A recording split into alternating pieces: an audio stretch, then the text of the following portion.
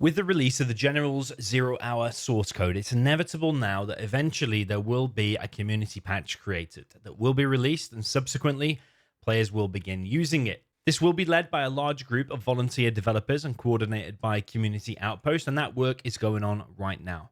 Now, I hold a very big belief that multiple patches would be needed, and the first of such patches should focus only on bug fixes, crash fixes, glitches, mismatches, performance issues, network lag issues, connection issues, and that annoying crash when you have too many units on the screen. Once all of that is fixed, I do believe that the game should be then tested with just those fixes in place because it will definitely impact the balance. So for example, if we take the subliminal messaging, the bug on the Emperor tank, where due to a spelling mistake in the game's code, the tanks don't benefit actually from the subliminal messaging. So although this is a small issue, this is just one example of a bug that will impact the balance, however slight it may be. But when you do combine hundreds and hundreds of these bugs, you can easily make a case for needing to recheck the balance of the game because a lot of tiny changes do add up and potentially becomes a lot. Now, with that said, even with all those issues fixed, I strongly believe that Zero Hour still will remain quite imbalanced, specifically in certain matchups. So for example, if we take USA against Nuke, Air against Superweapon, or Infantry against Tank, those will definitely remain imbalanced. So at some point, I think it makes sense to look at the balance of the game, no matter how far away that may be. So my view on it would be overall to try and retain as much of the original Zero Hour as possible, but making certain tweaks here and there that specifically focus on some of those matchups that I just mentioned. So overall, making the game more enjoyable for players, for viewers, and just generally a better game with better balance. Now here is where we face a challenge because it's already clear that every single person has a slightly different view on balance changes, and that's totally fine and also totally expected, especially with a game that we've played for 22 years. So for example, some people are totally fine with changing every value and stat in the game. Some others just want minor changes here and there, while some other people specifically want the game to be balanced on things like free-for-alls or casinos or 3v3s, or some people just want the game balanced on 1v1 only, or even not touched at all. Now, of course, I don't know what will happen exactly in the future. However, I can see one way that I could potentially contribute to helping the community right now. And that is by pulling all of the best players in the game, so all of the expert players together, going through every proposed balance change that has been suggested, either it be on the forums or on GitHub, in Zezon's already well-progressed Generals game patch, and gathering all of the feedback together in one place with indications as to whether the person agrees, disagrees, or has a neutral stance on the change, along with comments and suggestions. Now, I know for a fact there'll be certain people screaming at the screen right now saying, "What the hell, don't change my game," or "Why are you asking only expert players?" Now, my answer to those questions is that I can assure you there are very few people in the community that are as precious over the game and its current state as I am right now. So I have played the game for probably the best part of 20 years with hundreds of thousands of games in all different kinds of game modes. I know loads of details about every unit, and I know loads and loads of different build orders. So to experience some change at this point, I know for me, myself, it will be extremely difficult. However, if I take a step back and view the situation objectively, I genuinely believe that there are changes that could be made to the game and that you'll see on screen and discussed here today that will benefit the game overall, all game modes, and all communities overall, and that you'll find 90% of people probably would agree with, whilst also retaining the original Zero Hour feel. So here today we have 4 expert players. We have Tumstep, Spalding, Marakar, and myself. We're going to go through every change on a huge spreadsheet and discuss in detail the implications of hundreds and hundreds of changes. So the reason I'm recording this with the other expert players is because these are the guys that are playing the game at its absolute maximum potential. They have the greatest understanding of the game, and we can debate the changes with more based knowledge. So that's not to say that we won't include other level players in these discussions in the future, but I certainly think it's a good starting point. As you've seen by now, this video does go on for 6.5 hours, so it is quite in-depth and actually had to be recorded across 2 separate days because it went on for so long. So this is the first of many such meetings. We might have 2 or 3 more in the future, and in the end we'll end up with a giant spreadsheet completed with all the best players' feedback and probably something like 20 hours of conversation for those that wish to listen. So if at the end of this people want to listen to the hours and hours of conversation and or take into account the spreadsheet feedback on board, then great. But equally, if it's totally ignored, then I'm also totally fine with that, because at least we tried. we coordinated some feedback and put it out there because that's all I am doing right now, coordinating feedback and putting it out there to the public. Anyway, let's get into it. Okay, do we have everyone? Okay, cool. I feel like this is a bit formal. It feels like I'm in. It feels like I'm in my work. And I've just It's grabbed a like a work coffee. meeting. It does feel like a work meeting. Mm. All right, let me share my screen. I've started the recording now, but if we just have some chit chat in the beginning, I don't mind cutting that out. But let me share my screen and then I'll give a bit of an intro. Okay, so welcome to the first expert council meeting. So the idea of this, I thought, is obviously the source code is out there now. We've got community outposts working on a patch for 0 hour. I think it's a given that they will fix all of the bugs, mismatches, lag issues, maybe implement new servers. All that stuff will come first, but eventually the topic of balance will come up. We know that for sure.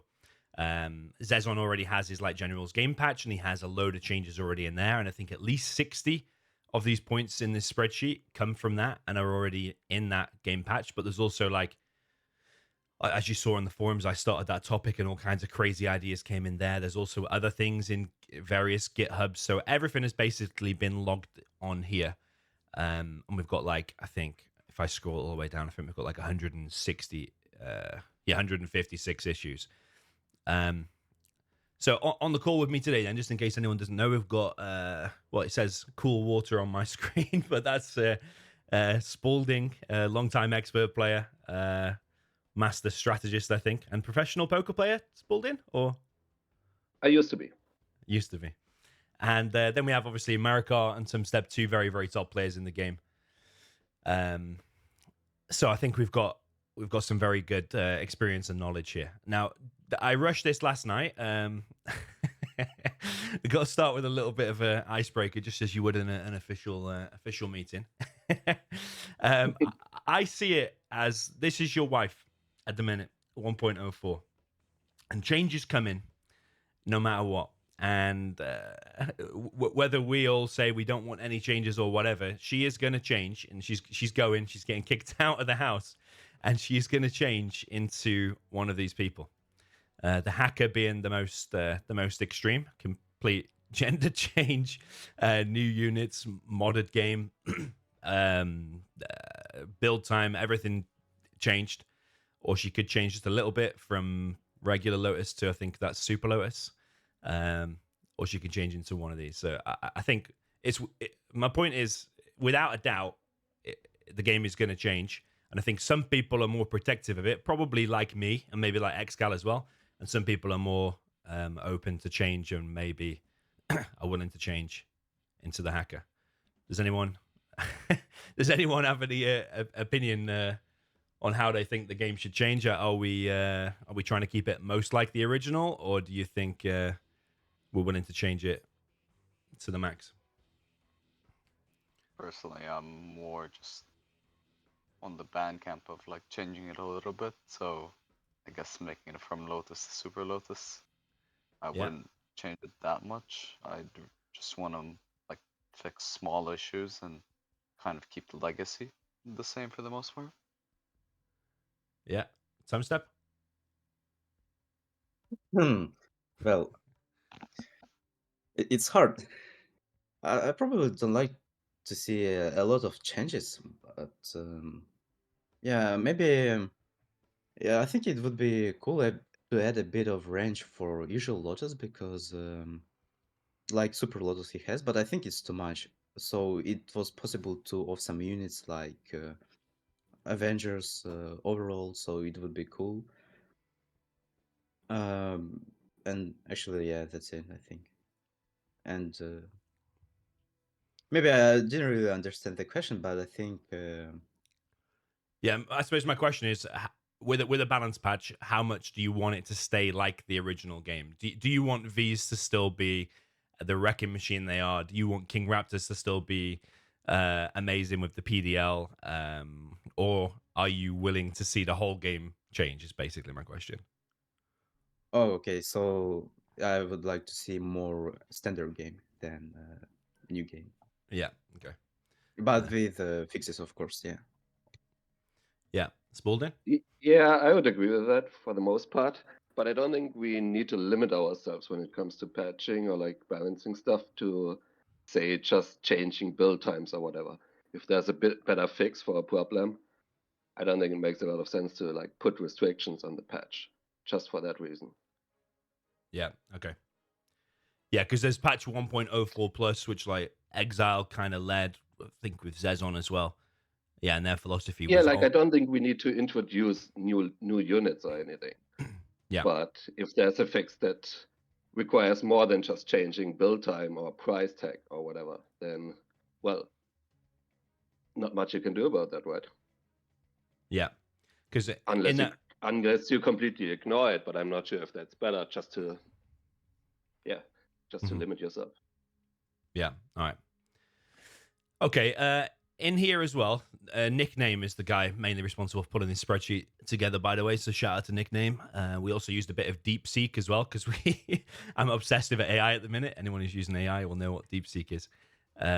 Basically pulled these win percentages out of Discord and then asked DeepSeek to make it into a bit of a chart on a table, which is pretty cool. So like at the top here, you have like air and how much how many games have been recorded on ZH Ladder. I think this is only 1v1. Air overall is at the top there, as you can imagine, with 59.7% win percentage. I know on Discord ZH Ladder, actually, that shows like 61%, but it's actually wrong because if you divide this wins by the amount of games, it gives you 59.7. But what the Discord is doing is, I think it's taking an average. It's taking an average of all its individual win percentages. So then it's not weighted, if that makes sense. Like if there's lots of air versus super weapon going on, it's not taking into account how many games. Getting a bit complicated, but basically it's 59%. Tox there, Inf there as well. So straight away, like on the forums, when I see people presenting buffs for infantry, like straight away I go back to this chart and say, well, why? Because it's like up there. But on the flip side, then you've got China V down there, which I think should probably be one of the main focuses and probably one of the easiest to fix, in my opinion. But then you've got like super weapon. I'll just zoom in a bit. Super weapon down there as well. But it does show you that if you look at all of those in the middle there, a lot of the game is pretty decent, I would say. If you don't know if you agree, like 50% for laser. Okay, it's probably swayed by some Air V laser in there. But yeah. But anyway, it doesn't look too bad overall. Yeah. I think if you took out the tank and for tank and nuke, I think they're probably weighted low because of the fact that US matchups are included. I think if you actually took out the US matchups, you'd probably see those matchups be a lot higher. Like I wouldn't be surprised if they were in the 55-56% range if you took out US matchups versus nuke and tank in particular. Yeah, the win rates tend to be very polarizing in Zero Hour. If you look at infantry, for example, it has a really good win rate, but where it comes from mostly is like inf against tank and nuke, where it has like 74% plus win rate. So I suppose, does Google Sheets give me an average? No, it's not as good as Excel. But yeah, you can see clearly USA versus air. That is massively weighting down on it. Super weapon versus air, massively weighting down. Yep.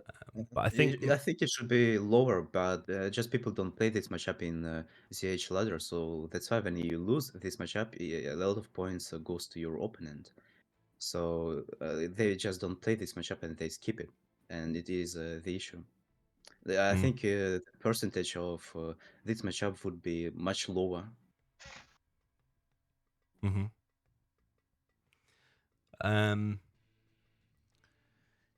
And like when this balance patch comes out, do you think that all of these should be pretty much 50, or do you still think there should be stronger armies than others? Because I think that's kind of ripping the heart out of Zero Hour if air suddenly becomes like below 50% or just like 51%. I still feel like there should be, like, you know, when you play in a team game and one of you gets Air Force and you're like, oh yeah, and then the other team has to think about doubling and tripling. That's like kind of a core part, and maybe it is OP at 60%. But do you feel like all of them should be 50% by the end of this? I don't think it's even possible for them to all be 50. I think it's impossible to have 50 across the board for something that's like asymmetric game design, like Zero Hour. Yeah. I agree. I think I think it's not achievable to have everything at 50%. But I do also think the outliers we could like work on a little bit. Yeah. Like Yeah. these two. Yeah, and Yeah. I mean potentially also like air, while Yeah. still keeping its identity. Yeah. Well, I would like to say that it also depends on map because in some maps, Vanilla China would be stronger than you say or something, and it depends a lot on map. And I think like the best thing we can do is just to have 60-40% of every of like it's the most army luck would be 60-40 for someone. So I think it's like possible to do. Yeah. Yeah, getting everything to exactly 50%, I agree with you. That'll probably be impossible. Unless the AI became so advanced, you could just give it the whole game. It could probably come out with some variation of it. But I agree. I think maybe 60-40 should be the biggest variation.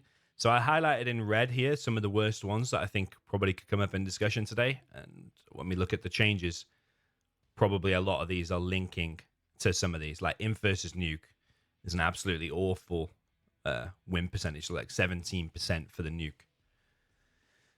USA against Nuke, same. Infi China, I think that double war factory strategy against China wrecks it most of the time.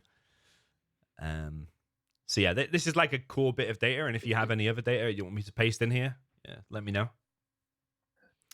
No, it's definitely good data and good to have. But if you look at the data here, for example, you see Vanilla USA versus Nuke at 81% and Laser versus Nuke like a whole 10% lower.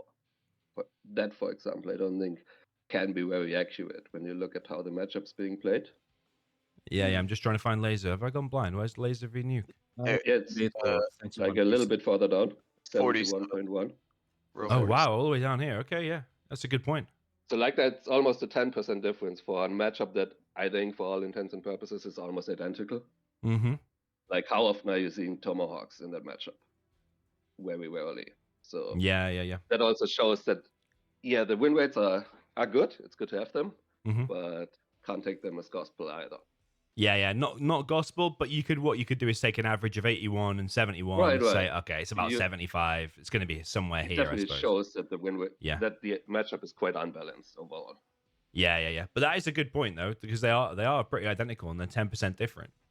It is an Same with interesting thing. Imp Tank, by the way. Like Imp Tank is barely on the cusp of being flagged as red, but it's 74%. But it's still a very, very heavily swayed matchup to Inf, I think. Yeah. Even Well, on like more niche maps, you'd still favor the Inf. yeah, I only quickly highlighted these in red last night. I mean, we could highlight all of this stuff in red, really. But I think because we're only going to be on this call for hopefully just a couple of hours maximum, I think we should focus first of all on the worst stuff. And then once you've sorted that out, maybe some of this stuff naturally would sort out. Let's say you make the tank hunter for Nuke and Tank a bit cheaper. Naturally helps that out. But I think that's. Are we in agreement? Is that the worst offender here? Yeah, I think so. On I think most maps, at least, it does get a bit better, doesn't it? I mean, that's probably where the In the late new game. experts come in. If on bigger you maps, play like Blue Hole, for example, doesn't it yeah. get a bit better for it for Nuke? I actually think Nuke has a decent shot on like Blue Hole or like Oil Oil Oil Rampage when Rampage, it's yeah. event. Yeah. But I think on most maps, like 80% of the map pool, I would never even consider Nuke having a chance unless Inf Yeah. does something Yeah, stupid. I agree. But the thing is, I think like Nuke on Oil Rampage is stronger than, for example, China, and it becomes army luck. Yeah, in China maybe in Nuke, I mean maybe not anymore that army luck in Oil Rampage, but another matchup is going to be army luck on that map. So it's something like this. I mean, yeah, there are some maps that distort the army matchups, like how Super Weapon completely flips matchups on Oil Rampage, but I also think, generally speaking, we should probably still focus on like the majority of maps. Like the 80% of maps, I think, is more important than maybe the Mhm. one or two fringe cases where they do Oh, well. sure. I just thought it would also be interesting to maybe find out somehow which maps are actually most balanced, where the win rates are closest, and look at what like how these maps are designed, because I think a lot of the balance could also be improved just based on maps. Yeah, I Yeah. agree. Like if you looked at this, let's say you did a tournament with 5 maps and they were all like Tournament Desert and Lagoon, 2 supply maps like the old days. This list would look massively different if you had a Arctic Arena, Blue Hole, Oil Rampage, the massive ones. The list would be wildly different, wouldn't it? Right. Yeah. So, but yeah, since most people do actually play maps like Vendetta, those sort yeah, of maps, I think it's important to mostly look at those maps. I agree. yeah. Yeah, we still take into account the larger maps, but they're only like 5 or 10% of the map pool. Mostly they are 2 supply maps, maybe a third expansion, whatever. But regardless, probably overall, still I feel Nuke is probably the worst defender. Yep. And USA and Laser against Nuke as well. Okay, so yeah, if we come up against any points in the main topic here, and we got a bit of a argument or a discussion going on, we can always revert back to this. So basically, got some stats in there. I did pull this together as well because I think from the beginning, it's like whenever you work on a project, like in business or in official work, it's always good to have an objective from the very beginning.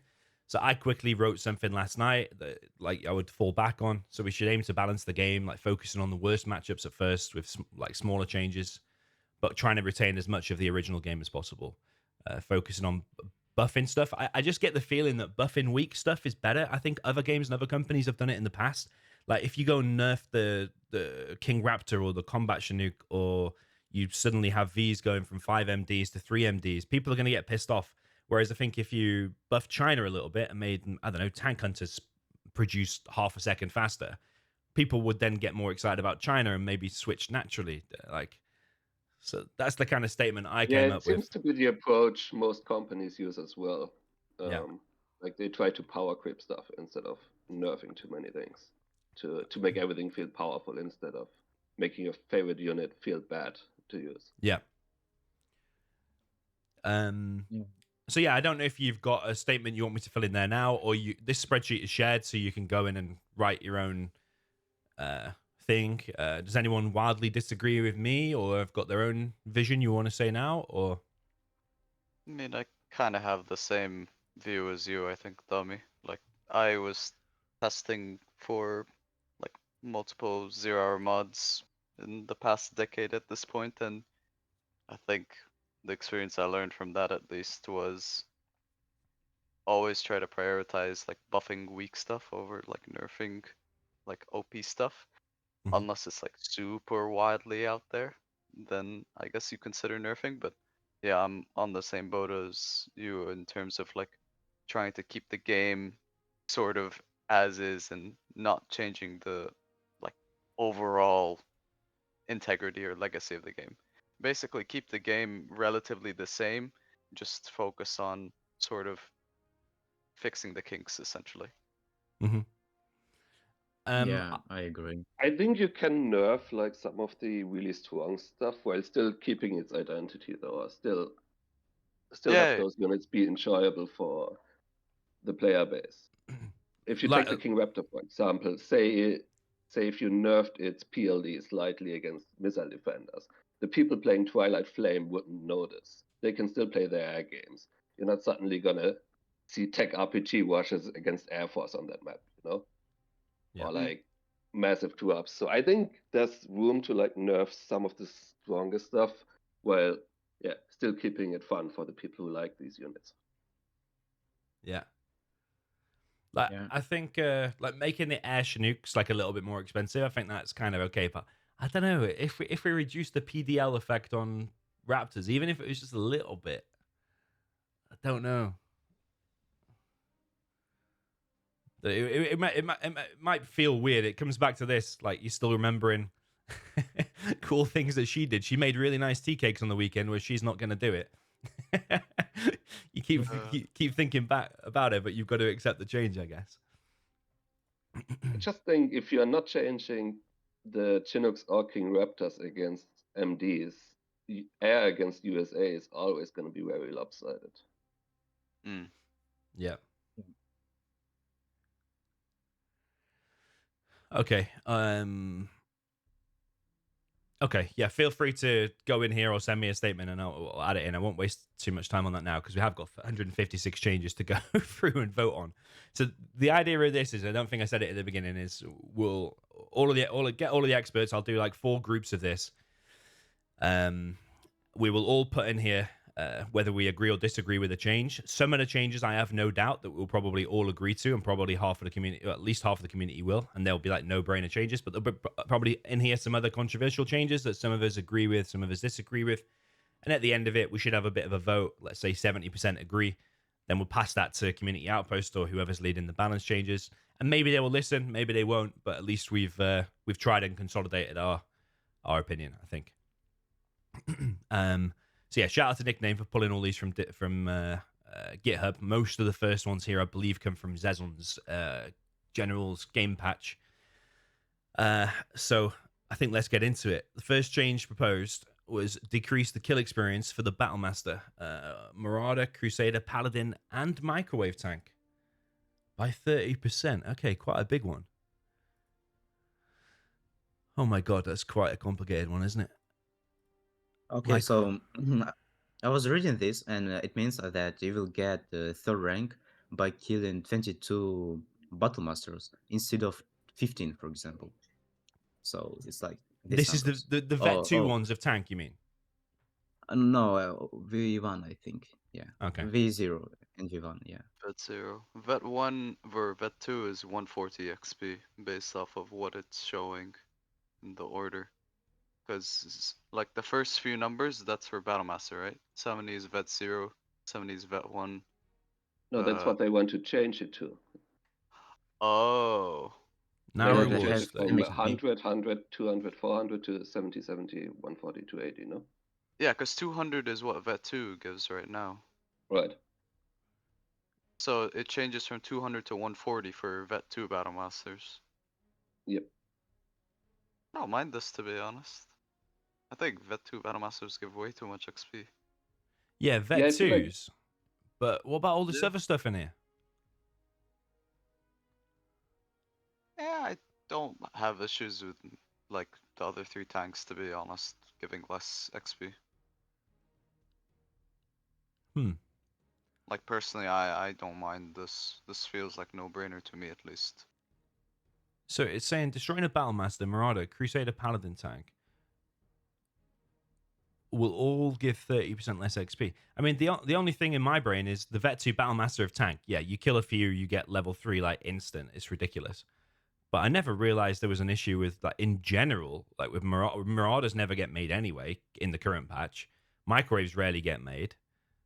So to make them now 30% less, like I don't know where that's even come from, to be honest. I think they just give the same XP as battle masters do, and that's it. But Yeah. the issue, no one does them in the game, so that's why you can't really see this difference. I think it's also standardized because these are like all technically tank class units, so he's basically just standardizing the XP across all of them. And I suppose it's trying to promote people making tanks because maybe some people in the community see tanks undermade, I guess. That too. Yeah, okay. Sure. Okay, so in general then, what, Marakar, you agree with this? Yeah, I think it's no-brainer for me. Spalding?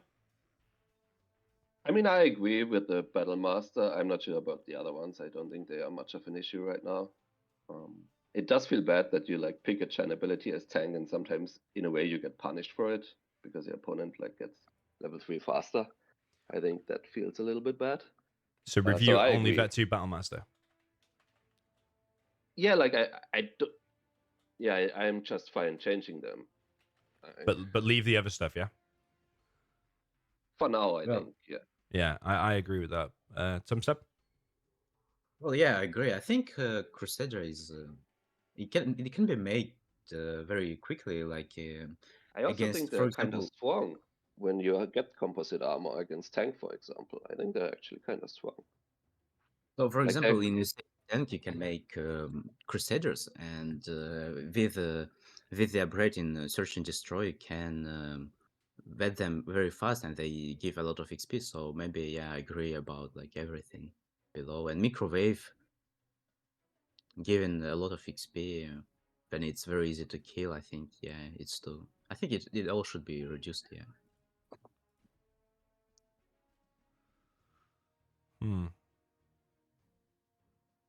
I don't know. Yeah, my feeling is it's only. Is it even gonna change anything? If you're not gonna change the microwave tank, are you suddenly gonna build them more because they give 30% less XP? I think you can build them only after the strat, and I think it is the issue. I think if you could build them a bit before, like when you have our factory only, and then I think it would be more used.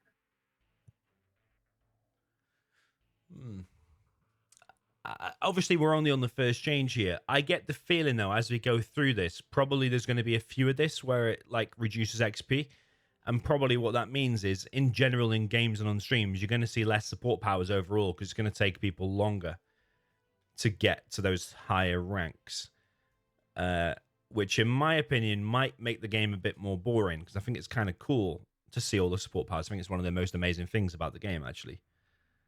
So, Do you think in the case of Battle Masters though, like you get them like extremely quick? Like there are games where you literally see yeah, Tank's opponent like 3-star at like the 3-minute or 4 yeah, minute yeah. mark. But that's Vet 2 Battle Master only. So I agree with that. Like I put for Spalding here, but I never realized there was an issue with a Vet 2 Crusader. Like, it's a strong tank. If you kill it, you deserve some XP, no? Yeah. That's why I don't mind it for the other ones, to be honest. Because like when you do kill a Crusader that's heavily vetted, like you should get a bit rewarded for it, in my opinion. Yeah. I think it's also dangerous if you make like changes for units that right now might not require any changes, like the microwave tank when it comes to XP. Because if down the line you decide, okay, the microwave tank is kind of bad, boring, whatever, I want to buff it, then you buff the unit, but it also still gives off less XP than it does right now. So Yeah. that's why I think it's also kind of dangerous to sometimes change things just to streamline them. Like I get that they are all tanks, but if right now the only issue is maybe the Red 2 Battlemaster giving off too much XP, I think it's kind of dangerous to just change all of them because again, that's Agree. going to change the balance for everything. Yeah, I agree. I think at least in patch 1, we should focus on what is exactly the issue. Later on, you might be able to tweak the game, but yeah, I didn't know there was an issue with the other stuff.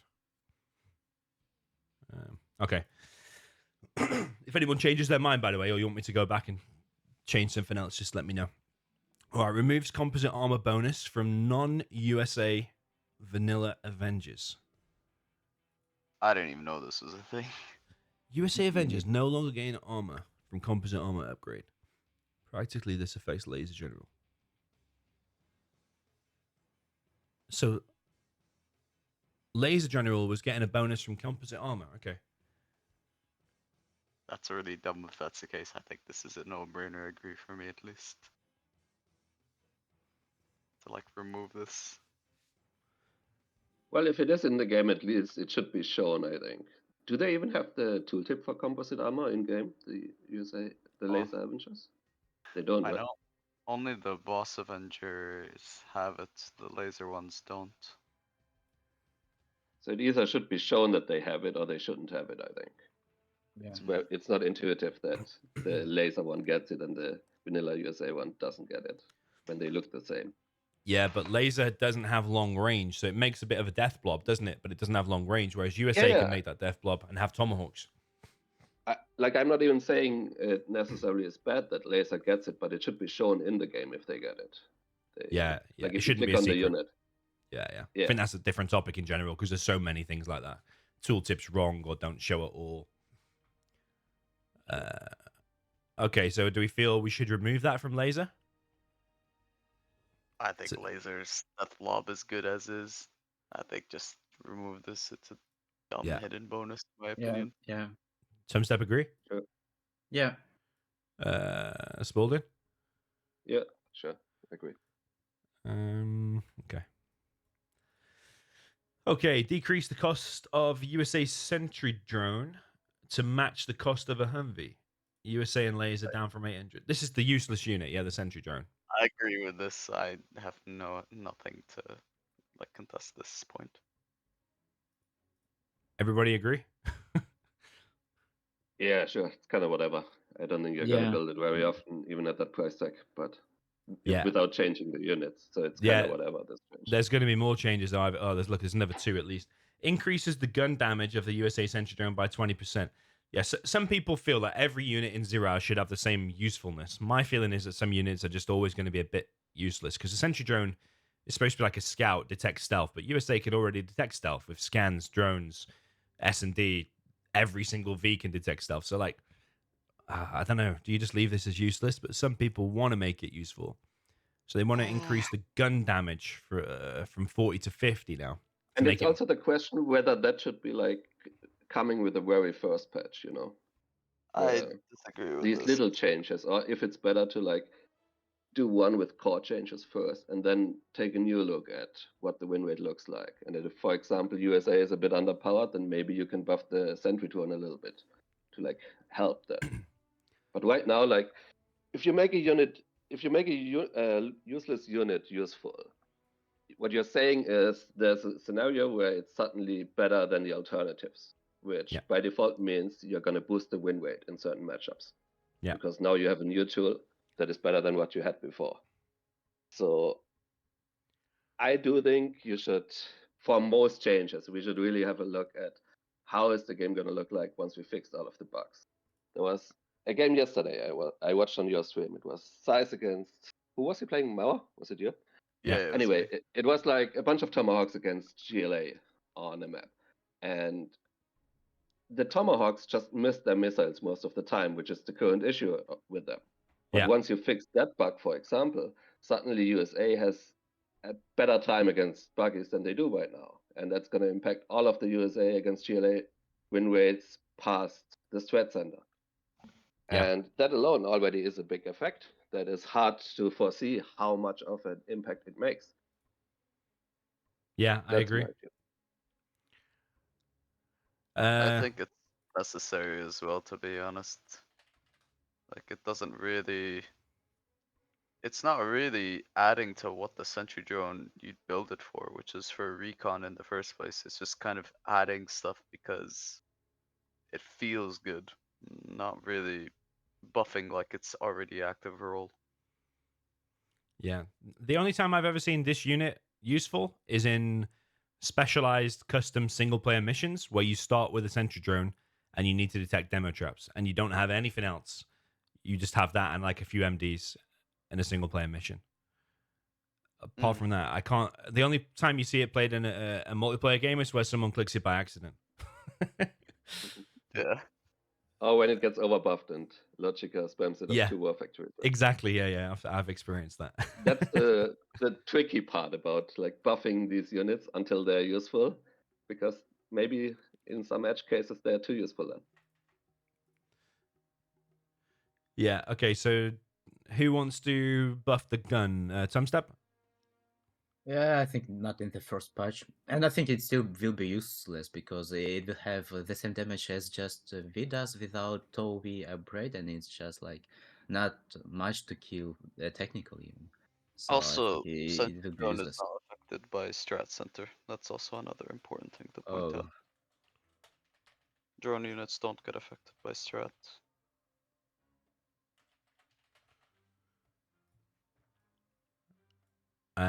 Marakar? Disagree. It's not really emphasizing like its original role. It's random stuff. Okay. Remove the gun deployment mechanic for the USA sentry drone. Okay. This I agree with because I think it just looks silly. Like, it's not gonna buff the unit much, but I think it does just look silly that it basically has inbuilt lag to the gun. Okay. Does it do an animation? Does it while it sets up? I can't even remember. It's not an animation. No one builds it. Yeah. Inbuilt lag to the gun. That is how right. it works. I kind of I like. agree with that one because I think like that just feels bad as a user. There's no upside to it. If a unit feels clunky, I think improving it should be the able way to do it its feels damage is straight always away. good. Yeah. Okay. Everybody agree with that? Yeah. Marakar, yeah? Yeah.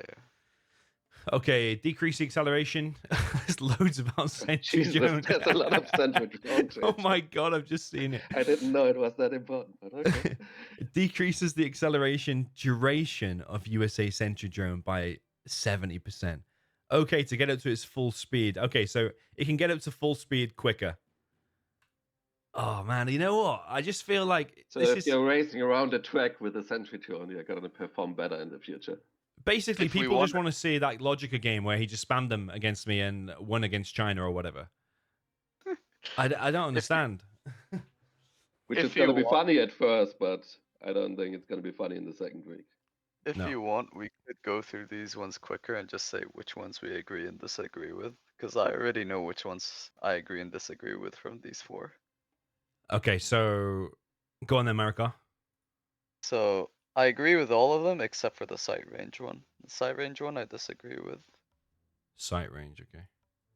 Yeah, because I think that actually might buff it too much in terms of giving too much vision if you're also reducing the cost. Yeah, in general, I'm feeling negative about all of these already. Like, there's so many issues, like the Inf versus Nuke, and we're here talking about Sentry Drone. That if anything, when we buff it too much, it's just going to cause new issues and affect the Rubik's cube and all the different matchups too much. It feels kind of crazy. All of these Okay, are like kind of recon-esque sort of things, except for the gun one, like the gun upgrade. But like the rest of these, they basically, like they tell me like these are just improving its sort of scouting maneuvering more than anything. okay. Tumstep, then, do you want it to move faster or Yeah, I accelerate think. faster? Yeah. I agree about it. Okay, do you want it to have 30% extra range vision? Extra range of vision. Probably not. Wait. Actually, is it like gives you a small vision, the drone? Because I think It's it No, gives it's you increased. just a not lot. like that much. Yeah, it when you make it, I think you will see a bit more map, but I think it's not like that big difference. I think for reference, Strat Center is like 500 vision range when it's on SND. So this is almost giving the same as Strat Center, which Oh, is so why. it's like a vision to detect No, like just invisible. vision, not for Oh, stealth detection, just vision. for like vision reveal basically. Hmm. Well, I don't know actually about it. Probably disagree, but maybe I will change my opinion because Mm, it's very hard to see like in numbers, because when you see like in the game you see it like a bit better, but in numbers it's more complicated. My feeling is that USA can already see a shit ton of stuff. Its Chinook's range is crazy. It's got That's the intelligence other every few minutes. It can see everything. Like, why does it need more? yeah. Plus you have the Yeah, spy drone in the beginning. Yeah, actually true.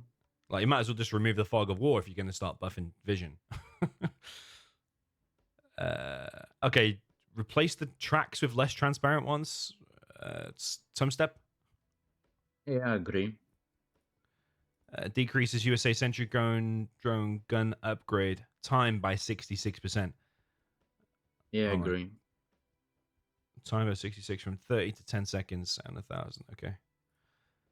It's Yeah, I not do. gonna make a difference, but maybe someone in skirmish is gonna be happy seeing that basically. I do think we're heading down a slippery slope if we go too much. But maybe that's okay. Spalding? Yeah, I mean, right now I think all of these are kind of whatever. I don't think USA needs more vision, so I'm gonna disagree with that, like you guys. But I just don't think it's a big deal right now. I've never been worried for the track lines of my Sentry drone.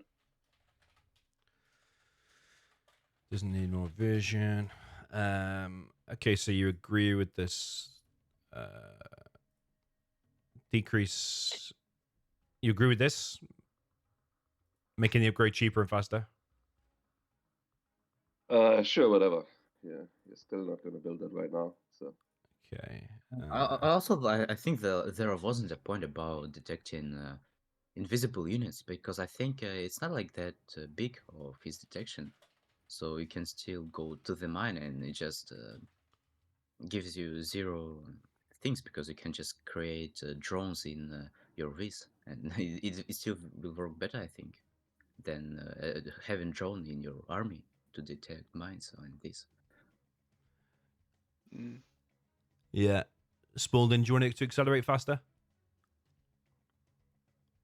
Sure, let's speed it up. Okay, right. Fixes the USA pilot, not promoting the Humvee. Oh my god, this is a must, surely. I The didn't U- even know this was a bug until I tried it for the first time yesterday, by the way. I was super surprised when I learned about it. Yeah, sure. Agree with this. This is a bug fix that has to happen, yeah? Yeah, I agree with it. Yeah, I agree. Yeah, that's one we can. I'm sure I'll agree on, right? Yeah. Because I meant to say at the beginning, this is assuming all of the bugs and glitches and everything in the game are going to fix regardless. If we want scrap deny to remain, I'm pretty sure Zezon's going to do something to it anyway. They seem quite adamant. So Oh, this I, I heavily disagree with. The next one, I 100% disagree with this change. I don't think this should ever happen. USA Comanche buffing the armor by 23%. That's a Why are really dangerous thing to do. why are we buffing them suddenly? Because someone's think watched a replay and saw that Comanches die to quads too easily for their liking or something. This is a really And are they even excluding the Air Force Comanches when they do that, or is that really gonna make all Air Force stealth Comanches better? I think I it's think except Air Force. I think it excludes, but I'm not sure. Okay, Yeah. so it, The But If it even armor. is if except it's Air USA, Force, I I think it's good. still heavily disagree with this. Mm. I think the way Manchis work currently in like the matchups they're used for US at least, so like versus GLA mainly, you use them as kind of in the same role as like Tomahawks, where they're kind of auxiliary units that are meant to deal with like buggies rather than like main line battle units. I think if you buff them up to the point where they can suddenly fare their own, like in direct engagements, what I'm very worried is that what you can do, like in the strat center phase, is you can basically have this death blob of like Vs, like loaded Vs plus Comanches. You basically attack move Comanches straight in while you're microing Vs, and it becomes very, very difficult if you have these tanky Comanches basically tanking for your Vs while they deal with the V counters and the Vs deal with the Comanche counters. I think Yeah. this is a really bad change. I don't think it's necessary at the moment. So my feeling is that like Comanches for like USA, laser, or super weapon are made extremely rare. We have a few players in the community that make them, which is probably like Marakar, maybe Size, maybe sometimes Xcal. But apart from that, in a 1v1 or in a 2v2, you pretty much never see them. So I suppose it's I'd trying rather to see make them. it. Yeah. It's trying to make I'd them rather, used more, isn't it? yeah. I think it's better they just stay I mean, I for. think they still have more use than the normal Raptors outside. Yeah, for the most Yeah. part. I think normal rap is way worse than normal Comanche. Like roll wise, you can do way more with the Manchi. I suppose looking at like other game modes, you would never see him in 3v3 pretty much, would you? I mean, rare Never. niche circumstance. Like In if it, you needed a Comanche to guard mode for like a Jarman looking for a dozer in US space, but like other than yeah, that, no. I would never expect to see him in free for alls. In fact, anyone who does, I would see that as probably like quite an easy victory. You would never see him in 2v2s. So I get the point of it, honestly, because you only see They it. could be more useful, I guess, but You're only seeing it in the very top level, maybe top. So something like 3 players in the community that are using them pretty much in a useful way. Honestly, you know what would be a change that I would prefer over this? Yeah. Just make the Comanche for super weapon the same price as the US one. I don't think you need to like really change I the agree Manchi. with that one. Because the super weapon one is like 800 or 1800, which is like 200 less than an Aurora. And why would you ever get an Aurora? The only reason you get a Manchi over an Aurora if you're super weapon is if you need to like deal with a bike or something, or something camping your jet slots on your airfield. Yeah. But that's the only situation. Otherwise, you never make it as super weapon. Well, I just meant make it cheap. I'm not sure about the price of the Air Force One. How do the prices compare? I think it could just be like the vanilla USA price if that's slightly more expensive than the Air Force One. But I agree with making them slightly cheaper. I think they're all 1200. Or Oh, okay. yeah. So what? You just want to make it cheaper, but not necessarily the same price as AFG, Spalding? I was just wondering, is the AFG one cheaper than the regular one? If it's not, then you might as well call it like same price as 1200. regular USA. Is Air the Your cheapest? comment kind of USA implies is like that Air 1400, has is it? cheaper ones. No, US is 1200. Oh, is it really? Okay. Yeah, US is the one that or super weapon is just the one that sticks out with 1800. Okay, so we might as well just say make it the same price as the other USAs or something. Make it 1400 like USA. Right. So you don't agree with affecting the armor at all? Because I'm tending to partially agree with that, like a 5% or a 10%. Nah. No? I think as soon as they start getting good versus like quads, for example, I would be very concerned. Like if they can do better versus quads, that's already concerning enough. I think this is where it comes down to the mass community versus niche top couple of players, don't you think? Like, if people you learn to use a Comanche better, what you're basically saying is it can become OP. But Yeah. But 99% of people. I think I prefer like with optimum play in mind with these balance changes because like for example, if we assume based off of like mass community, if we look at something like Tank US and a no eco for example, maybe people screw up in like their no eco. We shouldn't buff like the US in that situation for that reason. Like in top level play, if both players play perfectly, you always expect the US to win. I feel like it's one of those situations. Mm-hmm.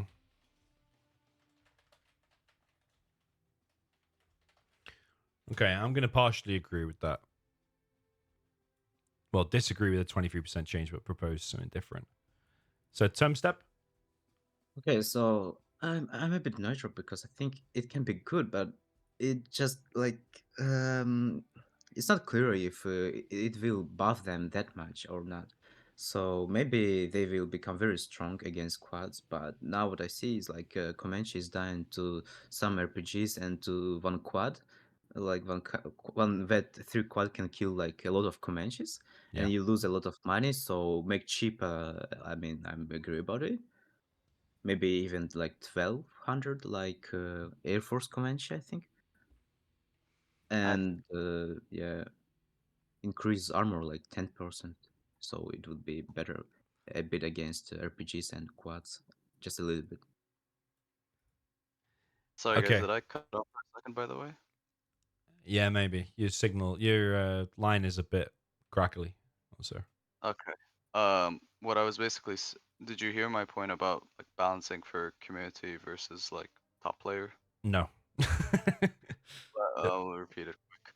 Basically, I was saying, I think we need to be careful about balancing for like majority feedback versus like optimal play. Yeah. I was basically saying if we look at no eco for example, in the top level play, you always expect the US to win if both players are playing the very best in that situation. Like 90% of the time, unless you do some fringe builds on certain maps, you expect the US to win that matchup. Yeah. We shouldn't buff like no eco for example then because some people might not be very True. good at microing or they might be like, oh, the micro is difficult. Like this True. is kind of the same argument I'm seeing for the Manchis buff basically, which is why I'm very hesitant about like buffing Comanches because other people are finding it difficult to use. Okay. It's just Yeah. Yeah, I something think you could part of my you own could thought. increase the armor by like 40%, and for bad players it would still be a bad unit to build because it requires more micro. Like you have to suddenly micro Comanches and Humvees. So yeah, it's hard to keep everyone in mind when you try to balance, and you have to understand that the worst players always have the option of putting more time into the game and becoming better. But once you are at the top, it's hard to you can't really get that much better anymore.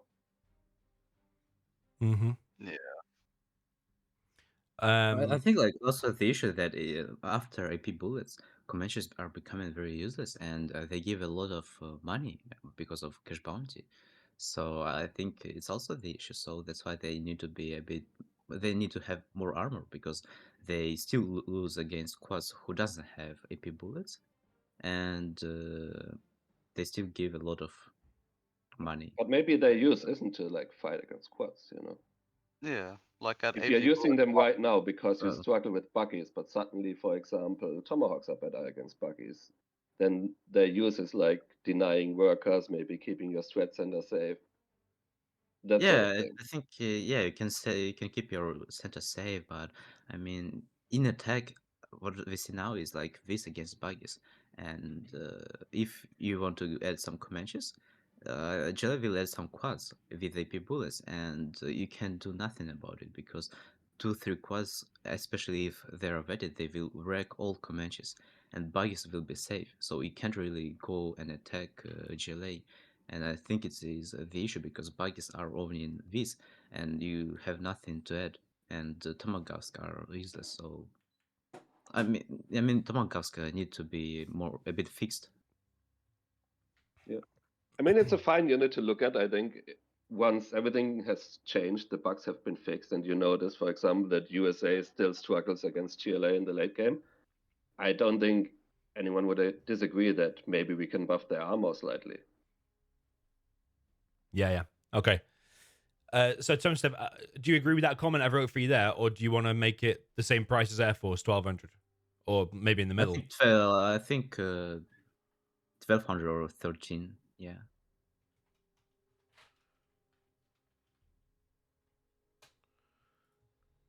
Okay. Yeah, I'm gonna agree with that actually. Okay. Yeah, like I'm not totally opposed to an armor buff at some point either. But not in first patch. Right, I would like to see if, yeah, basically what the win rates look like first, and then it's a unit we could definitely improve slightly. Yeah. Okay. Okay. All right. Increasing the USA unit armor bonus for hold the line from 11.1%. Wow. Okay. I thought it was 10, but okay. To 20%. I think it's basically standardizing the battle plan with search and destroy. Because search and destroy, I think, gives either 15 or 20%. And I think bombardment and hold the line, they give 10%. Is bombardment not 20% as well? It might be, I'm not sure. I think hold the line is the only one that's 10. S&D is 20, bombardment 20. I think hold the line is Yeah, the odd one. Yeah. bombardment is 20, and hold the line is 10. Yeah. Chance, I have no opinion on this one because this is like kind of experimental-ish. Yeah, I would just agree with it because you're still not going to use it with 20% because 20% range is always better than 20% armor. So Yeah. Sure. True. I will agree with it. You're still not going to use it.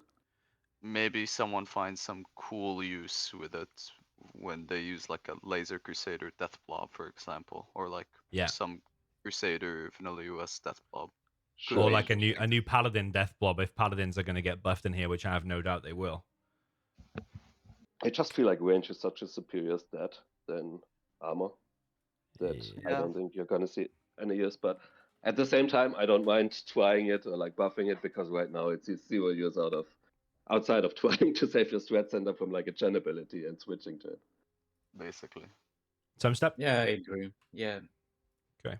So they have the same numbers. Removing the second PDL from USA King Raptor. I didn't even know it had two, to be honest. And halves the reload time of the remaining single. Okay. This one I agree with. I think the PDL is way too absurd. Like, it's so versatile in how you can use it. You can use it in versus inf, for example, if you want to PDL a bunch of tank hunters. You can use it versus GLAs or tech RPGs. You can use it versus MDs. Yeah. This is like apparent in team games and 1v1s. I think this is such a pervasive thing that like I think it definitely warrants getting nerfed. But what impact is this change going to have? Because it's half in the reload time of the other one. Isn't it going to balance out so it'll be a change of 0? No? No, so So what it's saying is there's two PDLs in the Raptor. It's saying it's gonna remove one. Yeah. Or no, wait. Ah, Yeah, yes. so So if you're getting hit by 2 MDs at the same time, one of them is now going to break through.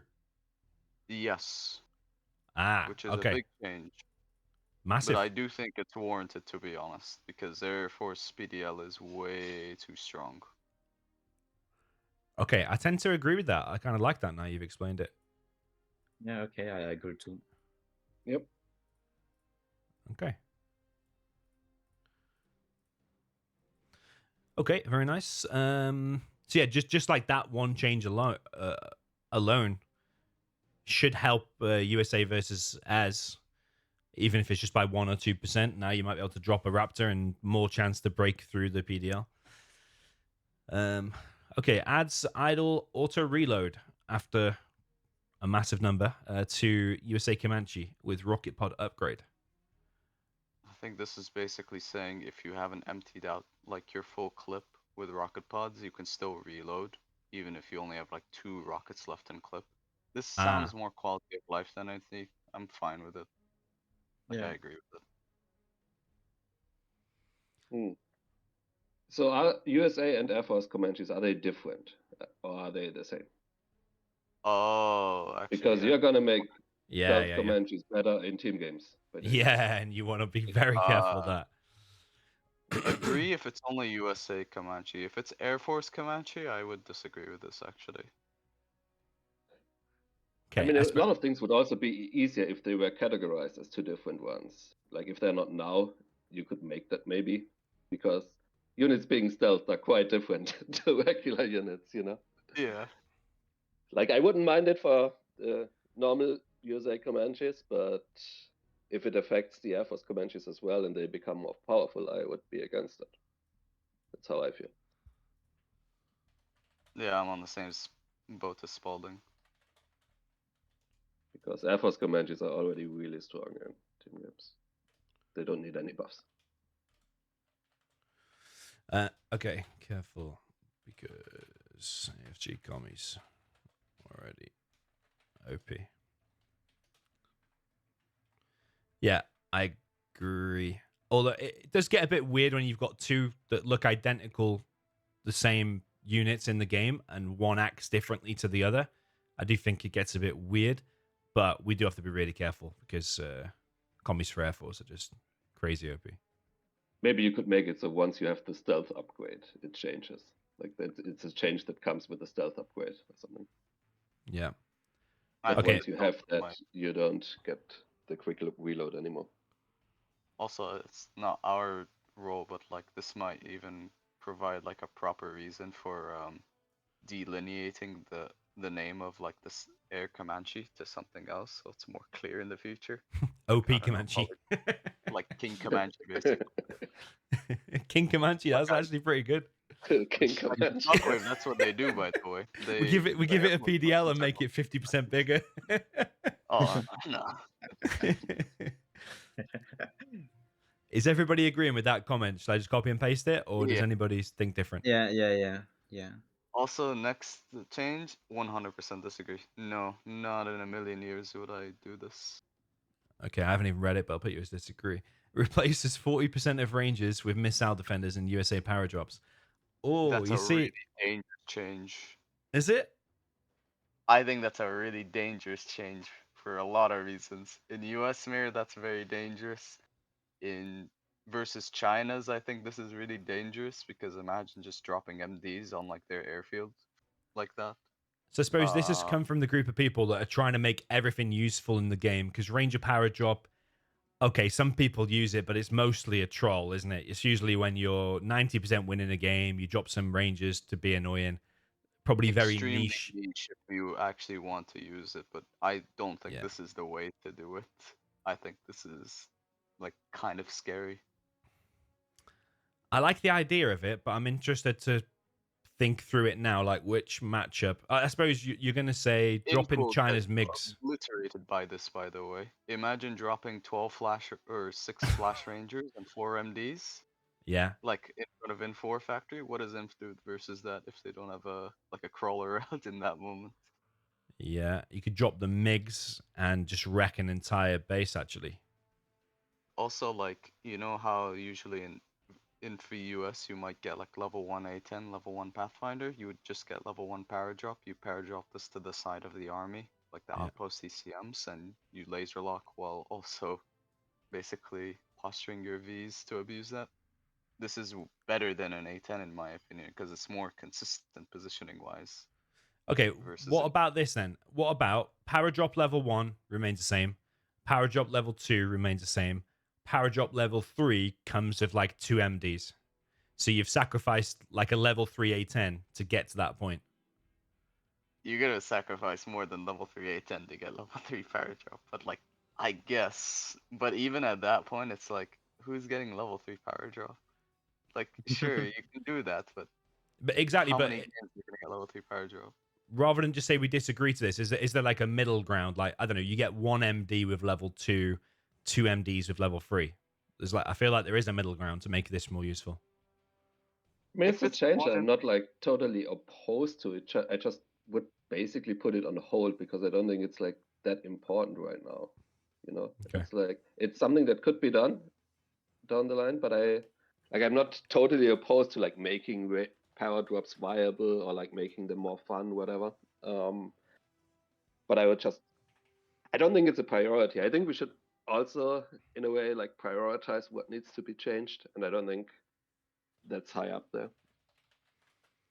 Yeah, I'm on the same boat as Spalding, but like, on principle, I really don't like the idea of having MDs drop with this, because I do think that can have some very scary like situations if you're against the US with this. Mm-hmm.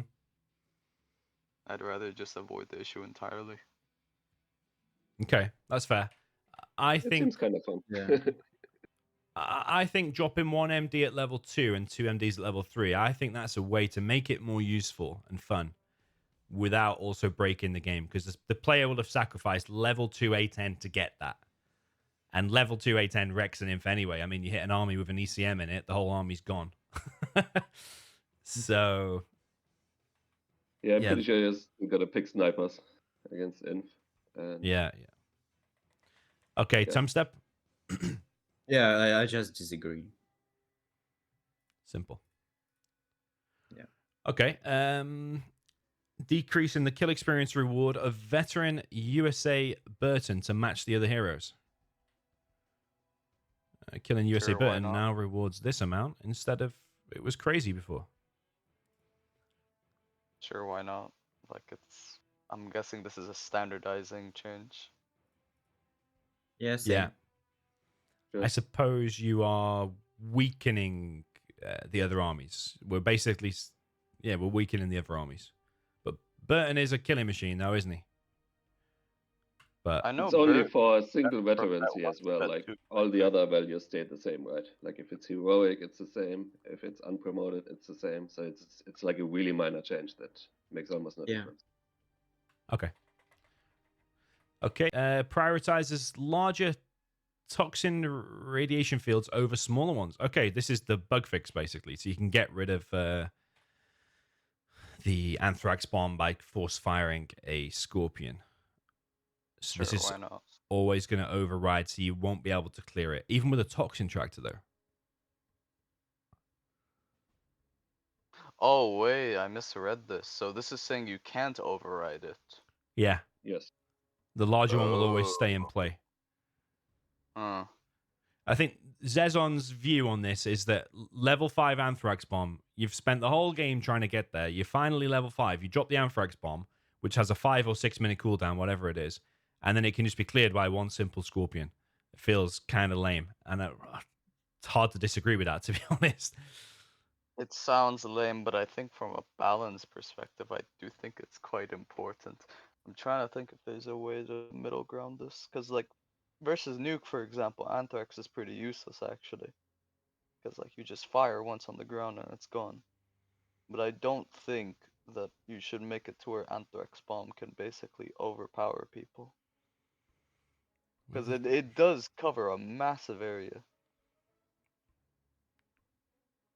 Overall, many hazard cleanups will take more effort and time than originally, unless the created hazard field is equal or larger than the overlapped hazard field.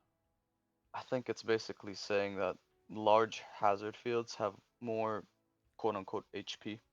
So that you have to like fire, for example, an ambo cleaning liquid for longer than for like a tiny toxin shell from a Scorp. Yeah. And you Okay. can still remove it, but it's harder than before, right? Overall, many hazard cleanups will now take more effort and more time than originally, unless the created hazard field is equal or larger than the overlapped hazard field. I mean, I don't mind that change, but I would have to like actually see it, how it is in game. Like, how many more shots does it take from a Nuke Battlemaster now to clear it, for example? Like, I wouldn't mind if it took like an extra couple of shots to clear it, because I agree. If you're level 5, it feels kind of bad. Like that one Tox Scorp shot or one Nuke Battlemaster shot gets rid of it immediately. Yeah, so Like like if around it took 5 like shots. 2 or 3 shots instead, I don't think that would be a big deal, you know. I think like 2-3 is like still not like much. I think it's around 5. I think Yeah, around 5 I would be mean, better. it's a sort of change that I think you kind of almost have to test in game what feels right. Yeah. Yeah. Yeah, I'm on the same band camp. So, well, everybody agrees with this, but needs testing. Yeah. I think this needs a proper test. Like you can't just throw this in without testing. Spalding as well. Yep. What do you feel about like, let's say it's a 2v2. I send a Scud Storm in one place, and then my mate nukes the same place. I would not mind it stacking the radiation. So like you move a unit through it, it dies like instant because you've nuked it and scudded it. What do you feel about stacking? Like if you scud a place 5 times, the radiation is 5 times stronger. It stacks.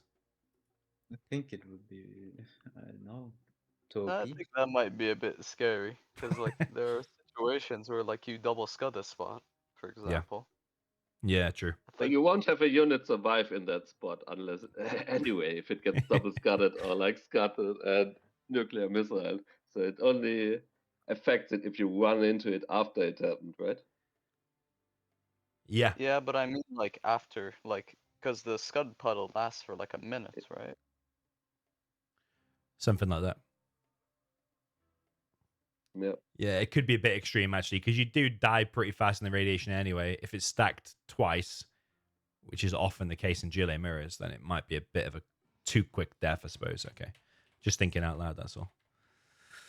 Okay, decreases the kill experience of the China supply truck by half from 50 to 25. Takes a bit of pressure off the old China when you're losing supply trucks, especially to attack RPG in the beginning. It doesn't promote the enemy as fast. So GLAs will get up to level 3 more slowly, I guess. Nuke I mirrors where think you this is kill a sort of change that looks small but could actually be really impactful depending on the breaking points of veterancy of units. Because right now, I think a technical levels up after killing one truck, right?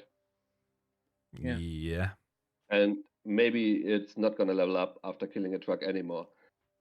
So I do think, like I said, I think this could be like a really massive balance change that looks really small on paper. Same for like Humvees. I think once you get like a level 2 Humvee, it's almost GG for China in the early game. And if that doesn't happen anymore, that's a big change to the matchup simply. I think it is specifically for the tech. I don't know what the experience requirement is, but I think it's like close to these numbers. It's either 30 or something close to 30 for how much it requires a vet 1 tech 2 vet up to vet 2. I think on that alone I agree with this change, because I do think like China struggles an insane amount in the early game. If they lose one truck, it's super punishing versus GLAs, at least for this reason. And I think versus like no eco specifically as well, I think this helps quite a lot. All right, who agrees with halving it to 25? Anybody? I agree with it. Yeah, I'm also agree about it. Does anybody think it can go from 50 to like 40, for example, rather than halving it? I think 35. I think the 25 is literally because of the tech. It really depends simply on the breakpoints of the veterancy of the units that kill the trucks in the early game. It's definitely going to affect some matchups. This, like, let's think about maps where Nuke typically owns a GLA because it's just like a Nuke map. Get battle masters in the supply line. The GLA is going to now struggle a lot harder. But like if you look at those maps, for example, like you look at Vendetta, you see one tech kill like a supply truck, suddenly it's vet 2.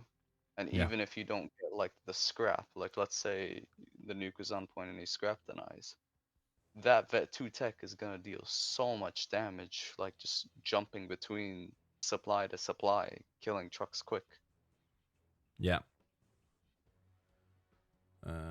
Where's Nuke versus GLA here? Nuke versus Demo, 61%. Nuke versus GLA, 60%. Yeah, that's why I think it could be dangerous. Like it's another change I would put on hold basically to see what the win rate looks like once every bug got fixed. It's also gonna make stealth against tank harder. Like I feel like a lot of the GLA against China matchups right now kind of rely on the GLA getting something done with the technicals in the early game.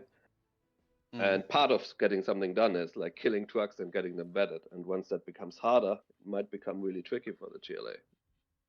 I think like but I also agree that like it feels kind of bad that you lose one truck, they have like a self-healing technical already.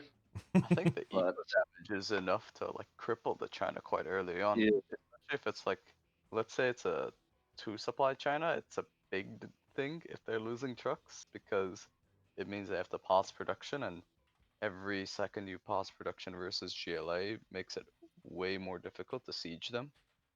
And if it's 3 supplies, then you're kind of putting the China in an awkward spot where they have to basically decide for their first couple of units on 3 supplies, do they want to send that unit to go on defense, or do they want to like basically trade aggression with GLA? If you leave that tech alone, it's just going to keep killing trucks, and once it reaches vet 2, it kills the second truck way quicker. If at any point the GLA manages to scrap up the tech, then you have a whole other headache you basically have to deal with as well. Like I think even if you remove the vet aspect, the fact that the techs also have scrap as well to play with is a whole other issue that you can still have to worry about. Yeah. It also depends on what you're gonna do with like scrap deny and that sort of stuff down the line. Yeah, that's so I would put it on hold for now, but yeah, I mean that's why everyone has their own opinion, right? So they can just, and we can see what most people are gonna agree on. So Marakar, you're in agreement from 50 to 25. You don't want to. Like, I agree with this, but just put in the reasoning. Like revisit this if we want to like check out removing scrap from trucks, because I'm worried if there is a change somewhere here that suggests removing scrap from trucks, for example, because I know that's not the most unpopular idea, that we need to rethink this a little bit. Yeah, I'm just worried when I mean, Tommy highlighted it briefly, like when you look at the win rates and like Nuke already seems to do well against GLA. I think Tank also seems to do well against Stealth, for example, that once you add this on top, I think could even lower the win rate of GLA against Nuke in that matchup. So what do I think? I think, yeah, I agree about scraps, that if it's gonna be impossible to do the scrap, GLA just can become very OP. and so we really should check about it. And I think like the point of sending tech with RPG to kill supply trucks is that you want to deny your opponent from eco. And I think it's not like about gaining XP. It's more just about denying your opponent from eco, and maybe scrapping your technical. But I think the first point is just to deny China from eco, and then only scrap technical or make veterancy for it. Okay. Improve the mobility of the China dozer. It's a bit vague, that is, but is this something that's already done in patch 1.04 plus or 1.06? I think 1.04 plus, not 106. Okay. I'm happy with it. Yeah, I'm also. Yep. Yeah, I think these are the best sort of changes. They're just like quality of life improvements. The I agree. game becomes more fun, less frustrating. Yeah. Okay, fixes the inability of China Nuke missile to destroy GLA structures entirely. So the China Nuke can now destroy GLA structures in one shot without leaving the GLA hull to repair. Whoa. Oh, this I agree with, to be honest. So this is I where don't people are mind. talking about it doing multiple smaller explosions that will get it down. Yeah, I think it basically just makes it 2 hits in the nuke instead of 1, so it can kill the whole. I'm fine with this change personally.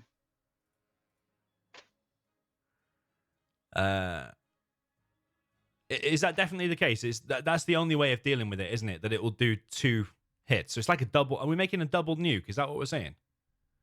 No. So like, think of it like this: the current nuke. I don't know what the damage is at the top of my head, but let's say it does 5,000 damage.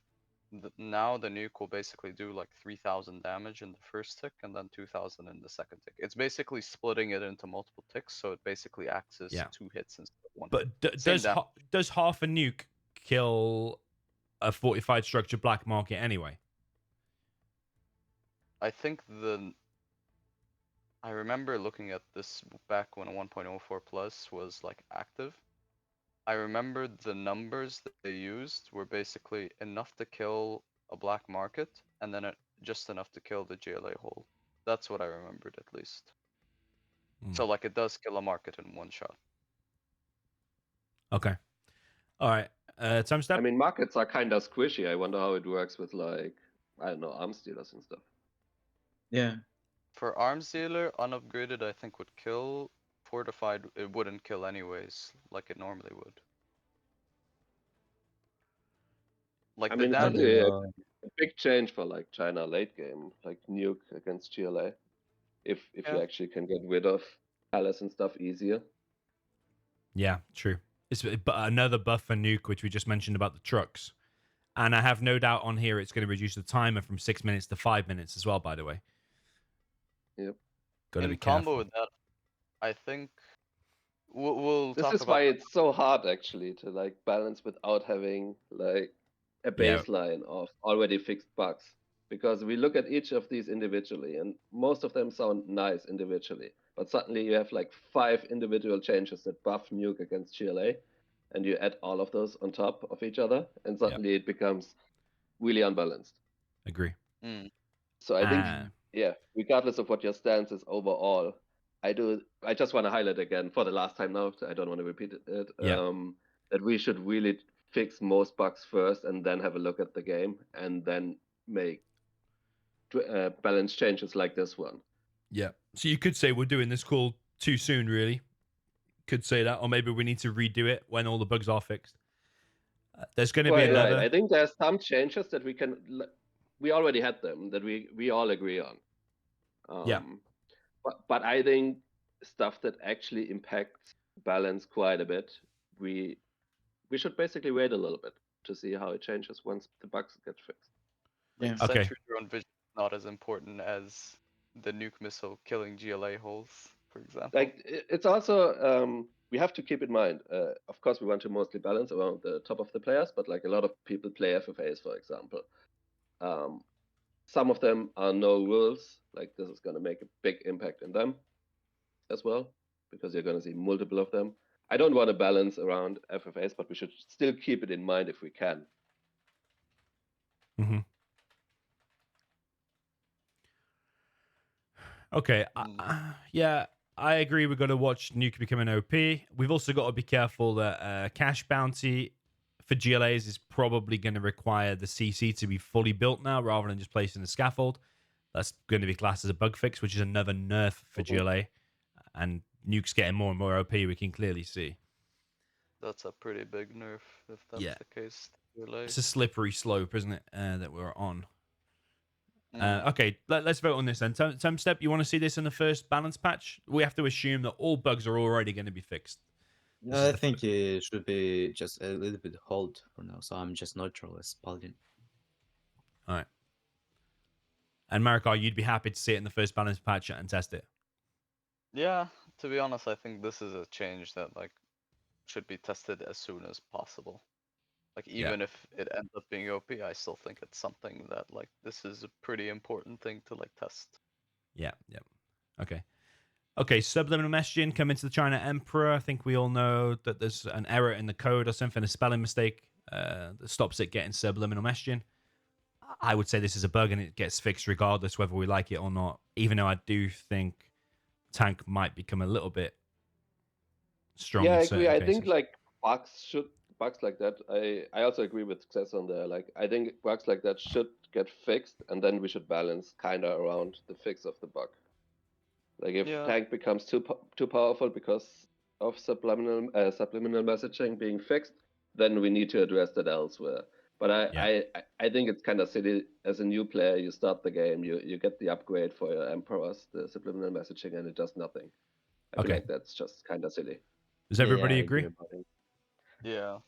Yeah, it's also annoying when you have propaganda and your Lotus going for propaganda and there is a cooldown again, so it should be fixed too. Oh yeah, that's a separate fix. I think that is highlighted later. Same with the Charmin, right? Yeah, same with all superheroes except Barton, I guess. Okay, decreases the required level up experience of China Black Lotus by 82%. It seems like quite a big number, but she doesn't reach Vet 3 for like ever. I don't think I've ever seen her get Vet 3, and I think I've cash hacked a lot. 30 times maybe. So what are all of the upsides, by the way, of like it being promoted? Does it like cash hack quicker? Does it capture quicker? What are the upsides except for more health? HP. It's only heal and HP. It doesn't actually affect the capture speed. Okay, so it's actually not even always good for it to be promoted, right? Because you're also gonna lose more. You're gonna give away more XP when she dies. Oh yeah. So it's actually not always beneficial that it gets promoted faster because most of the abilities of her, or all of the abilities, are not impacted by it. There is a set timer. Super Lotus has a set timer on abilities. Black Lotus has a set timer on abilities. I wouldn't what mind abilities it, you mean like cash hacking? You can skip that animation anyway, right? No, but I mean like not the animation skip. I mean like for example like capture speed. Let's say it's like 10 seconds for regular Lotus, 7 seconds for Super Lotus. It doesn't change with Vet. Like her abilities don't scale with Vet is what I'm saying. Oh yeah, that's what I thought as well. Yeah. I wouldn't mind it if, as she got vetted, she captured buildings faster, or maybe I don't know if cash hacking a little bit too faster is too OP. You don't think she should capture buildings? Good as is, to be honest. You think what? Sorry. I think her abilities, like, they're pretty strong, to be honest. Like, they don't need to be scaled. Yeah, because you could end up with a vet free Lotus. It would be kind of funny. It would be kind of funny because the other ones also get better. Like a Burden can suddenly take on a quad when it gets promoted. A Charmin can snipe infantry quicker. If you get a like Lotus promoted, there's like it's almost a downside. Burton remote charge doesn't like kill a CC in one shot at Vet 3. Okay, so what are we saying? It is a bit of a downside. I agree with that. For a little bit of extra health, you're going to give away Yeah, you're gonna give away. I don't know what she gives, like 200 XP or something. Sure, I don't I think mind. it's below if you look. Killing a China Black Lotus. No It reward. goes from 100, 200, 400 to 40, 86, 160. Oh wait, Wait, it now rewards up to 400. Oh yeah, my you get god! a Oh lot of my god! XP. You get I a These lot think two, of actually, these two are a I nerf. think, maybe it's a mistake. I think they wanted to write a bit Oh differently. yeah, it's the wrong way, right? Like Yeah, it maybe it should be now swapped. gives 400 and they want to make it 150. Yeah, I think it's just. I think Yeah. they made a mistake by Okay, writing okay. this. Otherwise, it would be funny if it promoted faster and it gave away more XP. That would be a funny China nerf. Yeah. why Yeah. not? Okay, so providing this is written the wrong way, we agree with everything here, do we? Yeah. Yeah, sure, Sure. why Okay, not? yeah.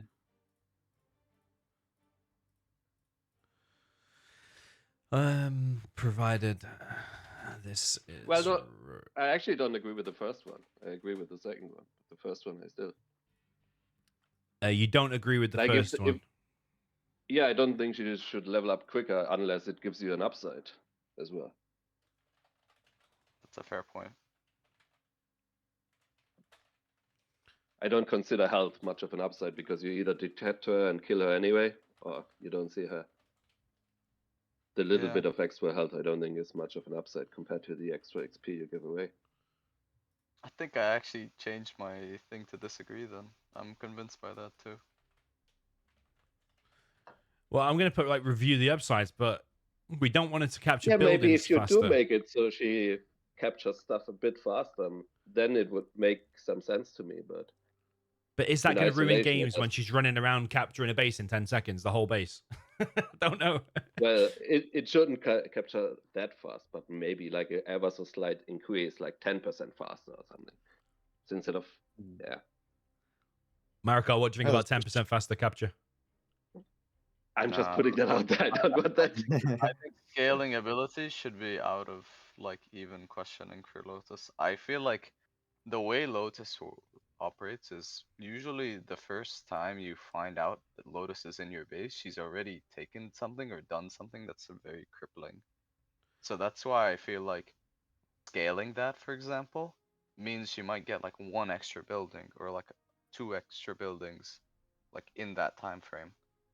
Yeah, and Like- Lotus will have more HP with more weighted, so she can capture even more because she will have more XP because of Like the she will ability get more is strong veterancy. as it is. I don't think we need to buff the ability.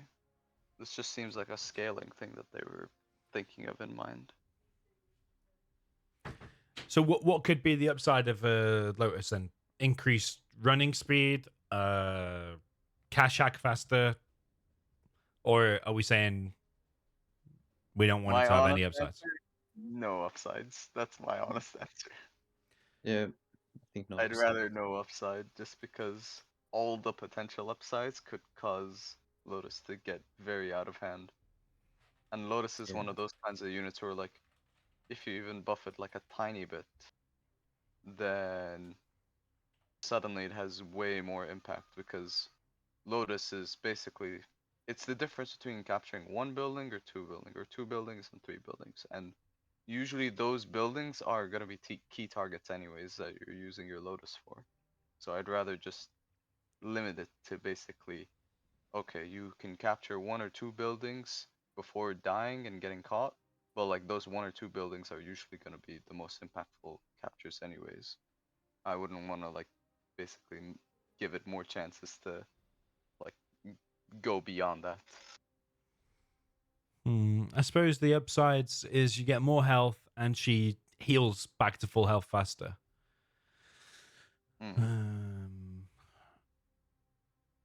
I'm gonna agree with it, you know.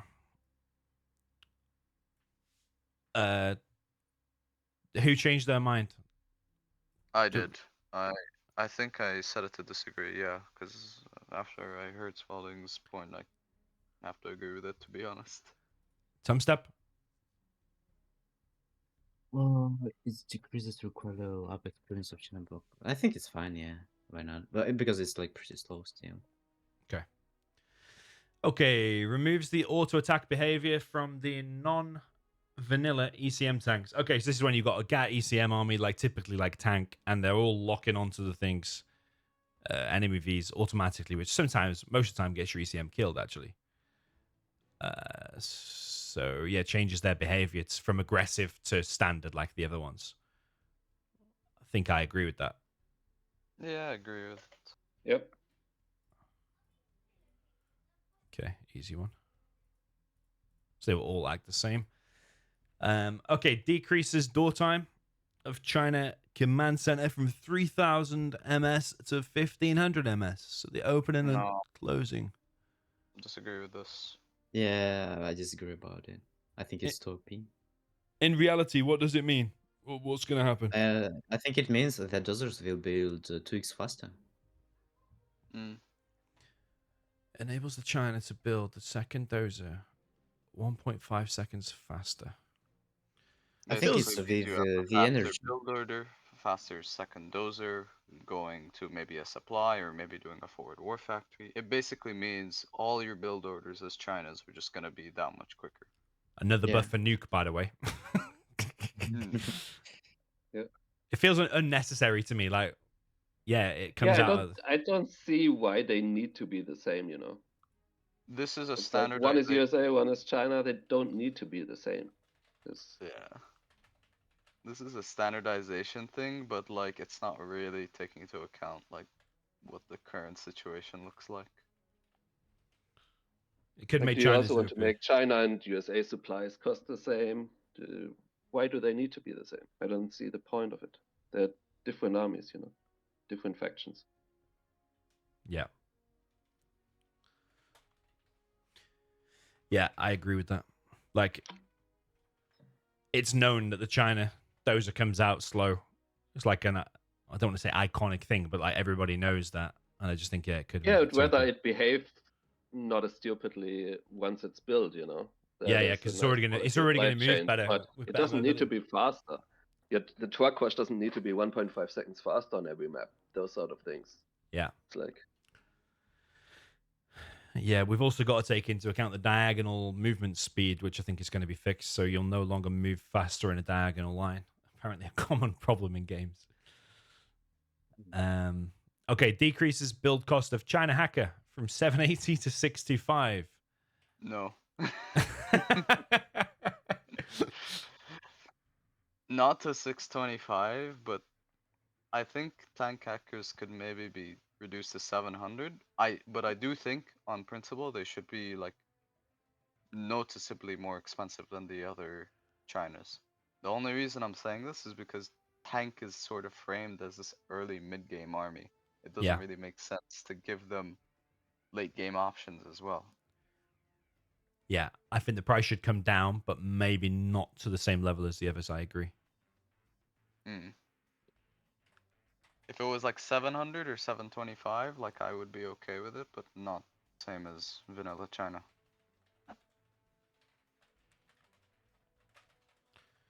Should cost less than currently, but certainly more expensive than all other Chinas. than It should be the all most expensive. other Chinas. Tank is known as strong early and mid, not late. Yeah, I think I agree with that word for word, actually. yeah, I think it's fine to have armies that have different strengths at different times of the game. It's hard to make a super weapon general that is strong in the early game, you know. I think that's fine. Tank is supposed to be kind of strong in the early game and then falls off. We can make it fall off slightly less, but I think overall the concept is okay. You can't have 12 armies be of equal strength at all stages of the game. That is true. That is really, it's just impossible, I think, for us to accomplish. So it's important we take into account the next point as well, actually, because it's going from 20 seconds build time to 15. It looks like for all Chinas there, so we'll have to take that into account too. But I suppose the first question is, what's the magic number then? Is there anyone that agrees with 625 price for tank hackers? Tumstep, maybe?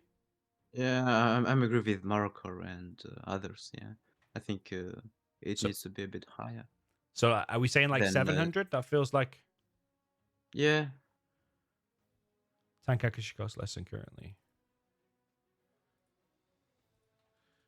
Maybe 700.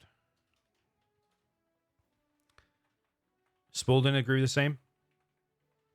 Yeah, I mean, you're not gonna catch me build a tank hacker for 700 either, but Yeah, but what about when we make it reduce cheaper. it to 15 seconds? I'll be spamming them hackers, man. Send me the replay. I'm going to cast it. Right. Okay. Build time for all China hackers from 20 to 15. Oh, no. This is way OP for inf. Definitely. Way OP for inf, and this isn't even taking into account that hackers scale. Like with vets and whatnot. Like if you start off at baseline with hackers matching markets and then 2 minutes later suddenly you have vet ones, you're generating more income than GLA. Which I think is really, really dangerous. Okay, so what do you propose then? What's your build time for the different armies? Keep it as is. Keep it exactly the same, okay? I don't see a need to change it. Yeah, same. Don't change it. I think. Like this is a It's very volatile fine. change. I suppose the rationale there is that with this change, 4 hackers will now build in the same time as a black market, identical value. But Yeah, you can do barracks, multiple barracks, and you spam like 4 hackers in different barracks, and it will be fine.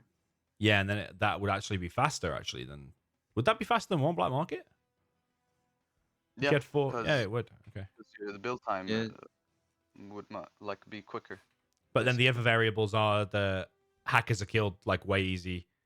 Black market's a lot harder to kill, but hackers rank up. So, all right, I just think this is not necessary for a first patch at least. Spalding. We, the hackers, make them build in 15 seconds. No, I mean, it's you can do it. I don't mind it. Sure. I think the issues right now are not their build time. This do you And agree it's with? going to make them slightly better, and they suck right now. So I'm not opposed to it. But don't you think Inf's gonna get OP now? So are you saying this for? I feel like Inf is not OP right now or like strong right now because of its late game. I think it's more so like early mid game why it's strong. Yeah, That's I mean, how I feel. my philosophy is that we should balance the game based on high level 1v1s, but I am thinking of free for alls here as well because I do play thousands of them. Some guy sits But in the would you corner. pick Inf over Search and Destroy GLA with power? Some guy sits in You the can corner. build your hackers while I have Search and Destroy gamma buses. I'm gonna take that deal. I think you can just like make a point that only for other hackers except of infantry hackers. I think it's gonna be fine if Yeah, I even if agree with that. hackers will build 20 seconds except instead of 15 seconds because they have veterancy. So it's even a bit logic. So they have to build a bit more. My feeling is don't change. Focus on price instead. Fair enough. So everyone agree with the comments there? Only Spalding agreeing. Rest disagree. Yeah. Okay.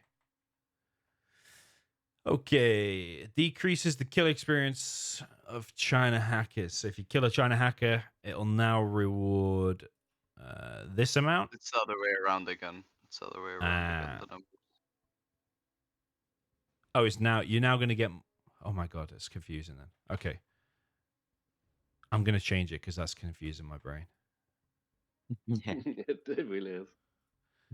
Okay, it's now going to reward this amount, which is a lot less than this, especially for vet 3s. This is crazy. Yeah, you had to kill like 4 China promoted hackers to get level 3. The fully promoted ones. That's crazy. I mean, yeah, sure. Not that you're ever gonna see a level 3 hacker, but yeah. You can. Tank reaches a It does 3-minute have. mark. Not in Spalding's games. You're not gonna see a level 1 hacker either. Spalding will misclick the sentry drone before he clicks the hacker. Okay, so this is a significant reduction. The new values have been chosen because the USA drop zone worth 4 hackers gives 200 flat XP, blah, blah, blah. So killing 4 vet 3 hackers would now give 400 XP. Okay. I just disagree with the whole thing of like making a change because of another army. Yeah. Like Yeah. whether that's a good change or not, whether the kill experience is right in the future, if you use these values, they don't need to be the same. I don't see the point of that. You don't need to force things to be the same when the armies are different. True. Yeah, I know Zezon is a very big advocate for standardization across the armies. He wants everything to be, like I said, standardized. But yeah, I agree. Armies are different and they should stay not necessarily exactly the same. But are we all in agreement then that China hackers are giving away too much XP when you kill it? Vet 3 especially. Sure. I mean, Sure. I'm fine with agreeing with this change. Next two So if I changes. rush hackers, I'm not gonna give away as much XP. That's great. Yeah. Next two changes, I'm telling you from now, I completely disagree with them. Actually, wait. I haven't Next even read three it. changes, I completely disagree. Yeah. Okay. Decreases the required level of experience from this to is it? Oh, it's written the right way this time. It's basically massive buffs to the hackers all around, increasing the movement speed of hackers, decreasing the unpack and pack times. I feel like they're going to be wrecking machines if you do all of these together. Yeah. I think this is not a good thing to do. I think people are trying to equalize China late game to the other late games, but like fact of the matter is the way China plays late game is very different to how GLA plays late game, and USA plays late game in their own way as well. I don't think all three factions should be playing late game the same way of spam out money and basically become too big for your opponent. Because the way you play late game should be different as well. Okay, I'm going to agree with one of the easiest ones. I think I agree with the movement speed. I'm thinking about like what GLA's pushing, you try and evac your hackers, they're running mega slow, they get wiped out. I think we can Yeah, I try agree that. about movement I'm cool speed. with that one as well because it just makes the hackers feel better to use, so like less Yeah. frustrating. It doesn't really impact balance all that much either. Okay, but decrease in the unpack and pack times. So the packing time variation is decreased significantly from 100 to 20%. This is most significant for inf So because you does move this mean around. you can run away easier if you see like a carpet come towards your hackers? Can you Yeah, then like pack Yeah. up and run basically. away easier? Yeah. I I still don't mind think that. it's like too much. Feels quite extreme, that, doesn't it? Yeah, so maybe just like a Maybe it should half be for slightly now. different, yeah. Yeah, so I mean, for now, Or just maybe it hold should be off, slightly I guess. different. And then if like there are still some problems, maybe we can just see what we can do about it. So yeah, I mean, maybe just a little change, like to 50% 70% or 70%? to 50 to 70, yeah, or 50, like make I think like 70 to 50. Well, it's going from 100. Quicker the backend versions decrease significantly from 100% to 20. So, like between 70% and 50% around this for now. Yeah. Or Spalding? Um, Mm. He's like, I'm still not going to make it yeah. anyway. I don't know. Sure. Yeah, I will just put it on hold as well. And it's like I don't mind. I don't mind making them move slightly faster. Whatever. What am I going to say? Yeah, I feel like to 20% is a bit extreme. There's also going to be a bug fix, isn't there, where you can now, if you've got a load of hackers and some of them are not hacking and they're all mixed up together, you can now just select them all, and only the unhacking ones will now hack. Oh, that's It's actually gonna, good. yeah. So that's another little buff. It's lots of little buffs added together, isn't it? Okay, so this is I the mean, big one. Then. in my opinion, they do need quite some buffs to see like justified play in 1v1. Okay. Okay, so decreasing the level up requirement of experience decreased from these numbers, so they will more easily get to vet 2 and vet 3. Marakar disagrees. Because it means they're gonna make more money quicker. Yeah.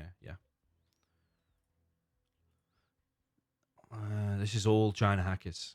So, in my opinion, Except Imp's super going to get a bit hackers. OP here. There's a line that says except super hackers in the second sentence. Oh, yeah. Sorry, except super hackers. Okay, well, I agree then. I still Yeah. disagree then. I think I'm just neutral. Switzerland. Okay, Spalding. Yeah, it'll be Switzerland as well. Okay. This is a perfect example of like, if you make all of these changes positively towards hackers, then they might actually become too strong. But each individual one, I would kind of agree with, like I don't mind them moving quicker. I don't mind them leveling up a bit faster. But yeah, maybe once you put 5 out of 5 in place, it does get tricky. Yeah. This change, absolutely disagree. Okay, I'm disagreeing about it. Terrible idea. It's to match the other war factory again. This is an equalization going way too wrong. Or standardization, sorry. I think it's like still like good timings of production. Yeah, this reads like excess on change, right? And what I would be worried about is like you do this change, you make the China doser come out of the CC, the second one, 1.5 seconds earlier. Yeah. And suddenly the first dragon tank gets there like 2 seconds earlier.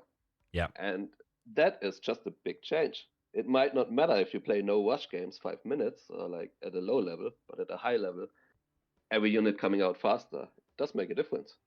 I agree. And we're only on change it's 34. crazy to think you could foresee the balance impact it has. You also don't have just one war factory, you have multiple ones oftentimes as China, right? Yeah. So, yeah, that impacts every single one of them. Yeah, and we're only on change 34, and a lot of these, I keep going back to that Nuke versus GLA, and we saw the win percentages. A lot of these have been buffs for Nuke, like the hackers, the super weapon, the dozer coming out faster, this units coming out faster, the trucks giving off less XP. It's it's definitely going to create imbalances here. All right, are we all in agreement? There's also a chance we might have to like specifically nerf Nuke slightly against GLA at some point, because China China overall isn't really overpowered against GLA. It was mostly the Nuke against GLA and demo, right? That stood out. Yeah. I don't think like vanilla China is particularly strong or like overpowered against GLA. I don't think tank is on most maps. Mm-hmm. So it might also just be that maybe Nuke needs a slight nerf against GLA somehow. I think Nuke is stronger against the GLA and Demolition because of helixes. If you check best health against Nuke, you will see that it's like 51%, I think. Check Nuke versus stealth in this list. I think it's around 51%. What you want to see, Nuke versus stealth? Yes, so you see there's almost like 50-50. Yeah, it's almost 50-50 because Nuke just can't play with Elixis because Elixis are really OP against GLA and Demolition. Well, also Overlords, right? They are harder to use against stealth because they have the threat of like hijackers as well. Oh yeah, true. This is as well. Okay, do we all disagree with this change then? I do disagree with the change here. Marakar?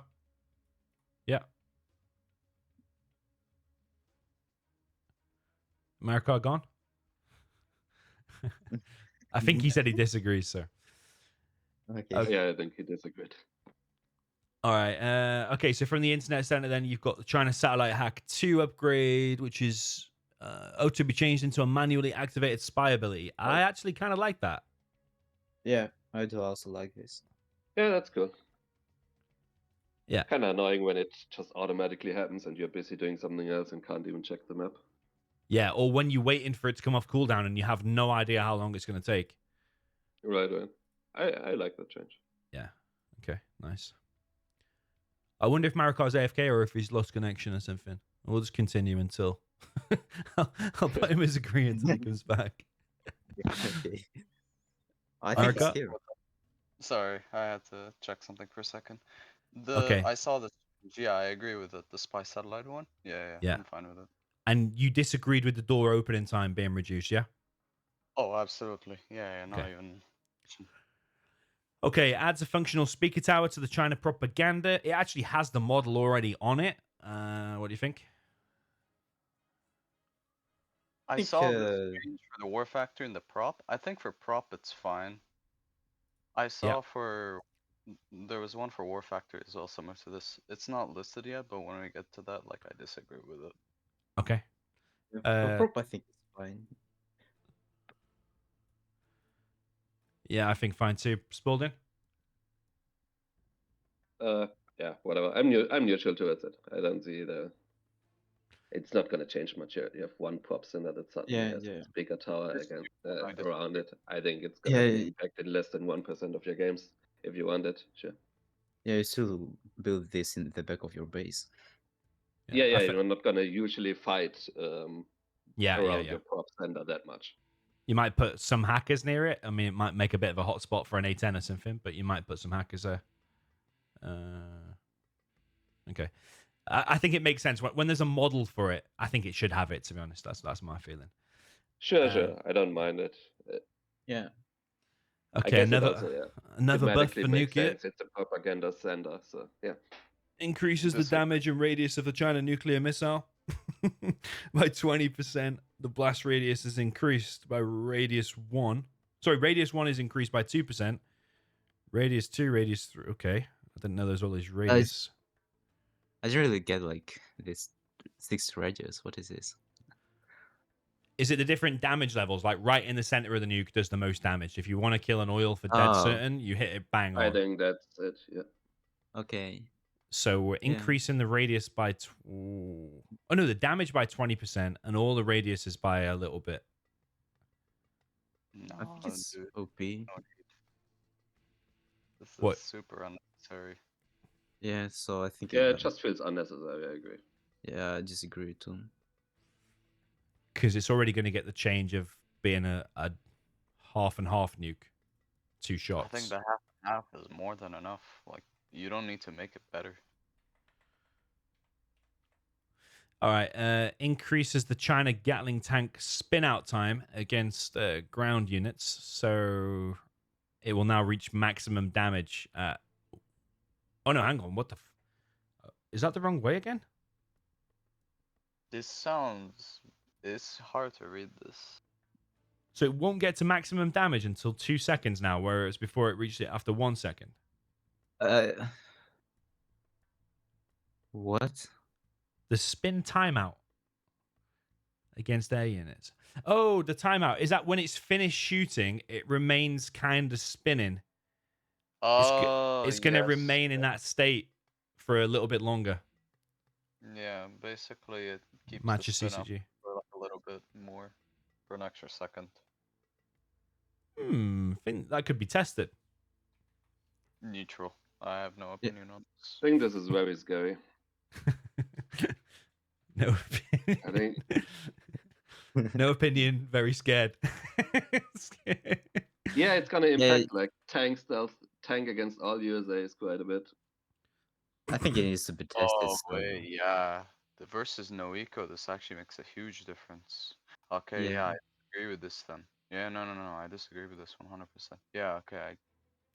Now I'm starting to think about how this. I mean, you can test it. I just think it's like a scary change that again is more impactful than it looks. I think that I Okay. could see this being abused in too many places, especially for tank gats. I think this might be a bit too much of a buff. Could be hard, yeah. Like you're not gonna give super weapons suddenly Crusaders in a patch. So microing against tank gets that are improved. I don't know. Could be tricky. But this It is going to actually help makes people survive a no eco, yeah? But at the same time, like remember But that it also impacts all of the no eco scenarios, right? Yeah, Yeah. true. Like imagine GLAs versus tank, for example. Like you're And gonna I have a actually think it's more impactful against non-no eco because when you're facing a no eco, you're kind of paying attention to your gets anyway, a lot. Yeah. But if you're playing like tank stealth, sometimes you just attack move like your dragon tanks, your gatlings, and they're gonna do better when you do that in the future if you do that change. Yeah, I just didn't get like the point of air units. Like, what is like the difference? So it's like Gatling has like two different spin timeouts. Basically, after your gatling shoots, once it stops shooting, it starts like shooting, or it would be shooting slower, right? Like the speed goes down, and Yeah, they want to but change that. yeah, but they want to change like so it would be against air units unchanged. So I don't see how they will do this. There must be two different in the code. There must be two different attacks. One's for air, one's for ground. I think that's standard for maybe every Yeah. unit in every building. I don't know if they wrote it. Well, I maybe, would but assume it's possible. yeah, I probably disagree. But if like they want to make this, I think it should be tested. So I suppose the only Definitely reason this is something probably that would require testing because I don't think it's a change you can just make without testing anyway. Yeah. I suppose It's the hard whole to reason this is foresee, I there think. is to stop no eco. Yeah. So if we've got a good idea to stop no eco elsewhere, then this might not be needed. Yeah. Yeah, but it's hard for me to tell even how much this change would actually impact no eco. Yeah.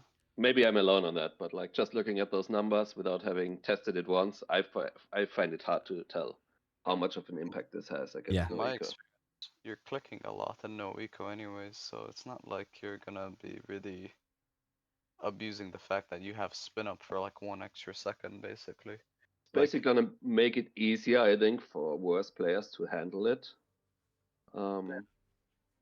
Which I'm not sure we need because like at the lower level, I don't think no eco is necessarily overpowered already. Like I think this helps the most people who are not microing like perfectly or very well. And at that level, I don't think they struggle with no eco that much. If you have two lower level players, I think the tank probably still beats USA most of the time, no? Yeah. I'm more confident in tank in a lower skill setting. Right. I wouldn't mind like it's the sort of thing I wouldn't mind testing, but I do think this is a scary change, not because Yeah. of no eco, but because of all the I don't know, tank against super weapon if you don't know eco, tank against stealth, those sort of things. Okay. So, Mark, are you staying no opinion or? No, I changed it to disagree. I think this has big effect on all matchups because you basically build a gat tank in every matchup. Yeah. Same. It affects too much. Oh, fuck off. I don't know. Okay. Oh, man, I don't know. I'll go with you guys for now, but I'm interested to see how we are going to stop no eco later on. Yeah, like I wouldn't mind testing it once, seeing how it feels. But my initial gut reaction is that it would impact things we don't want it to impact right now. Mm-hmm. Okay. Adds idle auto reload after 2.1 seconds to China, Overlord, and Emperor. This is the same thing as the rocket pod change for the Comanches earlier, but it's Yeah, just yeah. Right, so it Overlord doesn't now. fire only with one shell after. Yeah. Okay. I think it will be the same for EMP. So yeah, I agree. Yep. And there's a similar change for Battle Masters with autoloaders. I agree with that Man, as these well. empires are gonna hit hard with like they fix this, they give it subliminal messaging. It's gonna Yeah. be interesting. True. Mm. Okay, are we all agreeing with the Battlemaster reload thing as well? Yeah. Sure. The I'll put two I disagree with completely. increases the overlord speed by 25%, upgraded I think speed by both- 16%. And the next one's for Battlemaster. I disagree with both of these. Is this China vanilla only? It is, isn't Must it? be, Even if right? China vanilla only, I still disagree with this, to be honest. Because I think China OVs should just be used as like bricks rather than like actual semi-mobile units. Thing is though, like China is definitely a bit underpowered. So what do you want to buff of China? Not the OVs. I think you can That's buff a fair. lot from China, but Overlord is like the last thing I think of to buff. I do think they move abnormally slow, and it annoys me a bit. So Yeah, I'm I think- gonna Yeah, agree. I I agree also as well. agree, but maybe like not 25%, but a bit less, like 15, 20. Maybe 25 will be like too much. So I think it needs testing.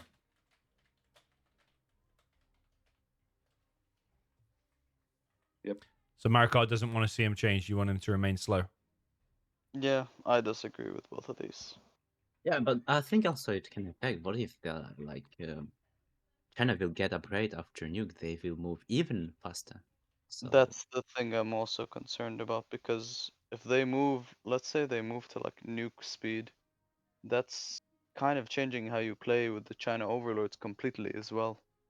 For example, yeah, I'd so rather I'd rather make it to where they're just known as like a super heavy tank that's just meant to be a brick rather than like a fast Yeah. semi-fast unit.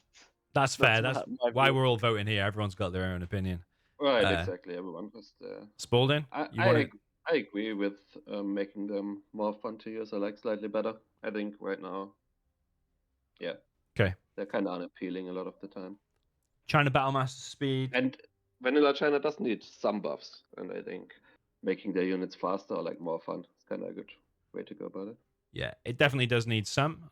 Where Like it comes it's the from, weakest though. army, right? Yeah. Overall. The So- 34% of those games is winning. The Battlemaster one, I'm even more concerned about, because if you look at the last line, they're trying to standardize it with Crusader and Scorp tank speed, which I really don't think you should do. Because this affects tank too, by the way. Oh, wow. I really don't think you should make fast tank Battlemasters. yeah. Oh yeah. I mean, having all tank battle masters be 20% faster, it seems like a lot. What about if it was smaller, like 5% faster for all of them, including tank? Nah. I mean, actually, make it the same speed as Dragon Tank. Because that is the Yeah. one thing I sometimes notice that's kind of stupid. Where like a Dragon Tank will outpace a Battlemaster. Yeah, Like that's China true. mirrors, like if you don't notice it in time, your defensive Battlemaster suddenly can't chase a Flamer that kills like a War Factory. It's Because kind of annoying how their only use is right now kind of against Dragon tanks, and even against Dragon tanks, they are kind of slow. actually, scrap same speed, make it one faster. So just so it can chase it at least. That is literally the only thing. Make it- Otherwise, I think Make this it one like, fast. this change. So what? Make the One- Battlemaster Make one it faster. faster. One fast flamer. That's how you put it in. Make it one faster. Make it one faster. Then Dragon Tank. Okay. Just so theoretically you can chase. Just to annoy Fargo. Okay. He's gonna try to chase a battle master with a Dragon tank. All right. I forgot what we've been talking about now. Trying to battle master speed. Okay. Who agrees and disagrees? Yeah, I disagree because of tank mostly. Tumstep. Yeah, I disagree because of tank ban. If like for China, I Yeah, think if you it could separate it, I wouldn't mind it, but yeah.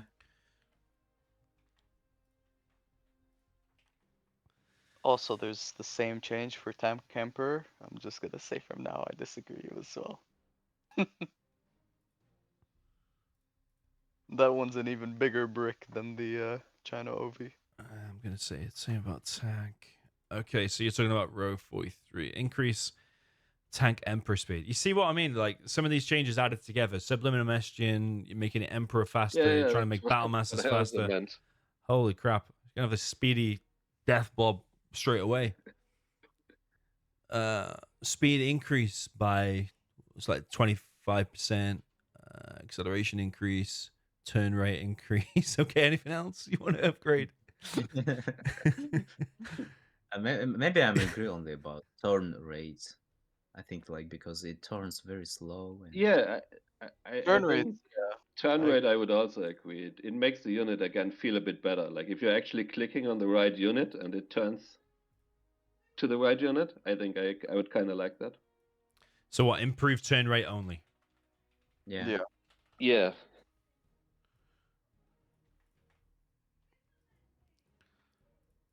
I like changes where if you show good micro, the unit is more useful for you.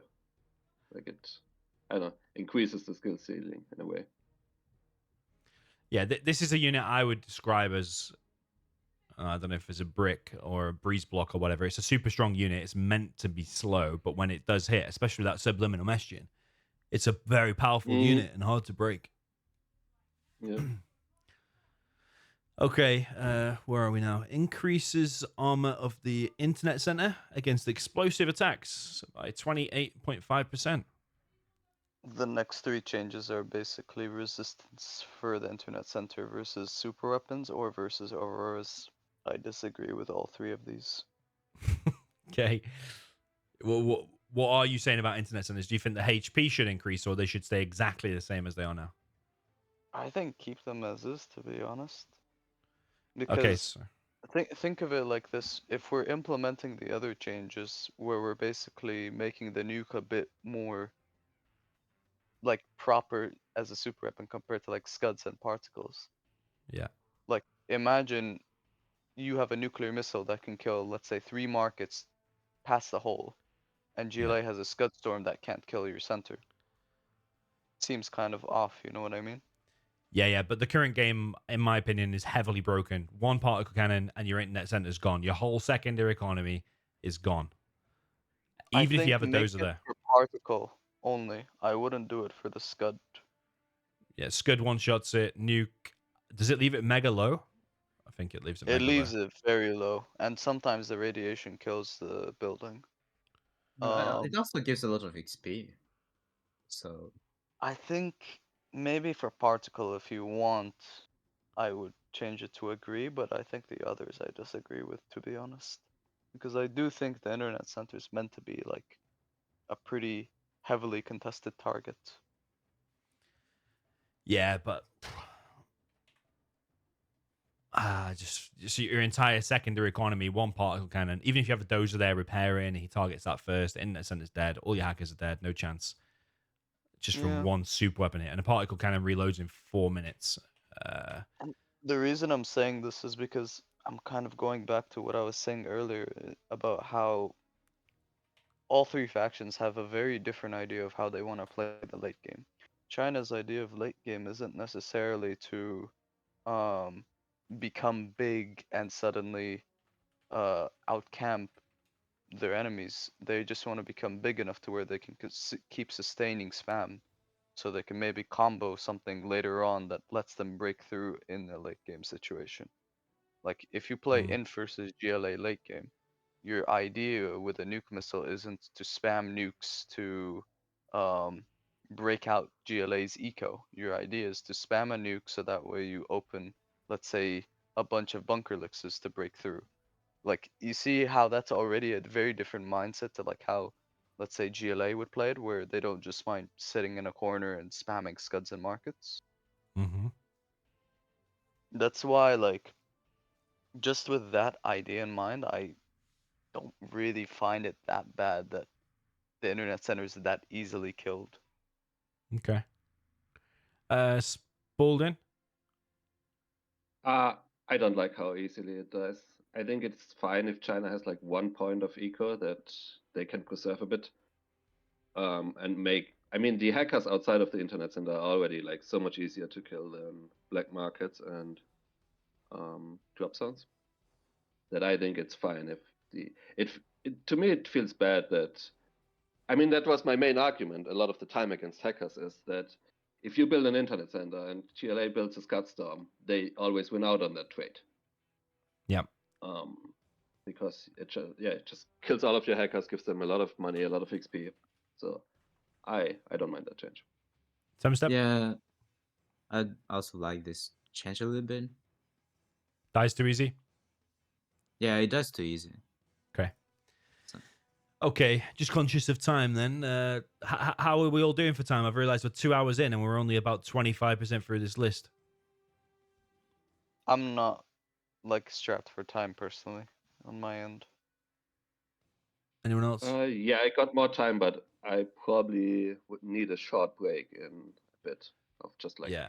I don't 4 or think 5 minutes. realistically we're going to finish this whole list. I mean, unless we spend 5 or 6 hours at this rate.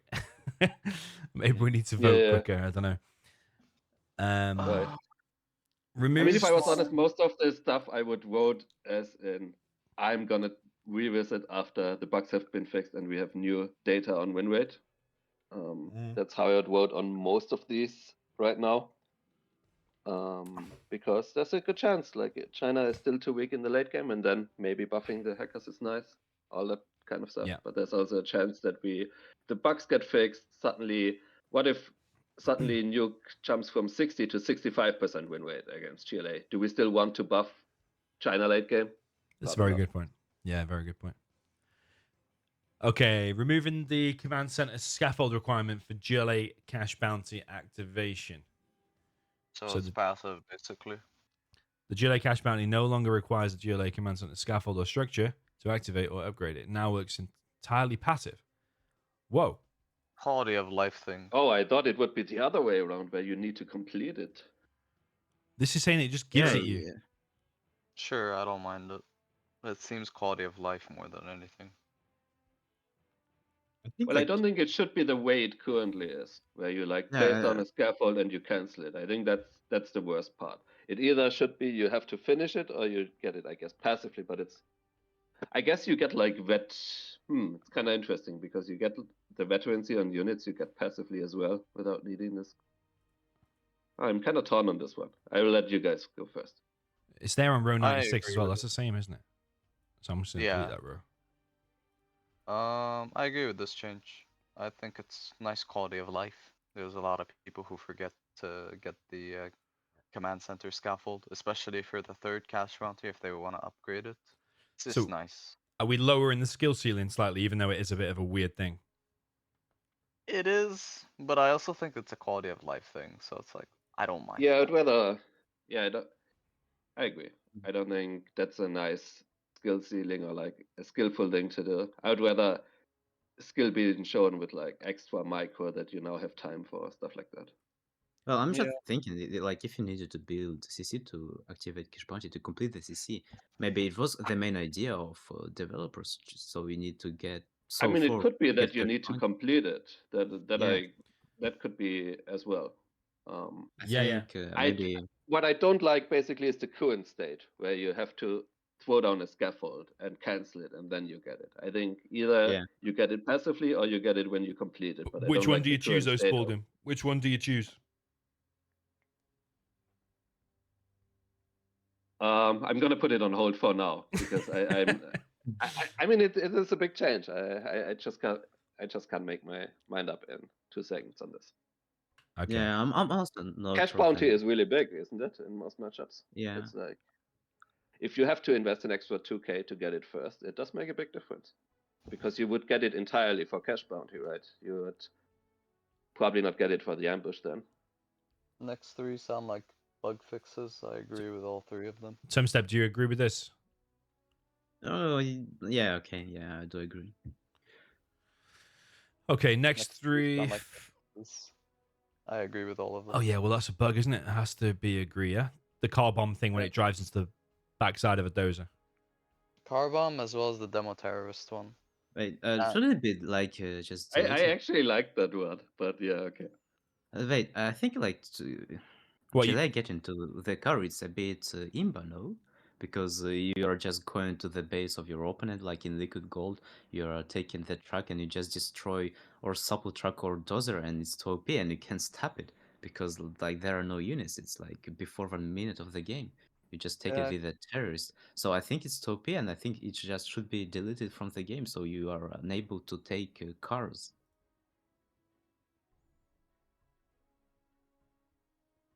Yeah, Because doesn't you this stay just or like chat. improve the cars? yeah. It does. improves cars, but it's not deleting them. Yeah, I think So cars so are banned in official so formats, but like maybe so for I'm like not sure I agree with people that. who want Yeah, to play campaign, for example. Nice quality of life for them, I guess. That's the only reason I don't mind it, because cars are already banned in PvP formats. Okay, so does everybody agree with the car bomb bug being fixed? Yeah, I agree with it. And does yeah, everybody it's just kind of whatever, right? We don't play with cars. I guess if the people want to play with them, maybe it's good if it's fixed for them. True. yeah, 49 and 50, I agree with both. They're really stupid things when they do happen, so I think it's good to fix them. Toxin terrorists no longer kill each other in a chain reaction. Like having yeah, 3 or 4 terrorists fail to kill. I also agree. Yeah, everyone agree with both of these then? Yeah. I suppose it is again reducing the skill ceiling a little bit for the tox because you have to if you're doing Yeah, a I mean, TNC. actually, the Tox I'm not entirely sure about, but what I don't like about Tox is that it feels kind of random, you know? Like if Yeah. they always killed each other, if you don't spread them out, Yeah. then it would be foreseeable what happens. But I don't like the random aspect where sometimes they blow each other up and you don't kill a war factory, and sometimes it works. Yeah. The reason why I thought it might be okay to leave it in for Toxin is just because Toxin right now is one of the strongest GLAs, and maybe that is like a slight nerf to them compared to the other ones. But yeah, whatever. Let's just agree with. 51 I disagree with. Makes Boyka TT way less impressive when it's pulled off. That's new. I actually think you just you may boycott it and you explode to the ground or to your technical and not to enemies. Versus Nuke though, you can do that because like Yeah. sometimes you evac in front of like OVs or Yeah, ECM. no need to change that, I think. Oh yeah. Okay, so I disagree too about it. Well, don't feel peer pressure. Just go with whatever you think. Yeah. Yeah, I think it. Hmm. Yeah, If it you want the makes other it stuff. more difficult. So yeah, I think I disagree. Nuke is a good point because when I was thinking about it, I didn't think about Nuke crashing It's your a skill terrorists. thing and it But makes it less impressive. Which is yeah, sad. Yeah, next same. one I agree with as well. I think it makes no sense that you upgrade something and it deals less damage. Oh, these next 3 changes, I just agree with all of them. Like, agree all. Agree all. Okay, easy. Yeah. Oh, 55 is gonna be a Yeah, fun I one. agree with all of them as well. They're basically just very unintuitive. Units Okay, shouldn't get yeah. worse when you scrap them up. Units shouldn't deal like less damage when you get an upgrade. So I think we can just fast forward those, unless you disagree, Tommy.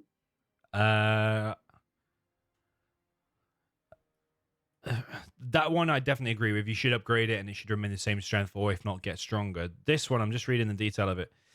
So like let's say like a Vet 3 quad cannon if it remains at the same damage but then it increases even further once you get the scrap, that the overall damage output is identical to original This set. one we'd have to like revisit anyways, because I mean it's a bug fix anyway, so I'm assuming it's happening. But like yeah, we'll revisit that one, I'm assuming, on a later date to figure out how to make sure damage of a Vet 3 scrapped quad isn't like Yeah, extreme. but should never be the case that you like pick up scrap and you downgrade your unit. Yeah, true. Yeah, like that concept is stupid in and of itself. But you could keep Vet 1, Vet 2, Vet 3 unscrapped quads at the same damage, but when you collect the scrap, it could give you another buff, like 10% extra armor or something.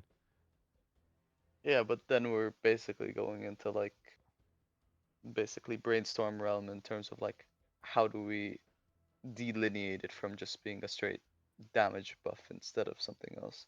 That's something we'd have to It visit at specifically another says in time. here though that the damage will increase when you pick up the scrap, whereas I don't necessarily agree the damage should increase. I think it could be reviewed.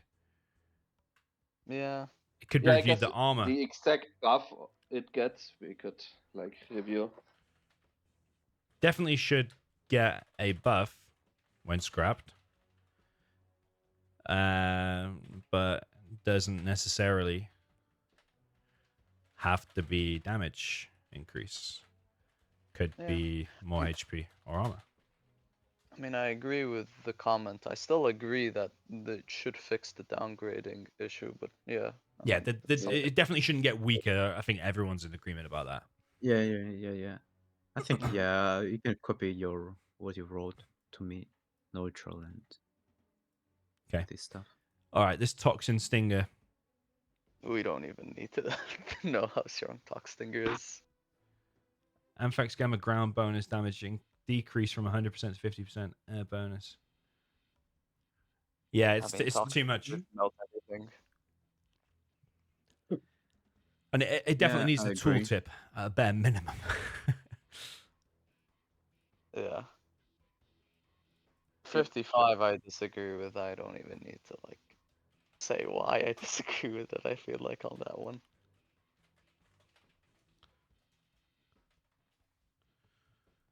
Yeah, 55 I disagree for now. Fixes the GLA salvage crate being removable by scaffolds. Basically, you can't scrap the die. That's what it's saying. It's Yeah. no longer deleted when you place the scaffold. It remains intact under the scaffold until it is picked up. Absolutely not. Yeah, I disagree. For now, disagree. If like Yeah, I mean, if you made the reward less valuable, so you don't get owned by like one super tech, then I could see it not being removable by scaffolds. But you You would would have to change the units a little bit. Right now, it like helps the balance, but like if you balance around it, that would be doable too. So I'm not sure. You'd have to rework scrap entirely to justify this, in my opinion. So I disagree with it. It would look strange too, I guess, if there's a scaffold and there's scraps on top of it. It's stupid. I agree from like a viewer perspective, but I think it's a necessary evil, honestly. I think Zezon was talking about having a different mechanism for getting rid of scrap. I don't know, from your command center or something, you could place a scrap deletion something. I don't know. I'm just thinking. But isn't that just the same thing, but with more steps? Yeah. Yeah, this seems like a key one actually. Because scrap deny right now is like a really big part of all games against GLA. It's like critical in China games, especially. Yeah, I agree. Like that super tech is literally like a win condition versus China. Yeah. But I mean, there's a way you could make it so the super tech, once you have it, is a little bit worse, but you get it more often, basically. Which could also be a thing. 56 was what we were talking about with the supply trucks. I mean, in a way, it's kind of silly, you know, like you're sitting there placing scaffolds to like deny something in a game. In a way, that's silly, I think. But that is a skill and an APM thing as well, and a risk that the technical doesn't kill it. All right, do you disagree? I don't mind it I'll be neutral.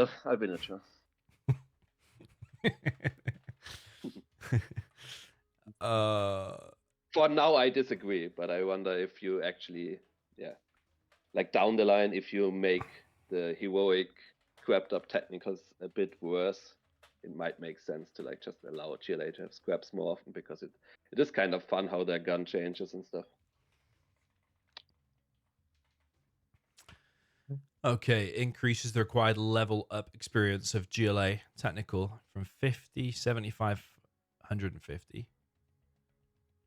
So it's going to get Vet 2 slower, yeah? So this is the supply truck thing. So Yeah, Right. you, So it's funny you because this number it. illustrates it really well, because if you combine both of them, suddenly you, instead of killing one supply truck, you need to kill 4 supply trucks. I think you need to Okay. kill 2 supply trucks because you're No, already. they wanted to nerf the supply trucks from 50 to 25 as well. And you need 100. Oh wait. Right. It's 2 So you need supply to trucks, of I them. think, because you start at that 1. So you're veteran C1 and it's Oh, you went into one. Okay, never So mind. yeah. it's So one you truck, start 2 from trucks. veteran C1 with technical. So it's already 50 or how it works. This is also a big thing in GLA mirrors, by the way, because tech vet actually snowballs very quickly when you're like trading techs and whatnot in GLA mirrors. So I think it makes them less snowbally there too. Definitely I a big change, because you build technicals in every matchup, right? Yeah. Yeah. So these changes always impact a lot, because the unit sees a lot of play. Like tank hackers, I don't know, doesn't really matter too much, or like the sandwich one. But this is a unit you build every game, I think and it first also sometimes helps the GLA against, or it doesn't just help. It has a huge impact if you have a couple of leveled up technicals against Humvees, for example. You kill them so much faster than when they are not. I think versus Vs Reddit? it doesn't make a difference though, because Vs give 50 XP. So you still get Vet 2 if you kill like 1 V, for example. Like it doesn't change That's that. true. That's I true. have the question I how guess it it makes it works. to where if you're killing like straggler rangers or missile defenders, it's harder to get vet 2 from those, for example. But if you're engaging Vs, you're still gonna get vetted up from them, for example. Yeah. So I have a question how it works because when you, for example, get Venture C2 technical, you need 150 XP more, or you need only 75 XP to get to Venture C3. So it's basically from the second to the third number. So it's from the starting XP of elite to heroic. That Okay, is, so from 75 to 150. Okay. you need 75 more XP then. Yeah. Okay. That's So why Burton, for example, he always vets up from like vet 0 to vet 1 quite slowly, but once he goes from vet 1 to vet 2, he vets up very quickly. If you watch like Burton versus Buggies, you'll notice that, for example. yeah. I was just looking at GLA against USA and GLA against Laser, 54 and 58%. I mean, Yeah. I think they're just generally very 50-50 matchups, and they're I think it's one of the few matchups where it really is dependent on the map more than anything. Some maps GLA owns, some maps USA owns. Okay. Marakar, then you agree with this change? Yeah, I mean, Tumstep? this makes a Yeah, positive I for do agree. China mainly. Okay, I just keep thinking back to that GLA versus Nuke matchup, and Nuke. This is another buff for the Nuke, isn't it? And a nerf for the GLA. Mhm. Spalding? But if we keep coming back to Nuke versus GLA, I think there's a chance maybe just Nuke needs a slight nerf against GLA somehow. Um,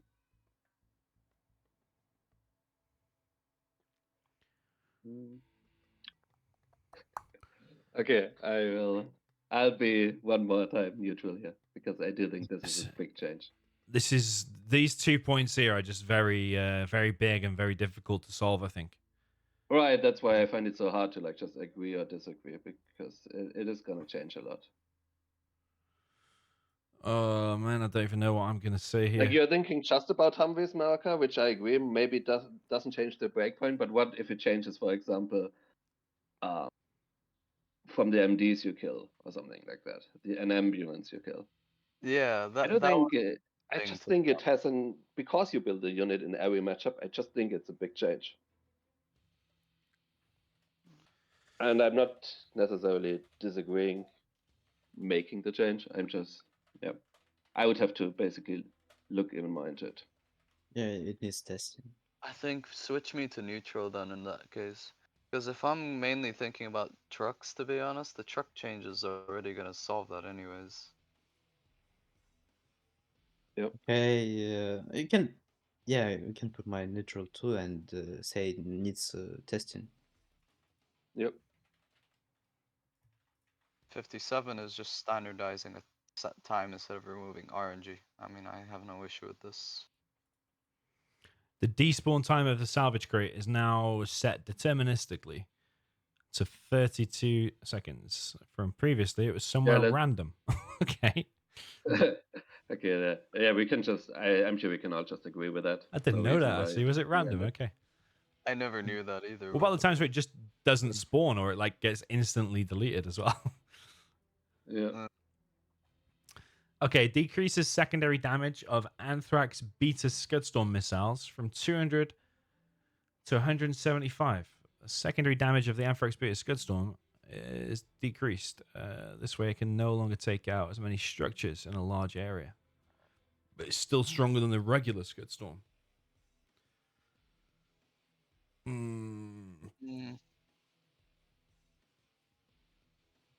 don't know. It's hard to understand. Feels. Yeah, it always just depends on breakpoints, you know. Like if it kills the exact same stuff with 175 as it does with the 200, it's not going to change anything. So we kind of need to know like the exact number, which structures die now that wouldn't die before, or like wouldn't die after the change.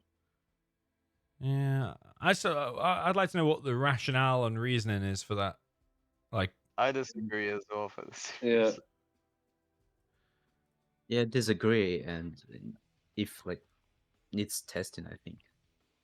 Yeah. If they want to change it. Disagree, Spalding? Yeah, sure. Let's disagree. The Gamma one, though, I agree with. That one, decreases I think the primary damage of the Gamma one. Means So, you can't one-shot super weapons with Tox Scud, basically. Yeah.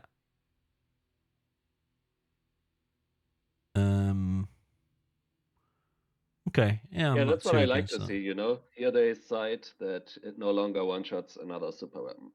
I can imagine the impact of that.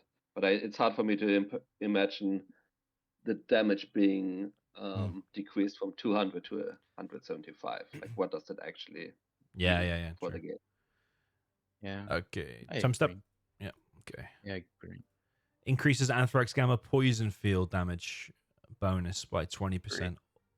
All poison fields.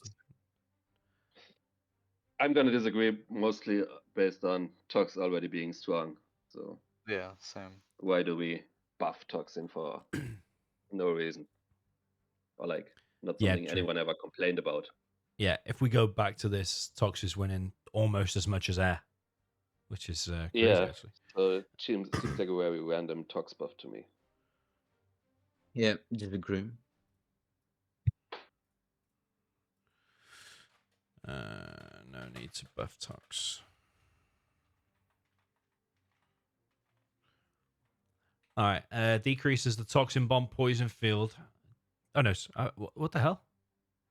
Oh no. Yes. Sorry. We're talking about toxin bomb now. Decreases the toxin bomb poison field damage by 20%.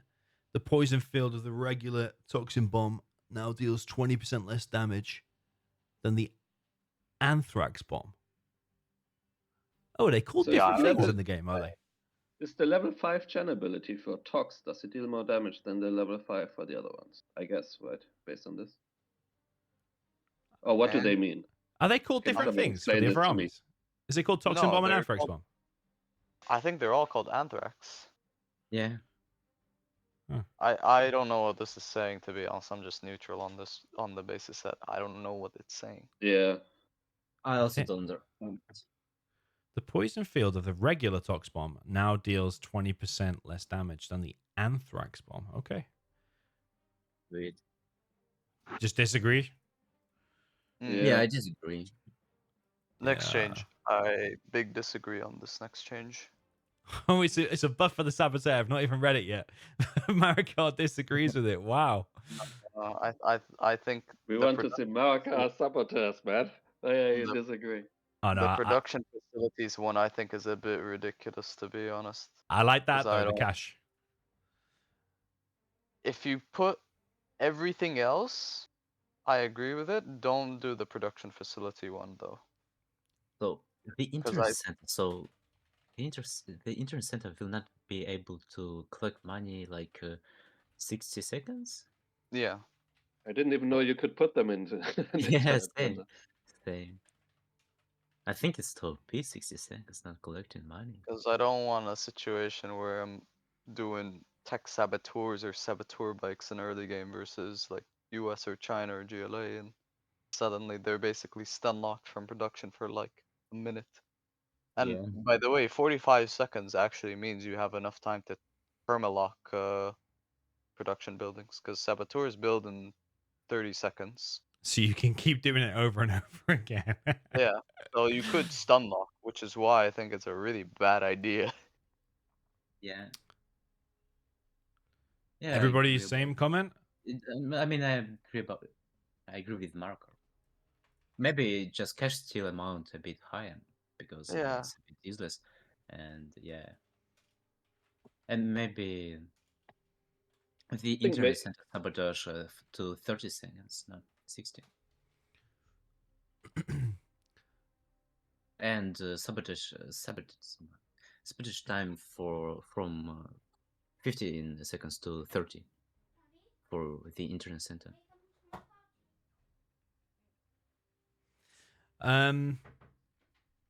Okay, 15 to 30 to 30 for internet center.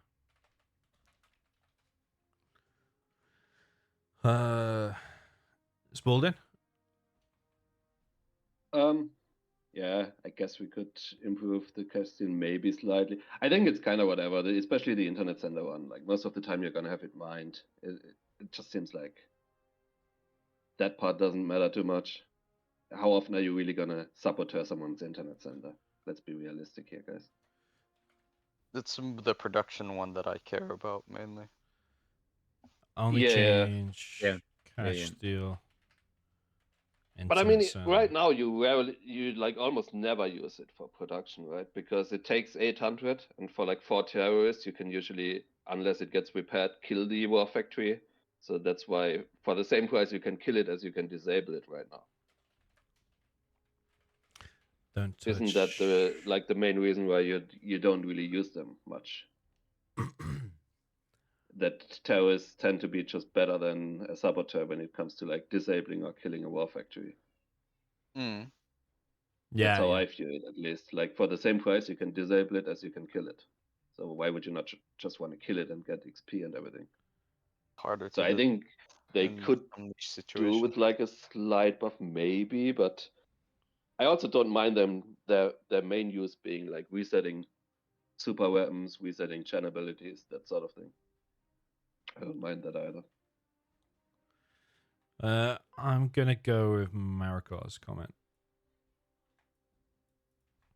I think the cash steal improvement is good because they're already quite expensive. I think they're like what $800 to only make 1,000. It's quite a risky thing because you're not guaranteed to hit it.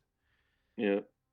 Internet center to 60, maybe you would use it then. I don't know, but the production, I don't know. I just don't want to create a new meta where you just I feel like the internet center is mined so often, and like it requires you so much effort. Like you have to build a saboteur, you have to put it on a bike or like in a Yeah. technical. You have to drive there. You have to hope there's no mines. Yeah. And then you disable it for a minute. It's not going to become the new meta, but you might get the odd occasion now where you try it if it's not Sure. mined. Yeah. Sure. Okay. Okay. Do we all want more beacons? Yeah. Yeah. Sure. Why No. not? You can always delete them, right? If you I suppose the get only fed up thing of is your in a teammate 3v3, spamming them.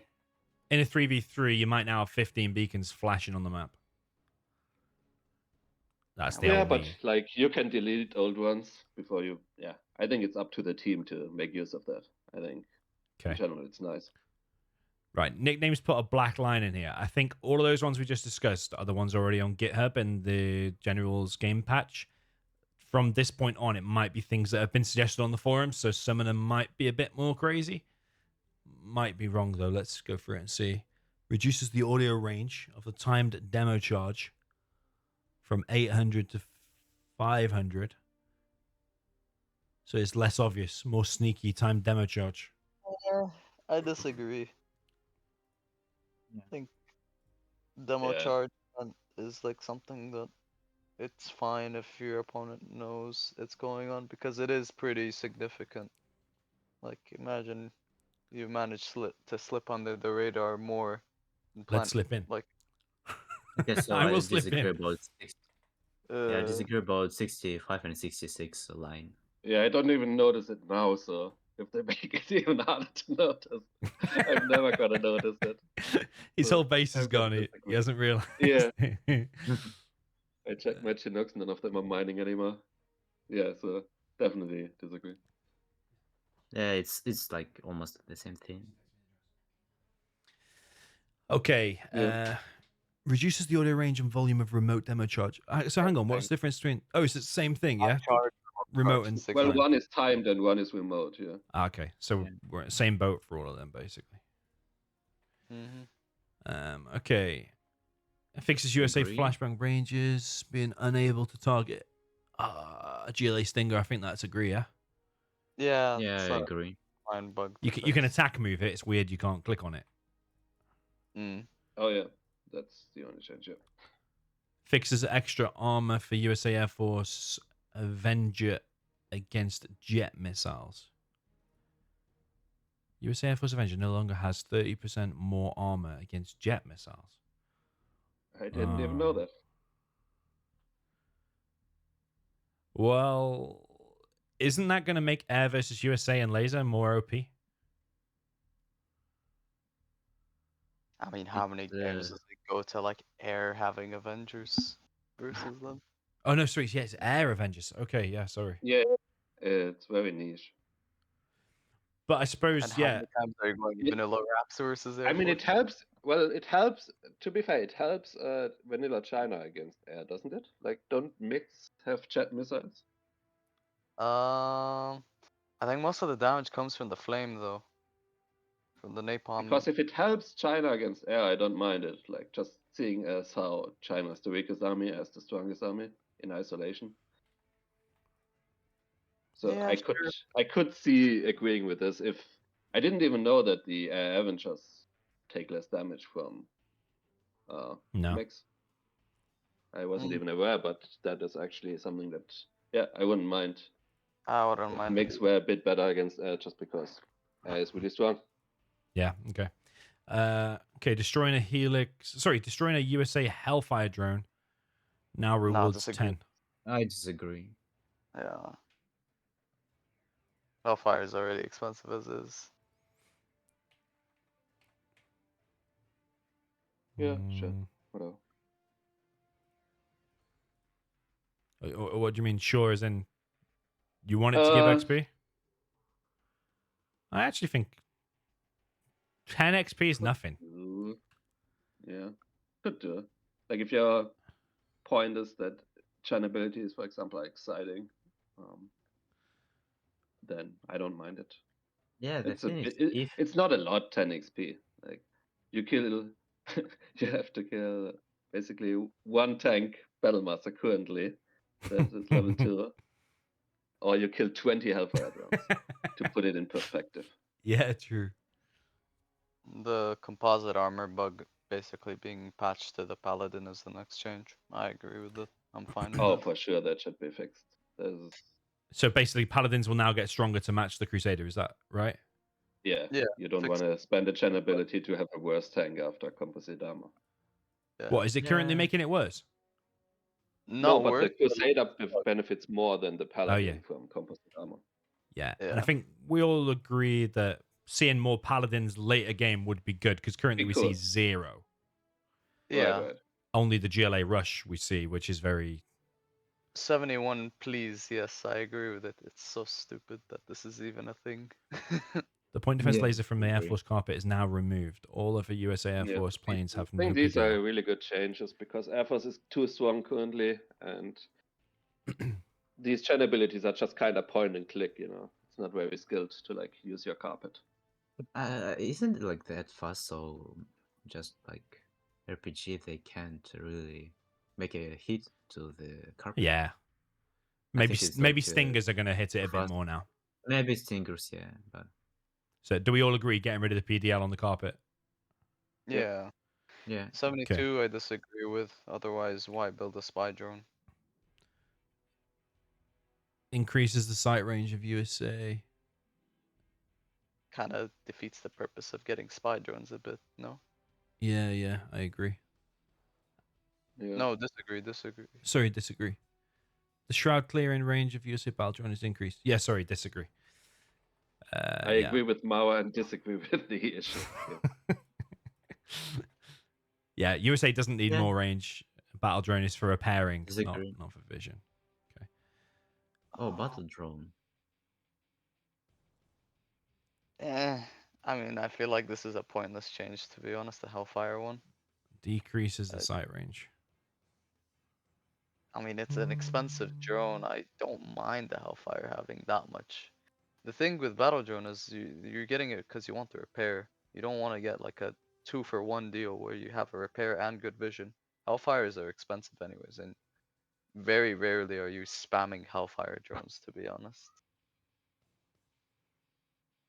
I disagree with this one. Yeah. Yeah. I also disagree. Spalding? Yeah, I disagree. Just it doesn't seem important anyway to me right now. Okay, decreases sight range of Colonel Burton from 500 to 400. Seems pointless, to be honest. Yeah. I was recently chatting with Logica about Zero Hour in general, and he said what I think is a good point is that Zero Hour maybe has too much vision in general, and if you reduced all vision, like uniform, by like 10% or whatever, it might make the game a bit more interesting and stuff. There's like a lot of vision to be seen. Don't know if anyone's got any thoughts on that. The problem with reducing vision is like the current meta, and I think it's gonna stay that way, is you don't have radar for most of the time in Zero Hour when you're playing compared to like StarCraft or whatever. So if it is really hard to react to stuff if you then also reduce vision. That's how I feel. Yeah. Especially if you don't have map. I saw people complaining that they can play without map, and if we will reduce vision, it will become very. Yeah, you have hard no to play. minimap and you see stuff coming very late. I think it's Yeah. hard to then plan for stuff, you know. Yeah. And you don't want to blindly flip a coin most of the time because you can't see what's happening. I don't know. I don't think vision is necessarily bad. What about Colonel Burton then? Should we reduce his vision by 20%? Seems pointless. I disagree with it. I disagree. Seems pointless. Again, this matches the shroud clearing range of the other hero units. Like, why does it need to match that when clearly one faction strength is its intelligence? You know, they have drones, everything. It's a trademark kind of the USA factionist. So Yeah. now you want to streamline all of the heroes for no reason. I don't get it. Anyway, This let's Patriot move on. reload missile is the same as the Overlord one, same as the Comanche rocket pod one. Sure, I agree with it. Why not? Sure. Yeah, me too. The reload of the Patriot battery. Yep. Search and destroy detection range. I actually think it does warrant a nerf, so I agree with this. Yeah, I also agree.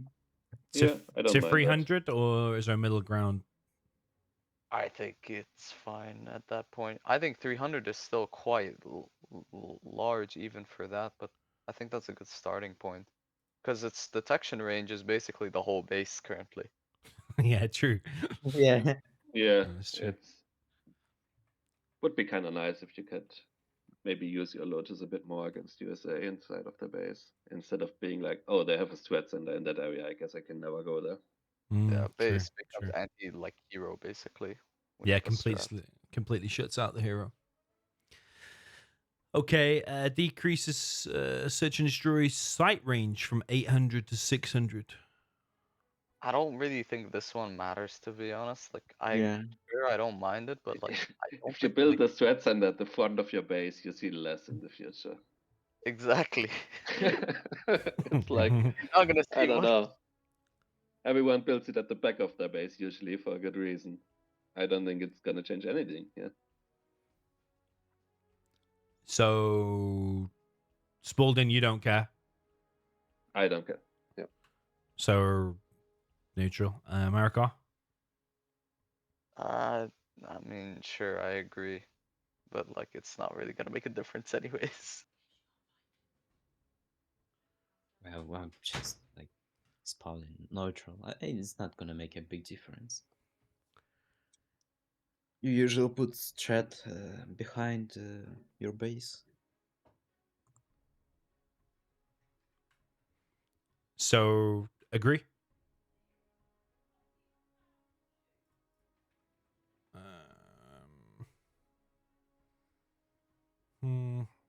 I'll go agree as well. Okay, it decreases drone armor upgrade. Bonus of battle drone from 50 to 25%. Basically makes battle drone less tanky and makes it consistent with other drones. I So mean, this is the sure, upgrade why from the not? strat, yeah? Yeah, drone armor. Like, sure. So it's any drone, or it's This only applies to the battle drone, right? Specifically, battle drone The has it. repair drone. so battle drone. Battle You drone mean benefits more compared to other it's drones. like a Hellfire drone? So it's, No, like this is the battle drone specifically, the repair drone. Only Yeah, this the one is Oh, okay. So the repair drone. I think it's like not the issue, but there is a bug that when your repair drone, it just follows your opponent's unit. I think it is more issue because instead of repairing your V, it just follows and attacking your opponent's or your opponent's enemy unit. It So locks on the enemy yeah, units. yeah. Else So though, because I think it's like the two different roles clashing basically. Because that's the pick Right, between. it wants to repair, but it also wants to kind of attack. And you can change the behavior. That's like a different issue. yeah, okay, so let's vote on this then. Who agrees with bringing this armor bonus down? Sure. I agree. Bring it Alright, down. let's agree. Oh, I agree. Sure. Tumstep? okay, yeah, I agree. Okay, I'm going to go same. Let's get to question 80, and then I think we'll take like a 5-minute break or whatever, and then we'll carry on. I think that's like halfway, if you agree. Sure. Okay. Sounds good. Okay, fixes the Alpha Aurora bomb movement discrepancy. So the Aurora bomb now travels as quickly as the original Aurora bomb. This seems incredibly minuscule, but sure, why not? Is this The the I don't standard- the mind bomb it or the because it bomber? means you have a bit more time to like dodge it, right? To like spread out. Is that what it means?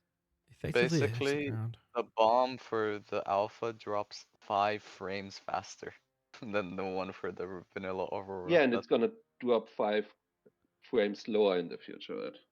Yeah, So I don't mind that because it gives you a bit more time to like spread out against an alpha, and they're really powerful. I don't mind that. I don't mind it. Yeah, I agree. Sure. We might. Tumstep, you agree? Yeah, I agree. It feels like another one of them unnecessary standardization things again. Yeah, it's Yeah, it's 5 it is. frames you it's probably won't fine. notice anyway, to be honest. Are we Yeah, even yeah, gonna yeah. notice the change here? Okay, let's just do question 80 and then we'll take a break. Decreases kill experience. Reward of veteran USA Burton to match the other heroes. So he used to give this much XP. It's the other way around Oh again. my god, why have they done that?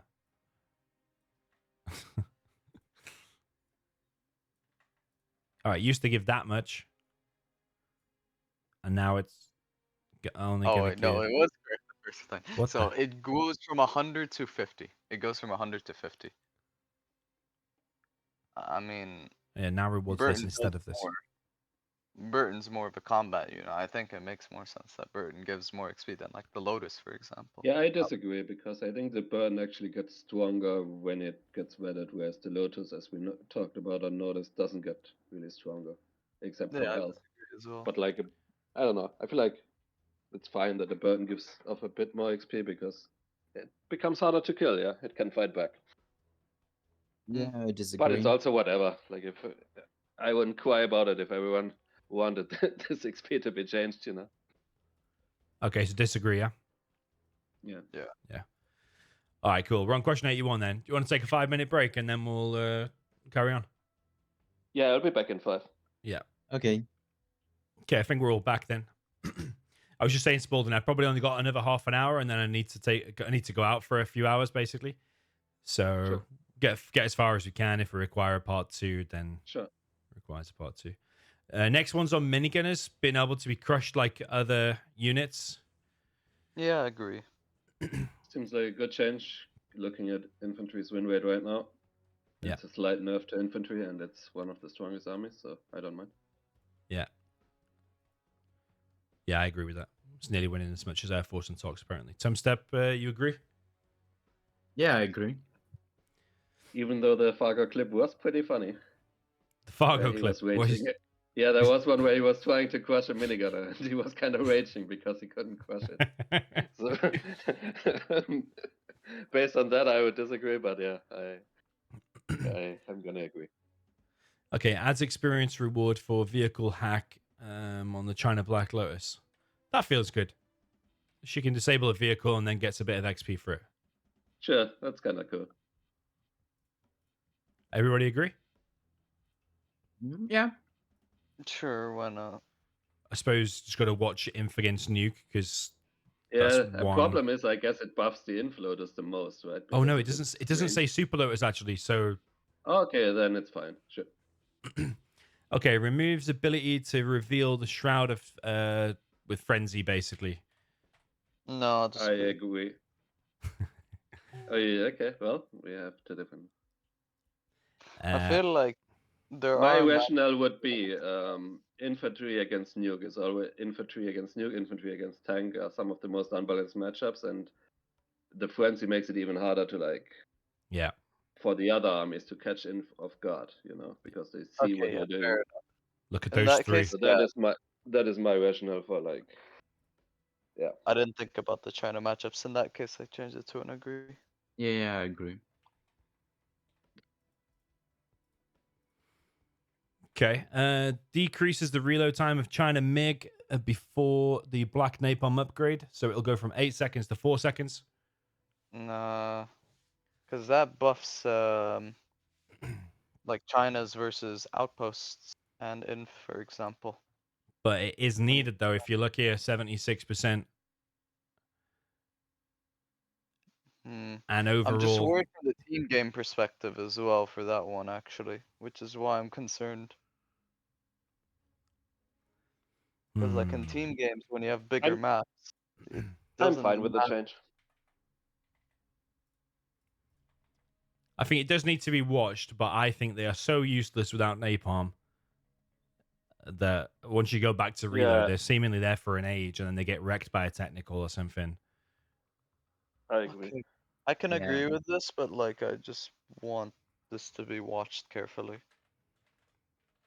Yeah, I agree. But the It test. does make infantry better as well, but yeah. Yeah, true. But it's not going to help infantry But I as think much. it kind of helps more against infantry, the other China stuff. Yeah, it helps the other way around more, yeah. Okay, yeah, I like that.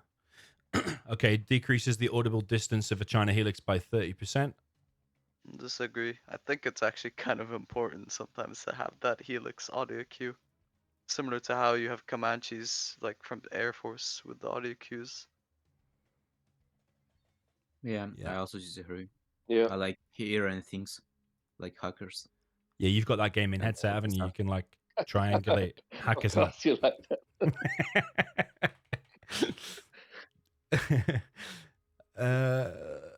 Oh, Spalding, what you saying? What about increasing the audible distance, Tumstep? So you can hear it from your base. Yeah. You know, sometimes there's a helix under the fog, but you can actually still hear it sometimes, can't you? Yeah. Mhm. So I don't know if is that a bug? Is that going to get fixed? Is a question I've got. Yeah, that's an interesting question. I actually don't know if that's a bug or intentional. It kind of feels like something under the fog you shouldn't be able to see and hear, but I am not sure what people are gonna classify as a bug. Different thing. but at the same time, it's a giant helicopter just under the edge of the fog. Yeah, but anyway, what do you think on this, Spalding? And I think it's fine as it is, to be honest. Yeah, I'm gonna go with disagree as well. It is only China Helix, so But it's I not. wouldn't be opposed, I think, to like not hearing them if they're under the fog of war. If I that assume makes when it sense. says China Helix here, I feel like it applies to all, because there's no other No, it's different helicopter. It's called Assault Helix. Is The it? Inf one. Yeah, it is. Oh, I think, does it have a slightly different model as well? I mean, it no, can also load no, it's more the same one. infantry, so wouldn't be surprised if it was a different one. Yeah. It's the Yeah. same model, but I mean, I assume this is for all Lexus, to be honest. I have this opinion for all Lexus. I don't think so. It's called Assault Helix. The Inf one. Yeah. No. I mean, I think for the info one, it's even more important because bunker rushes are like super deadly. If you have way less alert time to them, then you're kind of screwed. Yeah, so this, as far as I read it, is only buffing slightly the China one, the Nuke one, the tank one. I guess, but like I'd still rather just have the audio cues. Just like it is, yeah. Yeah. Yeah, feels unnecessary to me. Okay, adds experience reward of 5 for destroyed outpost and China troop crawler. Sure. I mean, they give Yeah, 0, that seems which like a good change. Like it makes infantry a bit weaker. Well, I doesn't think make sense. 5, to give it's 0. not like that much, to be honest. I would like to have like 20. I think it's much better to have 20. You need to kill like 10 posts to get to 100 XP, which is like not much. So around 20, I think it would be better. 20. XP for one outpost. What does a ranger give you? 26 or something? Or 16? I don't know. Yeah, okay. It's weird there. Do I put agree or disagree? I think it's agree because you're increasing XP, but you're just changing the number. Yeah. I'm just hoping whoever looks on this doesn't just filter on all the agrees and doesn't read the comments. Need to take that into account. Yeah. Okay, adds a propaganda center as an optional single prerequisite of the China Internet Center. Seems useless. I disagree with this. China It Internet basically Center. means you can't build internet center from war factory straight. You need But you prop. can't build hackers without a prop anyway, so why would you need an internet center? I guess for like the satellite hack is the only thing I can think of. Oh, But if like you're gonna that's rush satellite hack. It just seems, I don't know, some of the changes seem so random. They don't really do anything. yeah, this seems like you said, random. Yeah. I mean, I guess it makes it more streamlined to get the internet center when you have access to hackers, I guess. That's the only thing I can think of. Well, it's like USA can Gonna scan the increase the whole China map. win rate because people are gonna build less internet centers. Like, it's not gonna make a difference. Like, it really won't make Yeah, any. it's not. Yeah, for that reason, Yeah. I actually disagree with it. I think it's like, it's well known that you can build an internet center before the prop. Like, you're just nerfing China, which, according to this, doesn't need a nerf. Yeah, so I yeah, mean, you're I not. disagree too. I don't think it does anything really. Yeah, it It's not really doesn't. it's not really a nerf. It's not really a buff. I mean, it is by definition a buff, but It's useless, basically. yeah, kind of Okay, so disagree. Yeah, I disagree as well. disagree. Yeah. Spalding? Sure, disagree. Yeah. Tumstep? Yeah, I disagree. Okay, adds a war factory and airfield as an additional optional single prerequisite for a China speaker tower. The speaker tower can now be built earlier after a war factory or an airfield instead of requiring the China propaganda. No, I think you should require prop because I Yeah. do think it actually makes a big difference in early game at least. There are certain ways I can see this being abused, especially in team games. You build a speaker tower for like an ally's outpost, for example. Not Yeah. like the listening outpost, but like for their units. But how are we stopping no eco then? Because this is one way of helping to stop a no eco. I feel like, I mean, the thing is, where are you squeezing a speaker tower in like a no eco build? If you're queuing up 2 supplies, 2 war factories, I would be hard pressed to find how you squeeze a speaker tower in without delaying your 3rd and 4th unit. Well, if you have 2 perfect supplies as the tank, for example, you naturally do accumulate cash, even though you spam in from 2 war factories. So you would be able to find it, I don't know, after the 3rd or 4th unit, maybe. You definitely have to delay the 3rd or 4th though. Like, for sure you have to delay 3rd and 4th, because I know if you build barracks, you have to delay 3rd or 4th. Mm-hmm. So I feel like in no eco, like, practically speaking, I feel like if you're building it when you have breathing room against no eco, chances are you're probably doing well versus the no eco already. I think Plus- we're probably gonna have to try to test different solutions against no eco, see how they kind of feel once you're actually in the game. I suppose with this change, players who expect their trucks to be harassed by a GLA, for example, might just start naturally building some speaker towers by them to repair it. In fact, for damaged trucks, you might just build one there to get them back to full health. So again, is it another buff for Nuke against GLA as well? Yeah, I can actually see it that way too. Yeah. Yeah, I could see that too. I don't know. Say you play tank stealth on a map like Snowy Drought. You're already pushing the GLA. You also build a speaker tower while doing that, and you don't have to like send the damaged ones all the way back to the war factory. Like you just heal them almost in the battle. Could be very strong. Yeah. I also feel that might be cool though. You It see might be, yeah. yeah, like the It's players one brought I a wouldn't dozer. mind like seeing being tested, just how it feels against Noika. Just So thematically, It's it just makes it's sense that you get very this. delicate Noika because some of the armies also rely on the Humvees being good. Like how are you ever gonna withstand tank as super weapon if you nerf like the Humvee ambulance interaction too much, you know? So I kind of like the aspect that it's better defensively than it is offensively. This patch or like this change, and Yeah. no eco is like something where you want more defense against. You don't necessarily want to just buff gets against Humvees, because then tank against super weapon or Air Force probably becomes unplayable for the USA. Tumstep? I probably just disagree. Yeah, it's testing.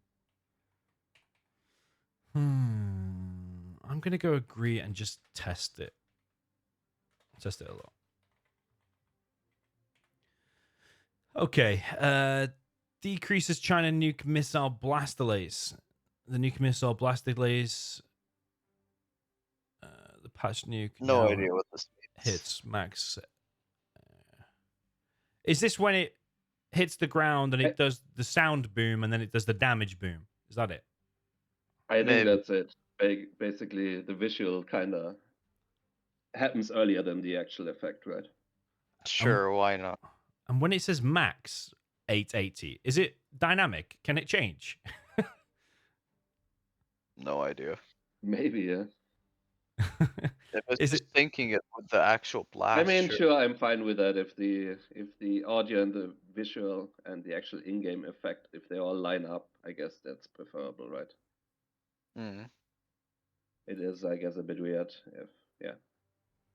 I kind of like how it works though. You know, like it hits and then you wait a second and then boom, then the shockwave hits. I kind of like that. I don't know. Yeah, sure. Again, I don't think this is gonna make or break anything. No. It is kind of whatever to me. I suppose if it's going to be in two parts anyway, 50% damage and 50% damage, maybe the initial blast will happen 0 and then the next one will happen 880. 50%, Maybe 50% that's damage. how it is. That's also fine as well, to be honest. I don't think it makes a difference gameplay wise. So are you agreeing to this, Marakar Tumstep? Yeah. Yeah. So the next one again seems not too important. I think this is just XP basically. Yeah, but you only get XP if you capture a building right now. Yeah, not even And for how spells. often the games we mostly play, you don't capture your opponent's GLA CC to make workers. I mean, Those are different yeah. types of games. Plus, we have other changes for Lotus, anyways, with the vehicle hack giving 10 XP. So like, Yeah, I prefer that one where you get, because this one I think doesn't matter because we are playing against opponents most of the time that sell their buildings when you capture them. yeah, disagree with this then.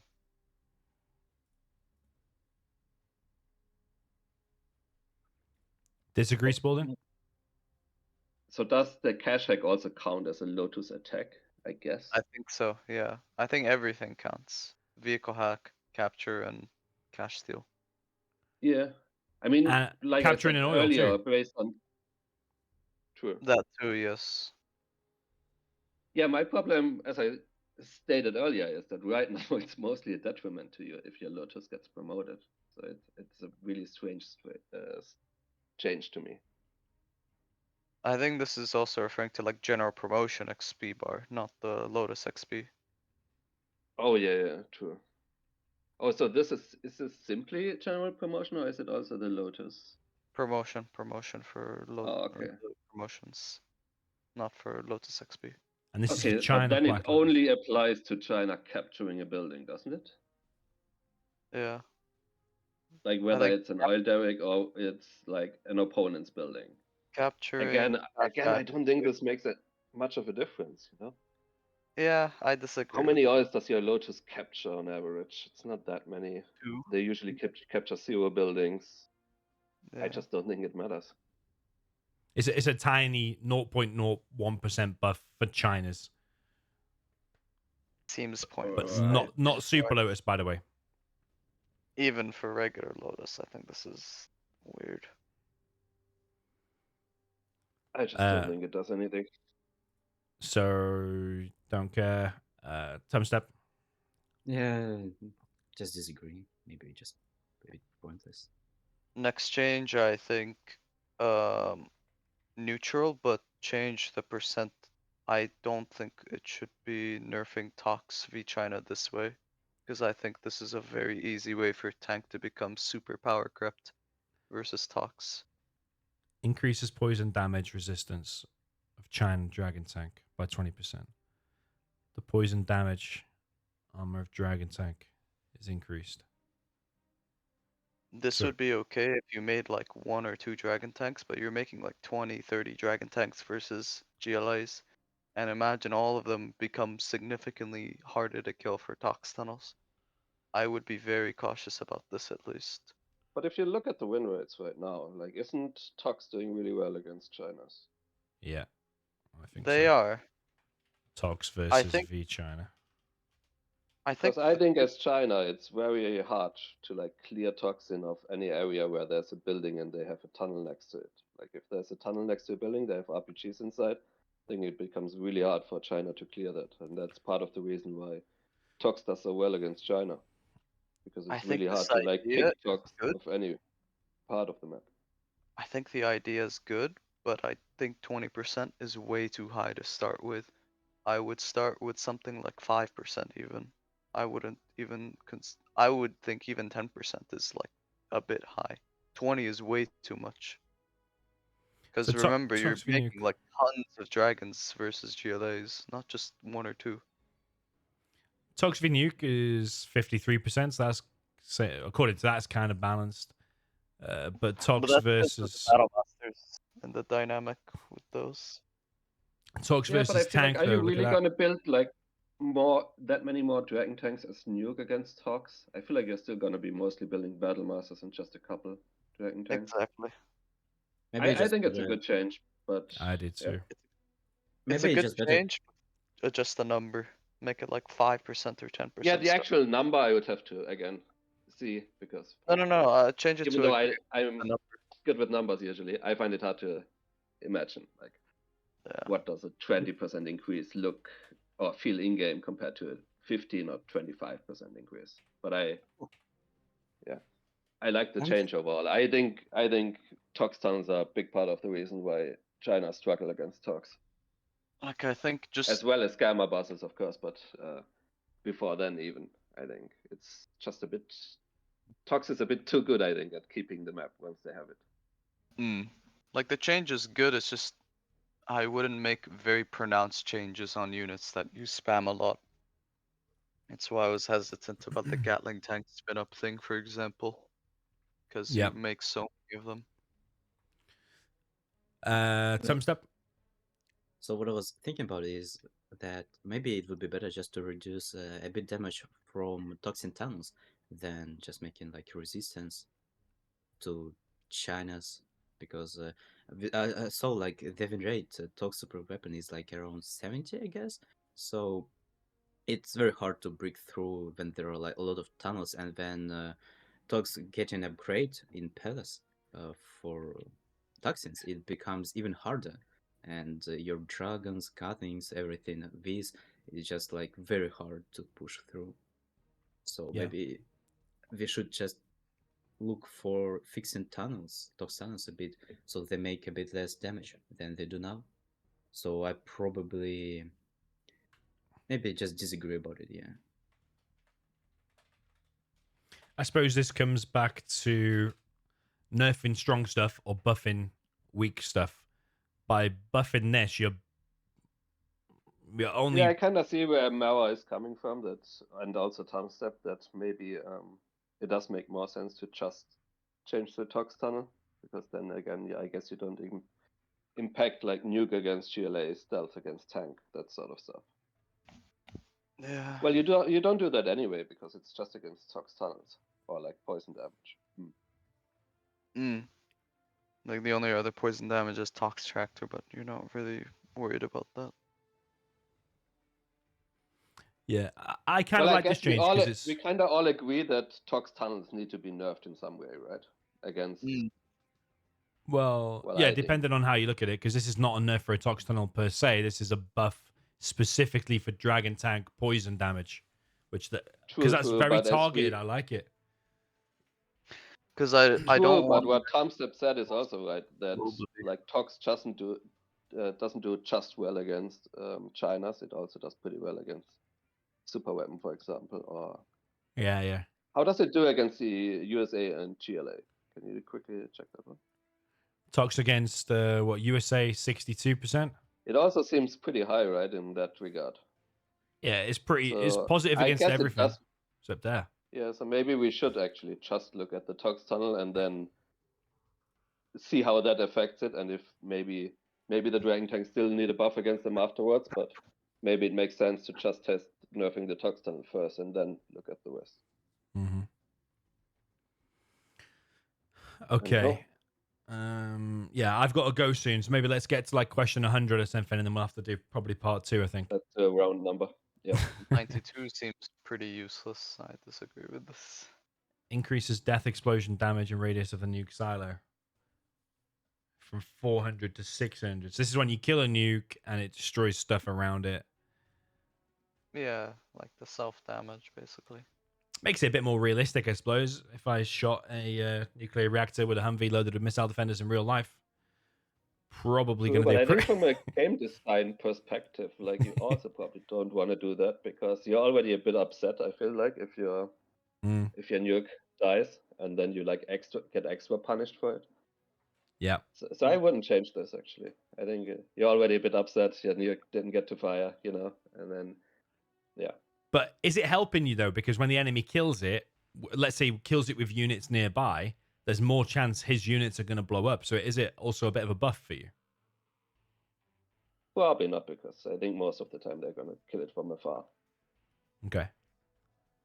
Everybody disagree with this then? Yeah. I kind of like it as it is. Okay, it decreases the build cost of neutron mines from 500 to 400.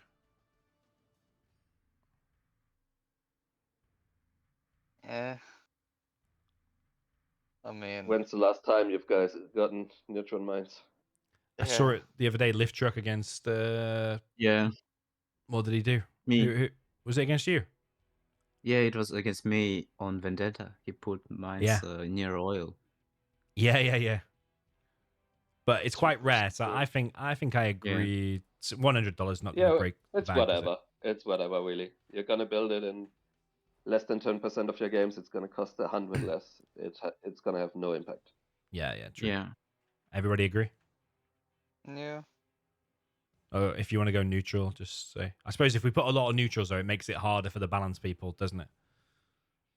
Not necessarily, because I think we should prioritize some things, first. Yeah, but neutrally means you have no opinion or on this specific change, so the balance people won't know what to necessarily do. Okay, for me, neutral was often also basically low priority. Oh, for I me, think. neutral is like you don't care. Okay. Well, you don't Uh, care in low priority. It's pretty simple. yeah, true. Okay, decreases the build time of China mines. Oh, don't know about that. From 20 No, to I 18. I don't think so. I disagree with this. This is Yeah, I also another disagree. buff for Nuke against GLA, by the way. Yeah. Mm. Don't see the point of it, really. I kind of like that you have to plan a bit ahead.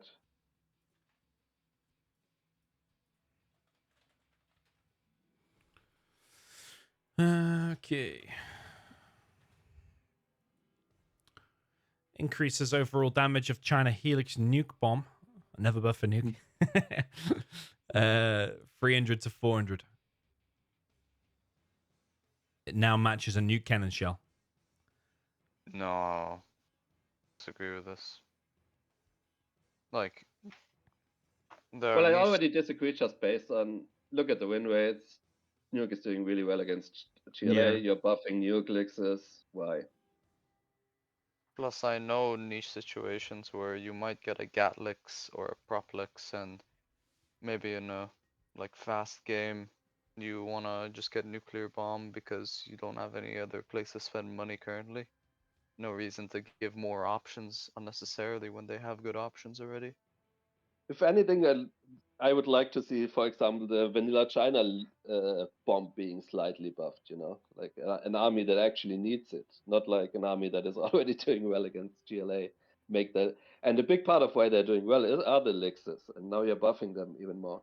I don't get it. Yeah, I suppose the people who propose this are probably going to say, well, when's the last time you saw a China Nuke Helix bomb? I can't say I've seen one this year, to be honest. Doesn't mean it should become like viable though. Yeah. It's like saying when's the last time you've seen Air Force make a sentry drone? Well, Air Force has like 17 different ways to kill people. Doesn't mean we give them an 18th way. Tumstep? Yeah, I disagree. Spalding? Yeah, disagree.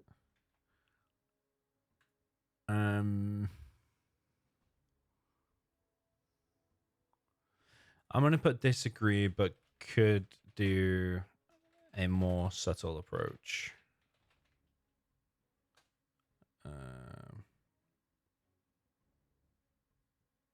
I don't know. Okay, fixes GLA demo combat cycle, not dealing suicide damage when it is killed by an Anthrax Gamma. Yeah, I agree. Yeah, it's weird that there's that glitch. Sure.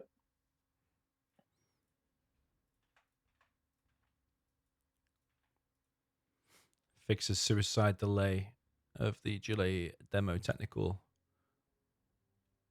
Fixes delayed suicide of GLA technical by 0.75 seconds. Oh, that's actually interesting. I didn't know that's why sometimes they don't blow up instantly. Wow. So Okay. that's why. So this is when you press I on it to detonate, and it doesn't do it straight away. Oh, Right. that's it. I like that change because it basically it makes your units more responsive. It feels good, I think. Yeah, because I think the tech driver basically has to look forward for it to detonate. I think that's why it does the delay. I'm usually all for changes that make the game feel better to play and more responsive. Yeah. Okay. All right. Fixes GLA demo trap triggered by anthrax and radiation puddles. The demo trap can no longer be triggered by radiation. Didn't know that was a thing. Yeah, sure. Why not? Yeah.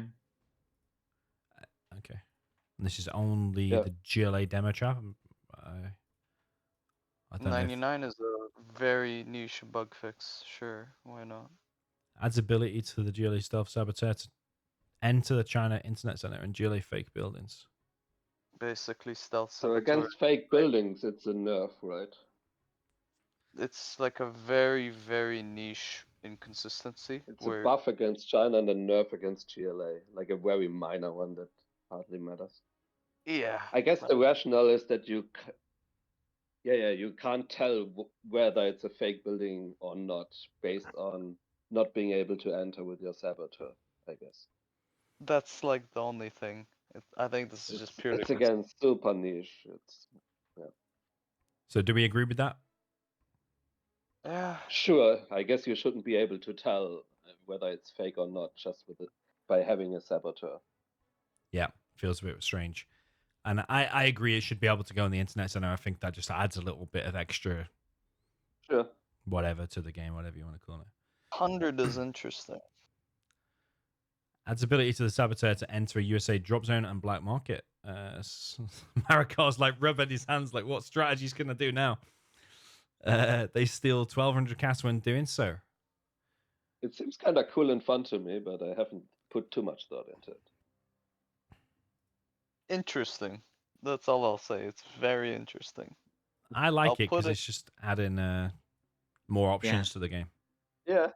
I agree with Okay, and you do have counterplay, you know, like if that becomes a thing that people do regularly, maybe you have to protect your drop zone or black market a bit against it. You probably protect these buildings a bit anyway, so yeah, I don't think it's like going to be easy to abuse it, but it does have some use, so I like it. Yeah, seems like a good change. All right, decreases the required level up experience of GLA Rocket Buggy by 25%. The required level up experience of GLA Rocket. This is a standardization thing. So it's more likely to get Vet 3 now. Yeah, I think so. Yeah.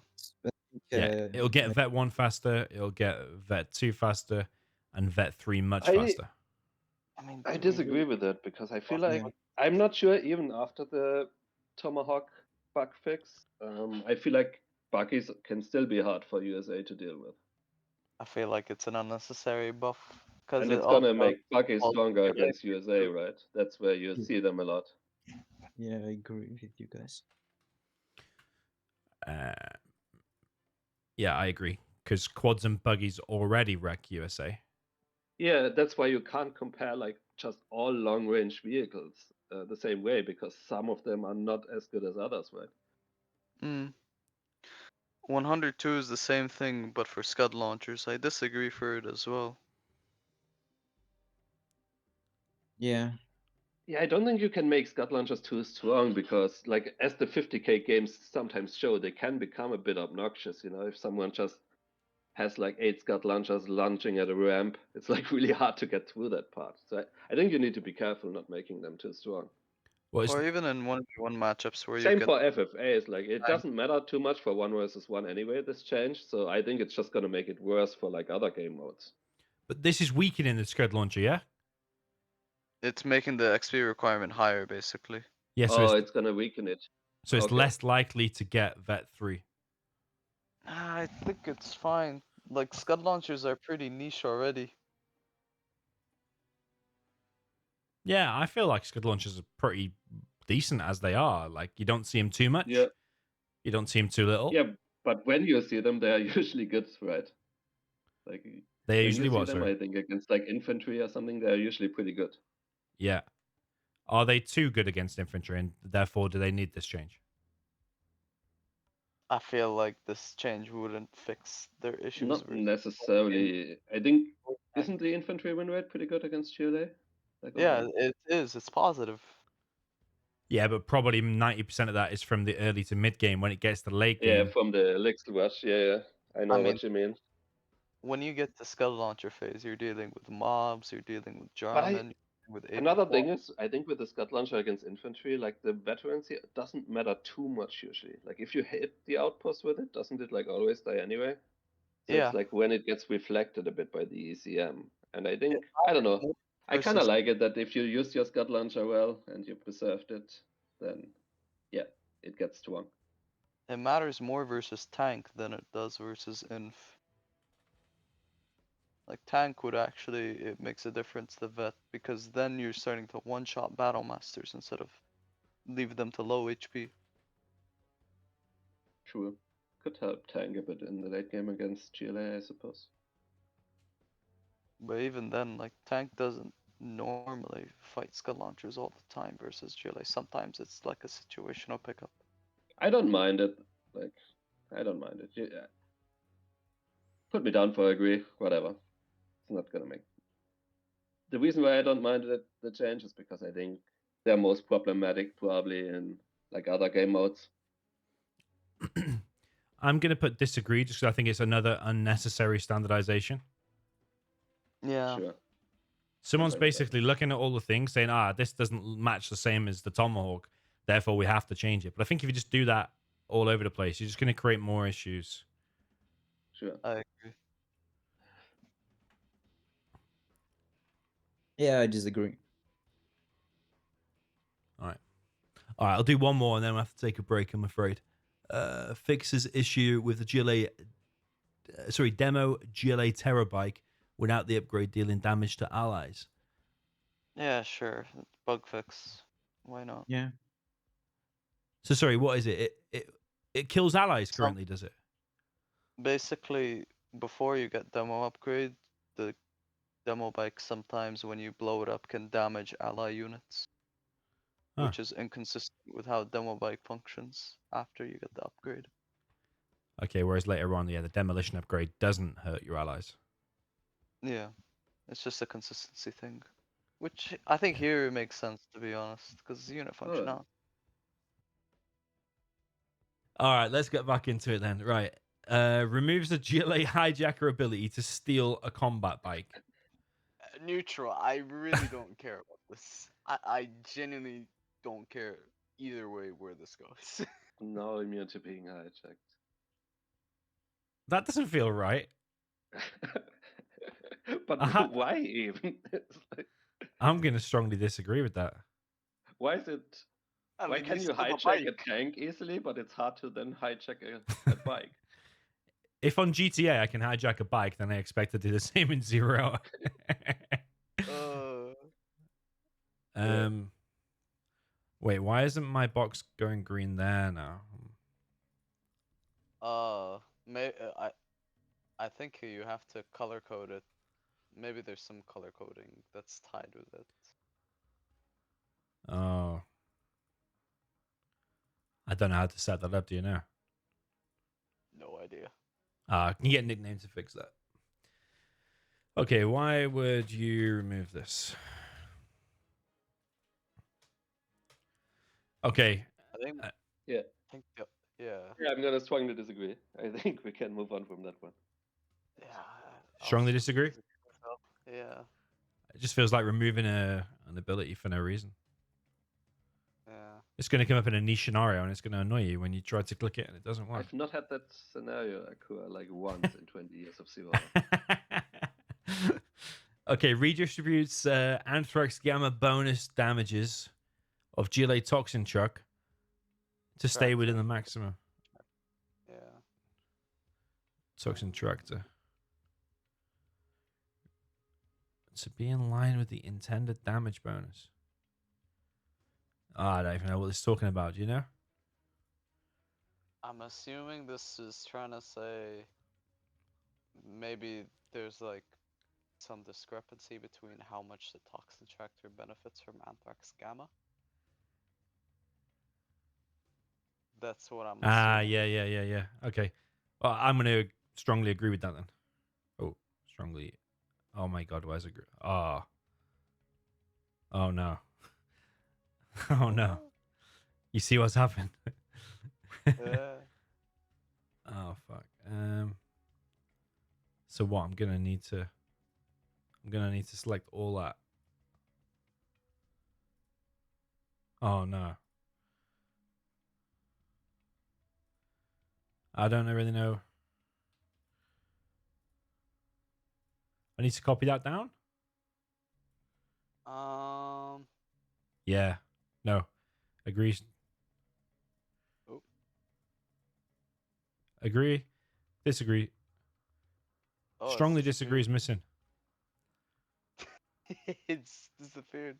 Oh my god. Oh no. It's this one. Oh wait. Yeah. Okay, so if I get rid of that, and then I copy that into all boxes. Okay, that's good. Okay. Here we go. So I need to copy that whole thing into here, here, here. I think we agreed with 103. We strongly disagreed for the bike thing. Yeah, okay. I'm gonna strongly agree with this then. Yeah.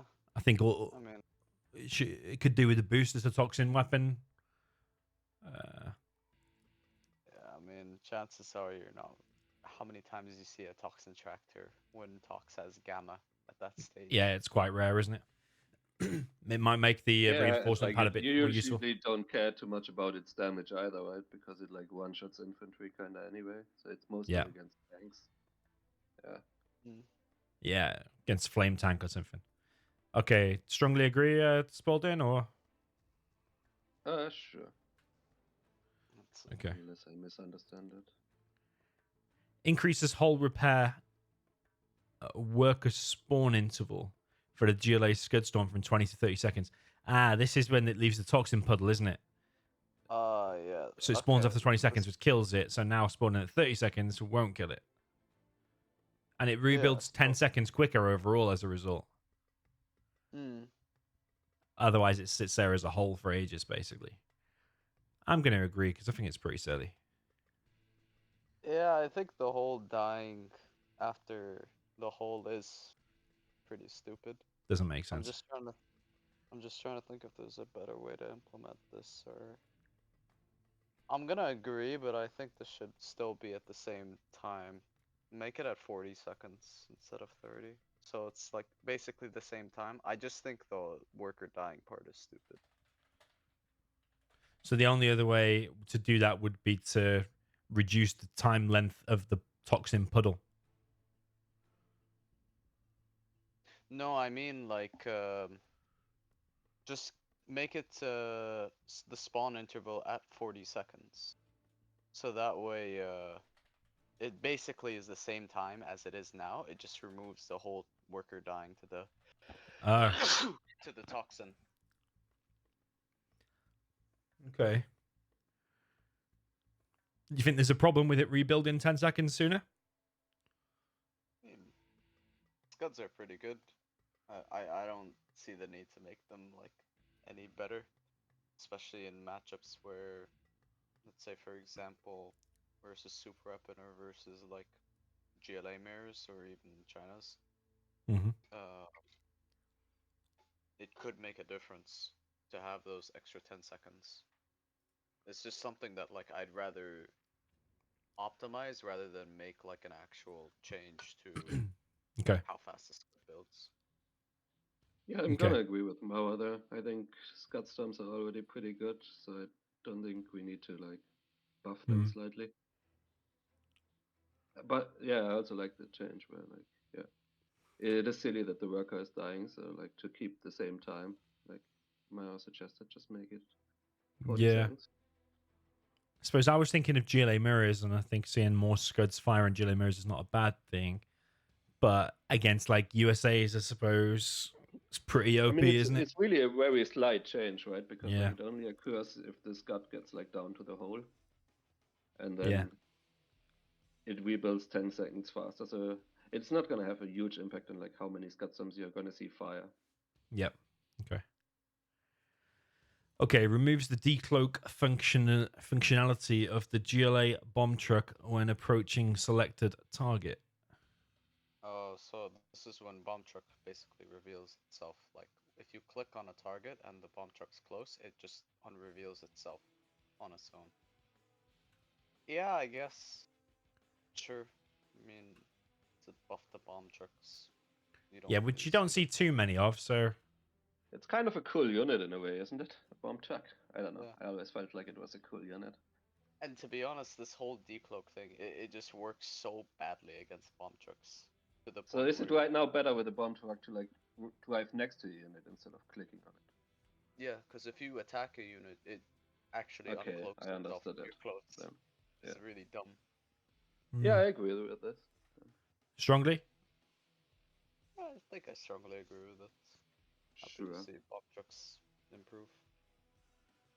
Yeah, and I like the unit. I think it's a cool unit, and it's not. I don't think like that change is gonna make it overpowered, but it's kind of nice because if you use it the first time a bomb truck, it shouldn't be so unintuitive that you shouldn't click on a unit. You know. Yeah, It true, makes but it more we have like to take into account these next two changes because they're wanting to buff the bomb truck by quite a lot as well. Oh, I have not seen those. So the damage range bonus of the GLA bomb truck bio bomb is increased by 28%. The damage range bonus of the GLA bomb truck bio bomb and high explosive is increased by 16%. wait, what is damage range? I'm very confused. That's just the radius, right? Yeah, the initial bomb blast. If you just get the bio bomb, it's increased by 28%. So that's like melee killing infantry, yeah? But if you get Yeah. both, it's increased by 16%. I don't even know what this entails, to be honest. So, like, I imagine it on the TF games, they're driving a bomb truck into the army on 50k games. It's now going to do a 16% bigger blast. That could actually be kind of significant in 50k. Yeah, I agree. Because the bomb trucks are already decent at 50k. Yeah. And They're now it's not decent, going to like- reveal itself.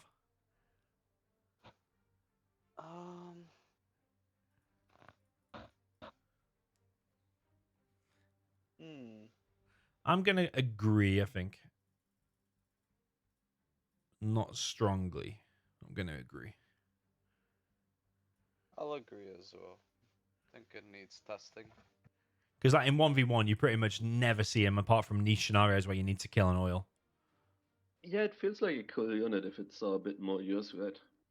Yeah. In It's 50k, they also might like have a if big you opinion on it. if you think of like streams and stuff, it's pretty hype, you know. Like one guy disguises it as something, the other Yeah, true. one doesn't People get see it. excited. Yeah. Yeah.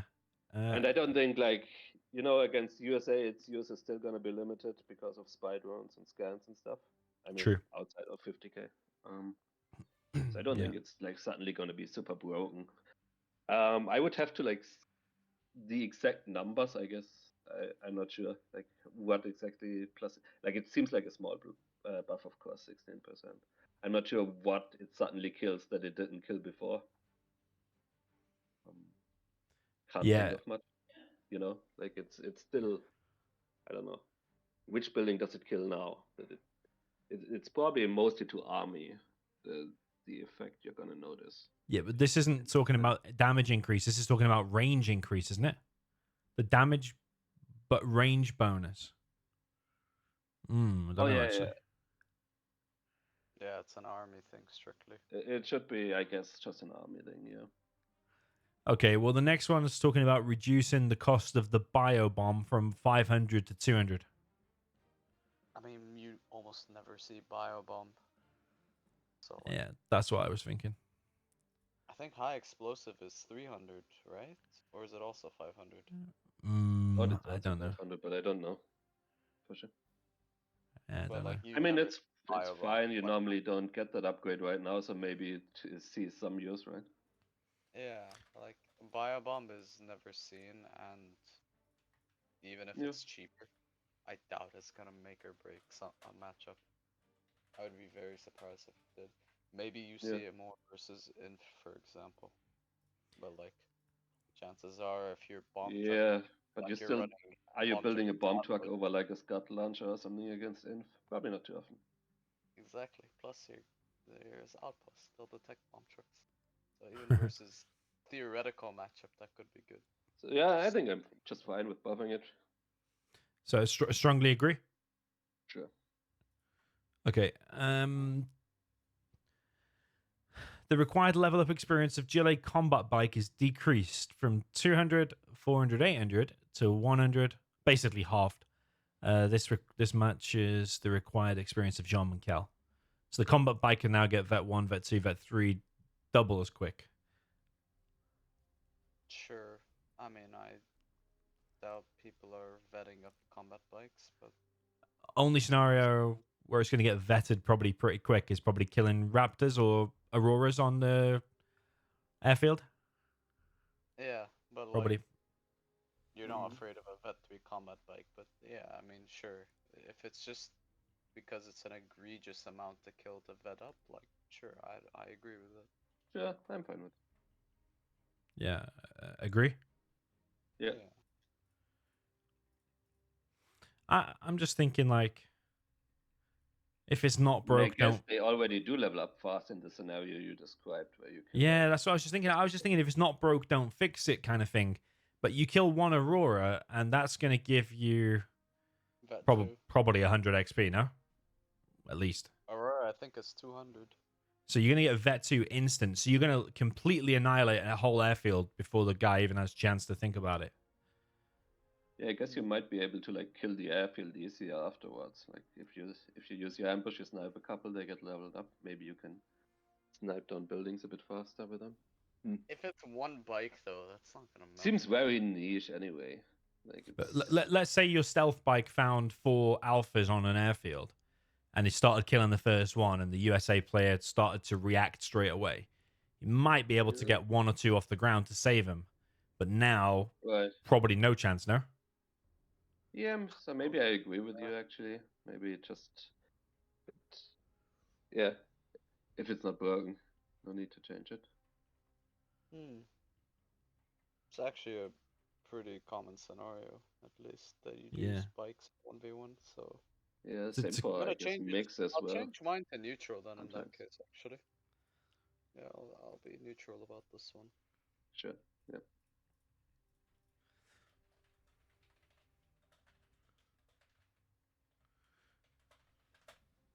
Yeah. Also seems so random. Like now it matches the required experience of GLA, Charm, and Cal. Like it seems so random. Why does it have to match the experience of the hero unit? The requirement.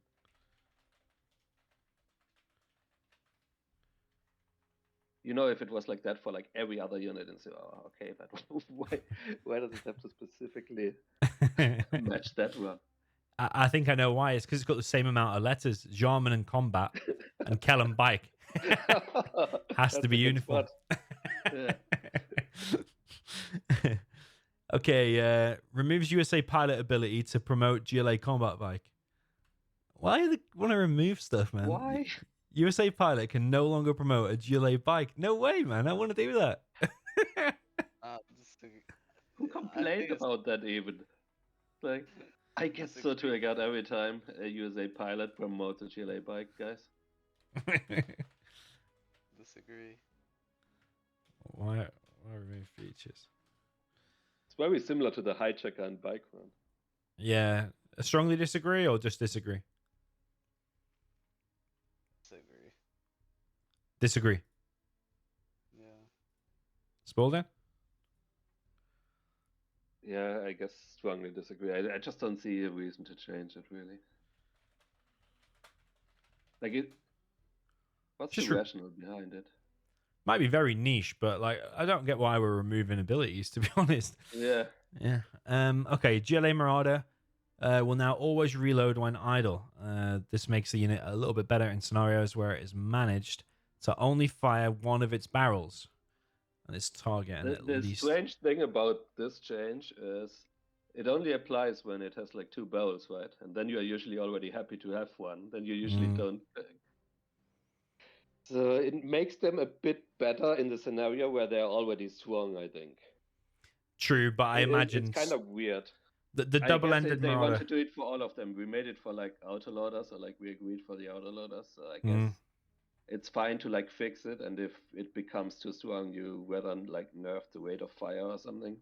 Yeah. Are we in agreement? It probably needs a boost early on, and it needs a nerf later on. Right, that's basically what it comes down to. And I guess once it gets the nerf later on, then it should probably behave like the autoloader and stuff like that, where it always fires like both shells and not just one shell Yeah. after it's been idle. More powerful when it's not This is scrubbed. also a unit that is like massively impacted by scrap denial. Like if you get rid of scrap denial, like Marauders, I feel like are gonna be so much stronger than they are right now. True, That's the true. main thing, I think. Like, well, maybe not the main thing, but it is a huge thing holding them back right now, because if you expect your opponent to play really well, it's hard to get them scrapped. But if you remove that option, then they are gonna, like, what can you do as tank against Tox? Like, you gotta attack, right? It's like you can't just sit back, so it's very hard if you get rid of scrap denial to, like, stop the GLA from getting scrap Marauders. Yeah. Anyhow, yeah. Strongly I agree, or agree. So you can just copy paste for me what you did for you. Yeah. Same for me as well. I agree Okay. with Spalding's assessment. okay. Same thing with Scorpion, basically. The GLA Scorpion rocket will now always reload when idle. This makes the unit a bit better than Snorri's, where it's managed to only fire one. Oh, it's going to fire its 2 rockets. Okay.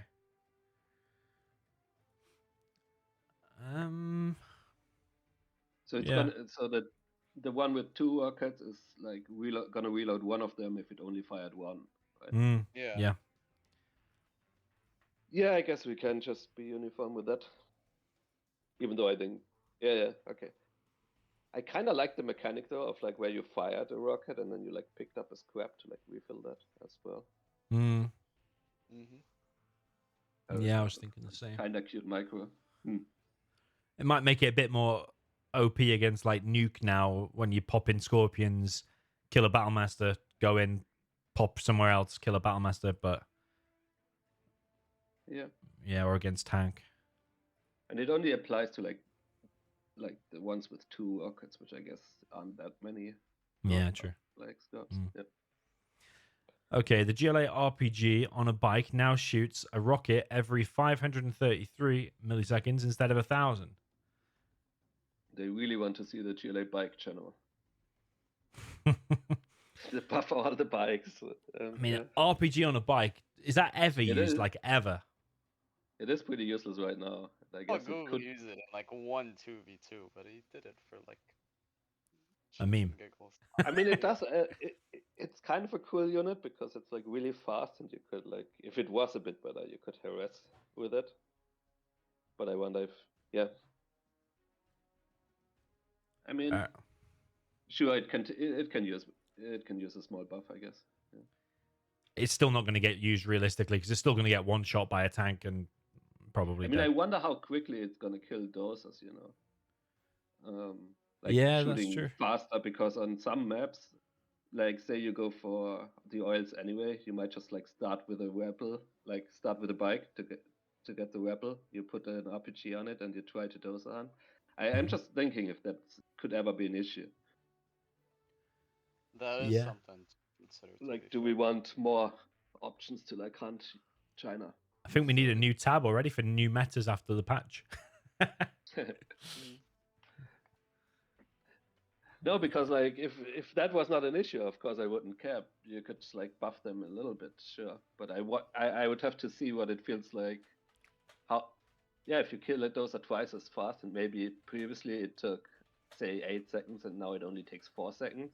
That gives you a lot less time to like save a doser. Yeah, I agree with that. It needs to be watched. I don't think it would be an issue, but yeah, me neither. But it's hard to predict without having seen it, I think. Yeah, I still think Tech RPG would be better, but it definitely needs to be just watched, I think. Yeah. Okay, the green toxin shells. Poison field radius is decreased from 12 to 7.5 to match Anthrax Beta and Anthrax Gamma. The green toxin shells.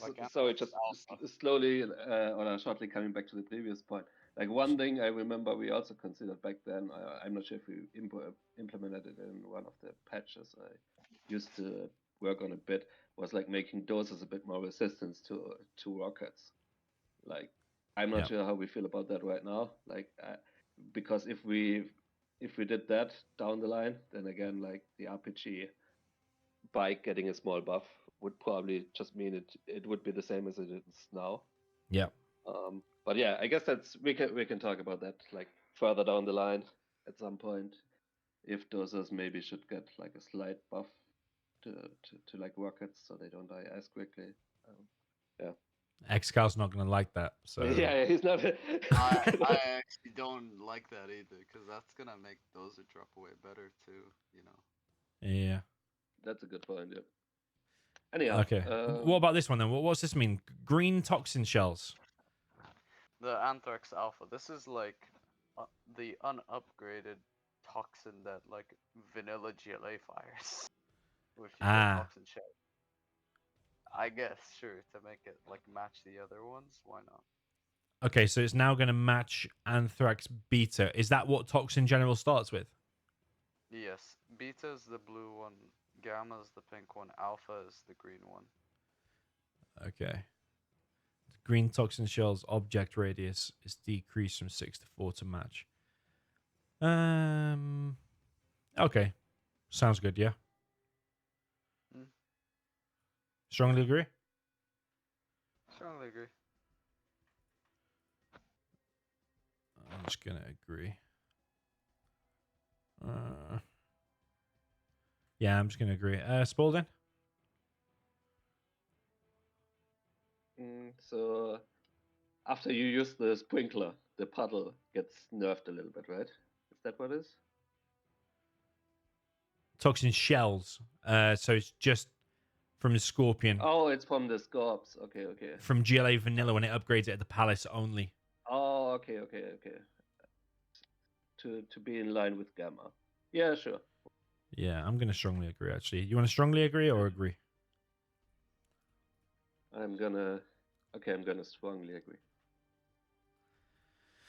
Okay, decreases the build time of the GLA Toxin demo trap from 16 seconds. Is that how long it takes? Oh my god, to 8. It takes super long, yeah. This I strongly agree with. I think it's very dumb. Wait, this is only the Toxin. The Toxin one. I mean, it's useless as well. Them. Even if it gets a direct hit, it doesn't do that much. I feel like it's still gonna be useless. 16, yeah. Strongly agree? Yeah. I mean, if you want to make it more attractive, something else needs to change. Yeah, but yeah, even if nothing else changes, though, 16 to 8 feels the right thing for me. Sure. Yeah. Sure. Okay, changes radiation armor of the GLA Toxin Tractor from 0% to 50%. The radiation armor is changed from 0 to 50%, so it is no longer totally immune from radiation damage. Ah. Wait. Okay, the problem with it, I mean, I don't have the stats on it, but doesn't Toxin already win a little bit more in GLA mirrors than the others? Sorry, Toxin against what? Nuke. Against the other GLAs. Maybe we can look it up, like vanilla GLA but demo. Radiation damage, though, is that only nuclear radiation?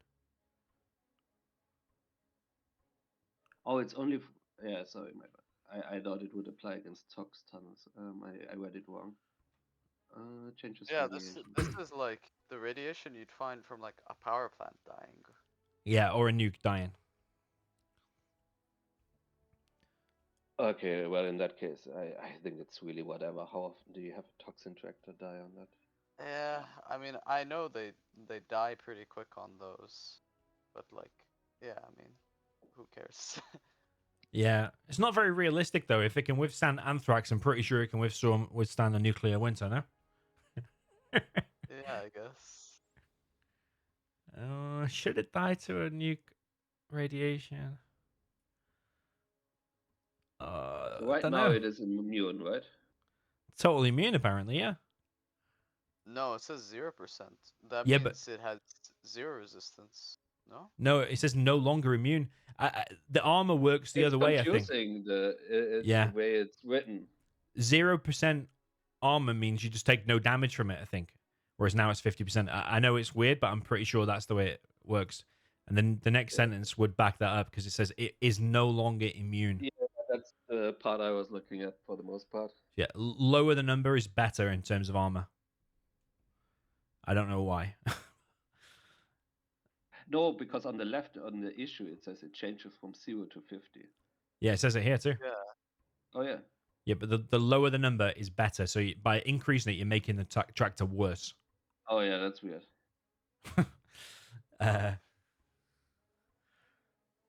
So Yeah, I don't know. I'm neutral to it. I just okay. I mean, you can also agree that you can change it. It's whatever really. I have no opinion, so neutral.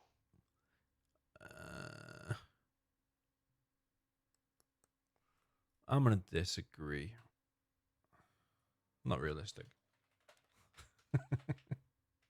Sure. It can withstand anthrax. It should withstand nuke radiation.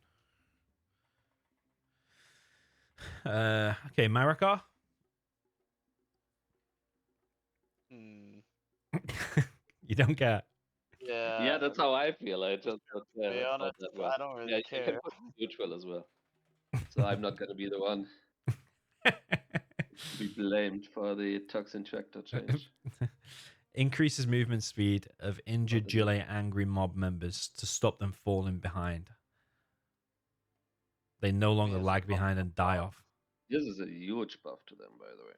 Yeah, I disagree. I strongly disagree with that. Strongly, yeah. Oh, okay. Because I think this buff. I think mobs are already underused. I think they.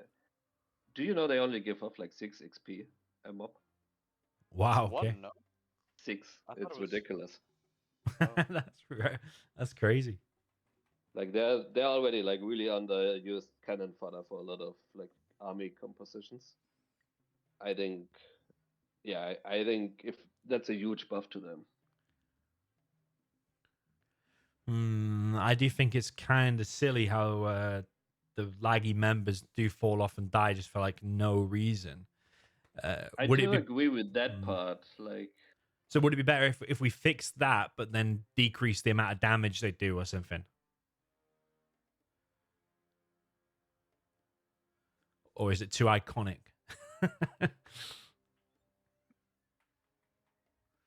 yeah, that's the thing though. That's a perfect example where if you change one thing, you probably need to change another. Mm-hmm. Like I agree that it is kind of silly that randomly they sometimes die, but that's also what keeps them in check right now in a way. Mm. So if you were to fix this, it would have to come with another change. Yeah. Okay. Well, in that case, then, do you agree, like Zazan's comment, but you would do something different? ABC. That's what he wanted, basically. Agree only if the damage is decreased by 30% or Yeah, I something. agree under other conditions. Yeah. But what roughly what conditions? Like damage less, range less, speed less. I was thinking it needs to give off more XP, for example. Like, Okay. I would assume that's going to be done anyway. To be honest, if it's giving off 6 XP, that has to give off more. Yeah, I think it needs to give more XP. Must give off more XP than currently.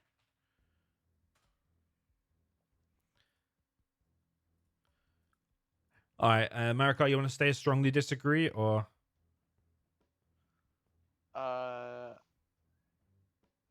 Yeah, that's the thing. If it was in its current form and it was the only I change think done, even I if also it gave strongly more, disagree.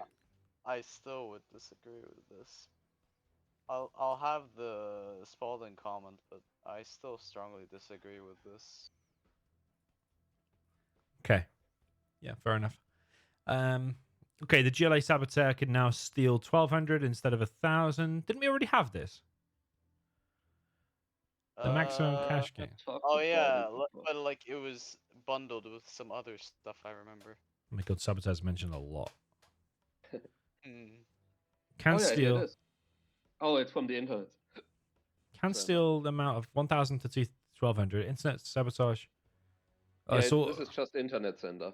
So if it can steal 1,200 from Internet Sender, I guess it should also steal 1,200, unless it got bigger pockets.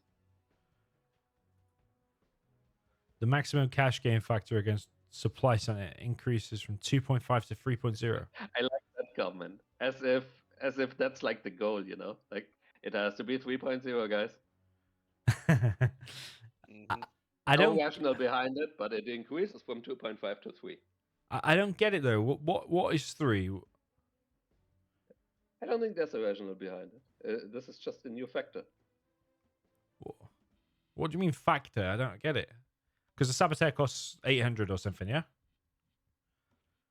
And now it's going to steal 1200. What's the factor of 3 got to do with it?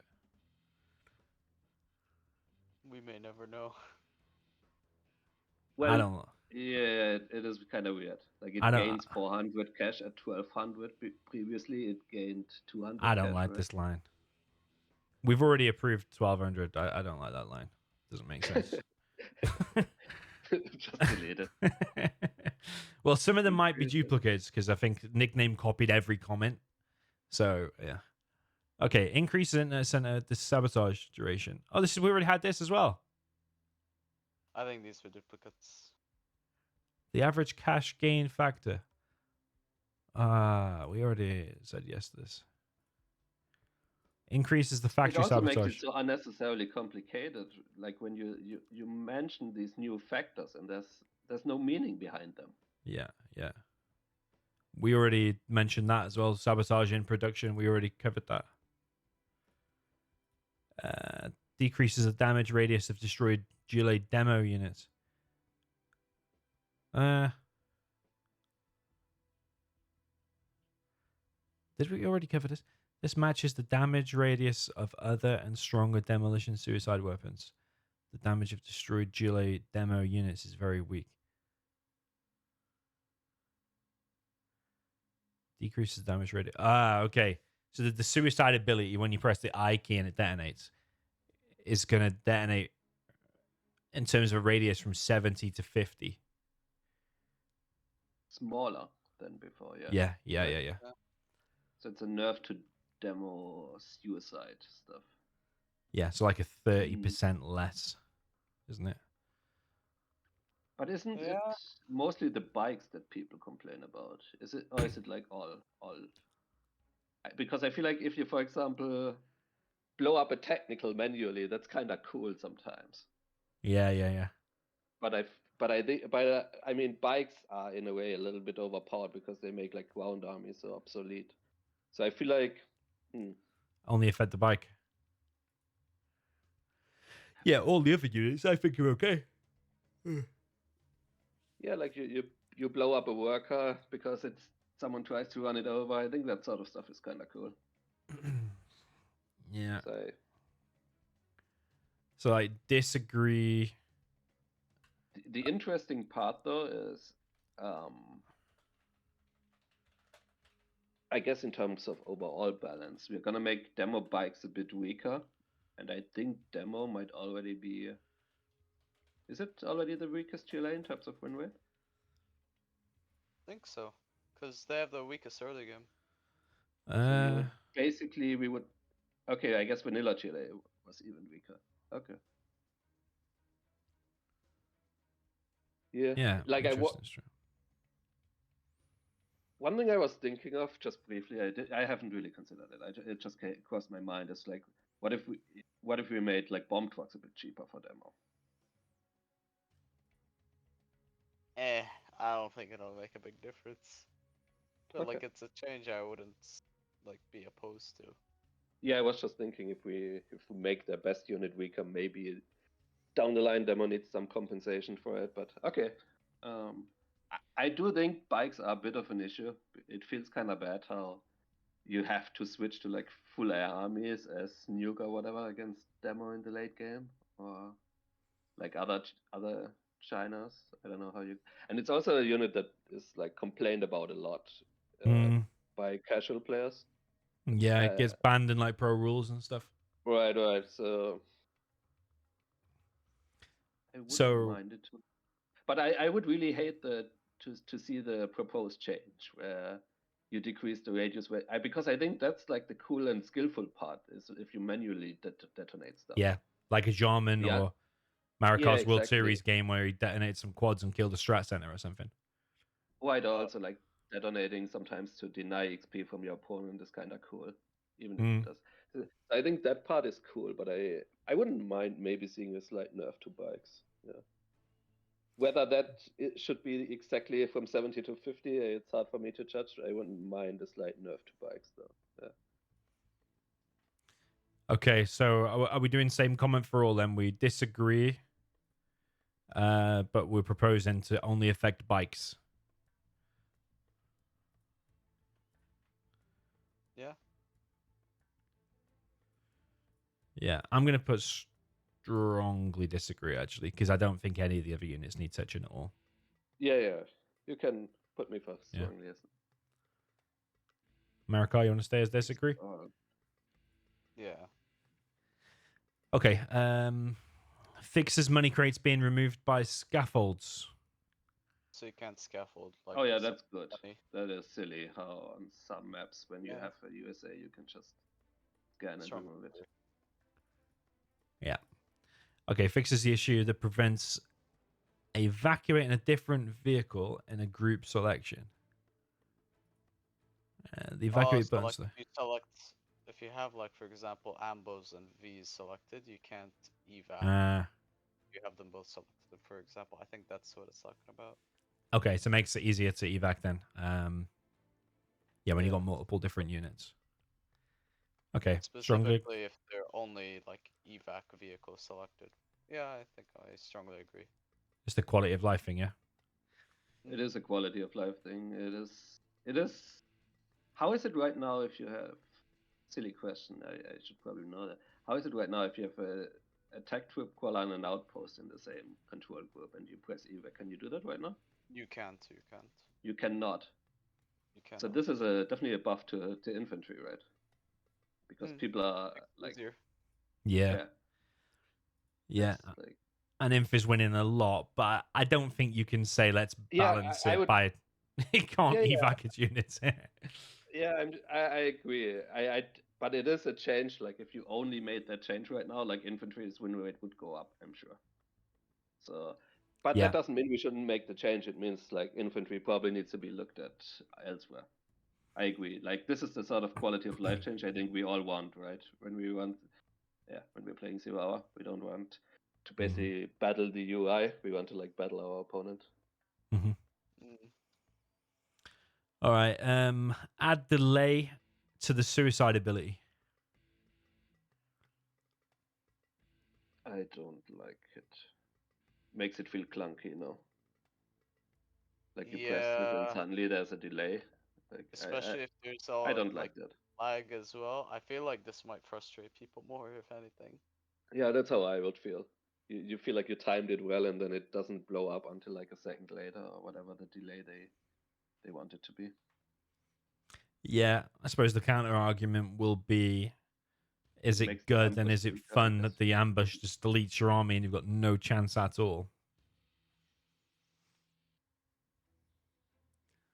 Yeah, That's but I'm how. also thinking I feel like demo bikes have a high chance of getting nerfed, not because of what we say, but also because like as you said before, it gets banned in a lot of games. Casuals don't like them. So I think if you nerf demo bikes and then you also nerf the ambush, what does demo still have going for it? I think you have to nerf You you ambush you if ha- you, you're t- you annoyed need by one less ambush. terrorist for your TTs early. Is that gonna be it? You know. If you want to address ambush, I think you have to address the ambushes separately. I don't think you should globally nerf this Yeah, that's ability. also how I feel. Like even if the thought behind it is to nerf the ambush, I would rather see that being done. Yeah, what about a 1 second delay on Specifically rebels only targeted. then? Yeah, that sort of change, like I think, would make more sense than it impacting your workers that you blow up and stuff. Yeah. So in 1.06, I think they did this already. I think they put like a 2 second delay or something on rebels with the ambush. I feel like now it's not needed, but it could be like maybe.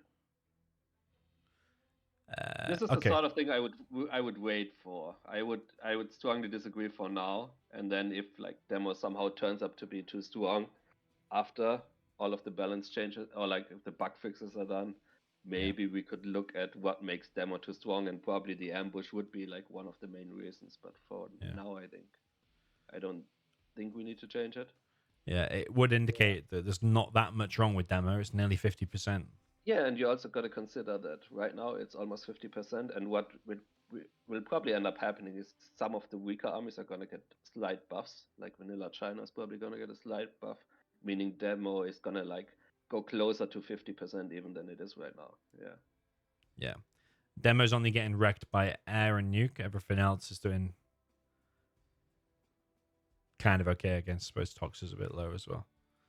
Yeah. So what are we saying? Strongly disagree. Leave for patch 1, yeah? Yeah, and I think if anything, it should just probably be the rebels, not every unit.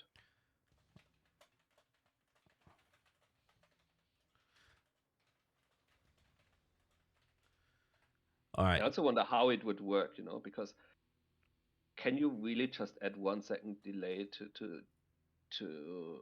the detonate ability, or would you then also have 1 second delay to like capture an empty vehicle or something? Because that would be very annoying if like all of the stuff had 1 second cooldown then. Yeah. think I would imagine already. not. Okay. Okay. Do you want exactly the same comment as mine? I've said leave it for patch 1. If anything, a 1 second delay for rebels. Don't touch any other unit. Same.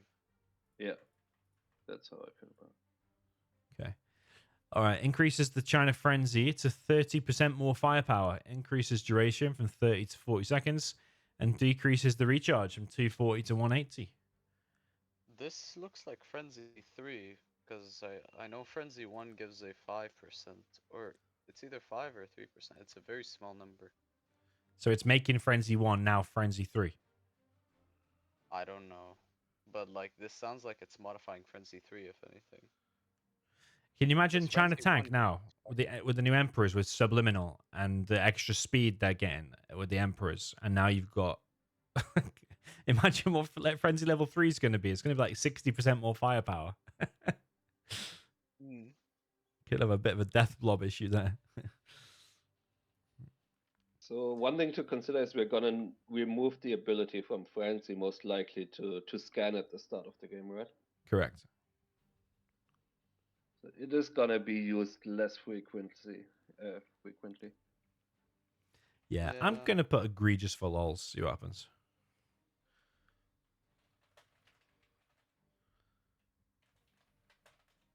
Sure, agree. Sure. Same? Yeah. Yeah. Okay.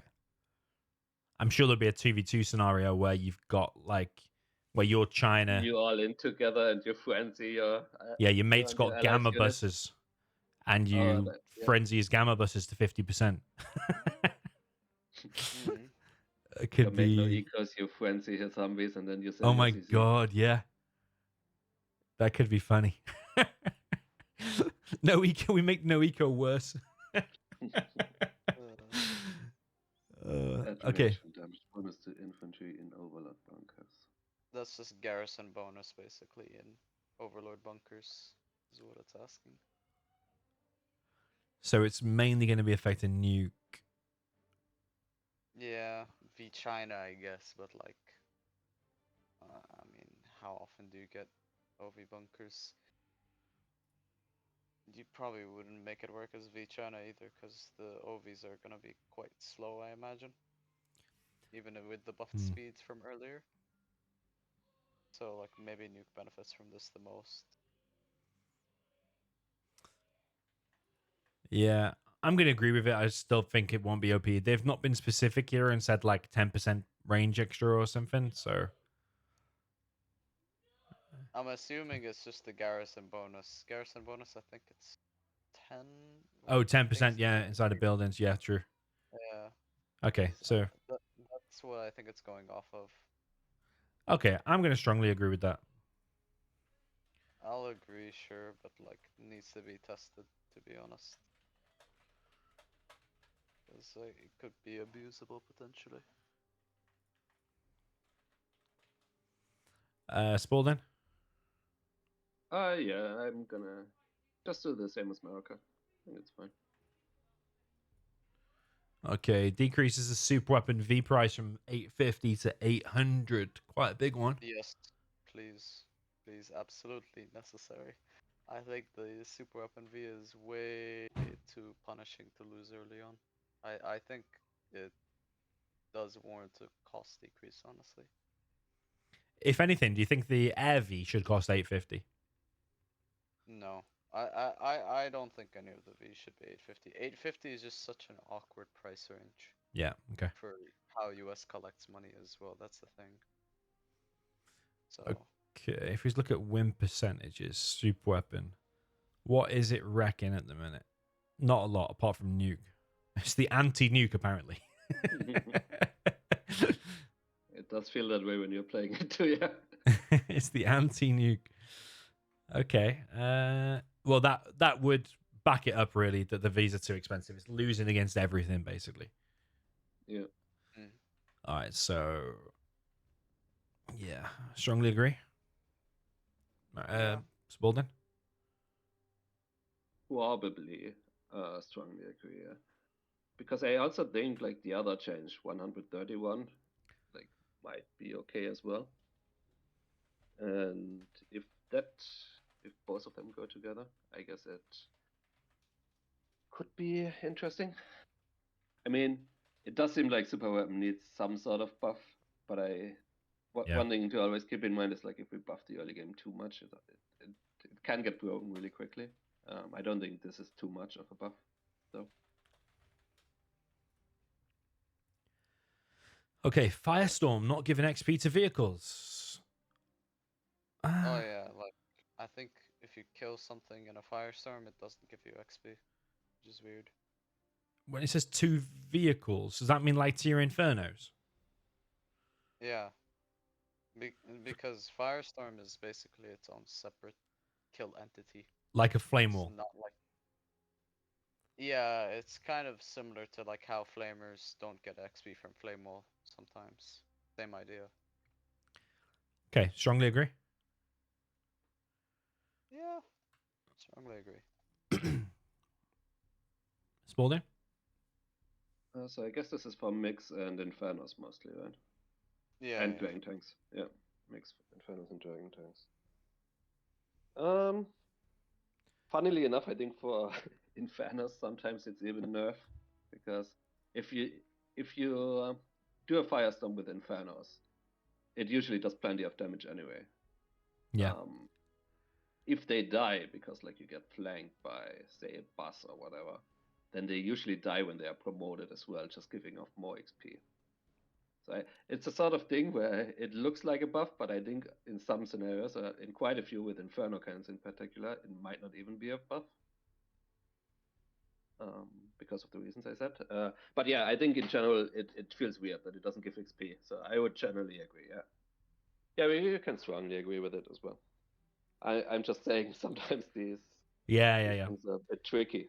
Yeah, if it was me though, I still would prefer more vetted Infernos. For example, I was always of the opinion that a super weapon you shouldn't get advanced training most of the time. In many games where you only have like a small number of Vs and then you go into alphas. Because the alphas, you either hit the target and it dies anyway, or you miss the target and it gets shut down and you just give off more XP. Yeah. You know, if you get the advanced training. It's like a unit that actually doesn't benefit from advanced training, I think, most of the time. Yeah, that's true. So yeah, it's interesting in Zero Hour, because in most other games, if a unit gets promoted, it's like strictly better. But I don't think it's the case in Zero Hour. Mm-hmm. So yeah, sorry, we can move on. This is just a small tangent. Okay, Combat Chinook price increased from 1,200 to 1,400. Build time increased by 5%. And increases the delay of both point defense lasers from 0.25 to 0.5. So it's getting quite a bit weaker. I do think C&C is very, very cheesy with how it's used right now. I think it's way. Do you think it's only against USA though, or do you think it's against all armies? I think even in the like even when you do it versus GLA, or like let's say versus China, if you have Air China and you want to get a CC Nuke for MiGs, for example, like if you want to send it down to a flank to kill airfield MiGs or to hunt China's dozer, I think it's such a low cost unit given how much damage it can deal. Versus GLA, at least, when you transition from Vs to CC Nukes, if your opponent's mainly playing techs, the transition's actually fairly easy to do. I also think even in Yeah, I team guess they games, do feel a bit strong for 1200. Yeah. even in team games, for example, like they're Oh very, yeah, the very, mass CC in 50k at this, it can be pretty broken. not even the 50k, but like in 2v2 and 3v3, they are just. It feels like an easy unit to Yeah, they translate. could. I guess they could take with a bit of a price increase. If you compare it to a Lix, for example, does seem like a lot better usually for 1200 than a Lix feels for like 1600 or whatever. Yeah, it it's is. super fast as well, isn't it? Like team games, you Yeah, can yeah. wreck fast. Yeah, It's so I fast, agree with like both of them. It's faster than a Lix. It can fit more RPGs than a Like I would Lix. have to see the second part. Like maybe it might even need a bigger nerf against like RPGs in particular. Like maybe Combatino could still be really broken against non-air USAs. But I definitely think this is a good starting point. Like it's one of those units that like it really doesn't feel like there's a lot of downsides when you're going for it. Like it really does feel Yeah, very overpowering when you have it. Okay, strongly agree. sure. Decrease. Okay, decrease Air Force Comanche armor with countermeasures up to 21%.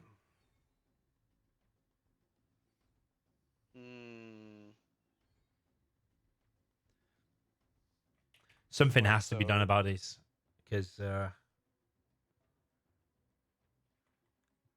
that's it. so That when they get a veteran, they're just too OP against pretty much anything. No.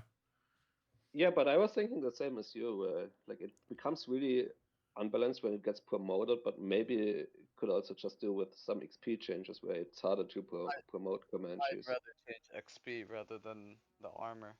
I think But the I'm not issue sure if it's like enough. I don't know. The thing is, you don't even see Comanches that much anymore in 1 versus 1 at least.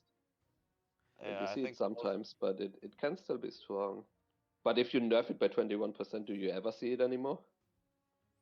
You're still going to see most it. people Still going to see In it. most team people games for go sure. most people do the V Raptor build nowadays, but I think when it does come up, it's still very good when it does Yeah. come Okay. up, and the Air Force knows how to do Yeah, I it. agree. It's still good. I It's- just wonder how big the minus like 21% is gonna feel like if then it's still viable. But I agree, I something needs to be done. I would rather see the XP changed for a start, I think, but I also wouldn't mind like testing this. I think XP is the thing to change here, not the base armor. I would. Sure. So Mari, you want to leave it the same? I disagree. Just say I would change the XP requirements rather than the base armor. Because I think if you change the base armor, there's a very good chance you will very rarely see Comanches in 1v1 at least. Yeah. I think in 1v1 and they might just plummet off basically if you make them too weak armor wise. Okay. Spalding. Yeah, I mean something needs to be done about Comanches in general, I guess, especially also for team games. But I agree, I would probably try with the XP requirement, but I also wouldn't be opposed to testing what 21% decrease feels like in game. I feel like it might be too much to the point where you go from thinking they're OP to just you're never gonna see them again in 1 versus 1.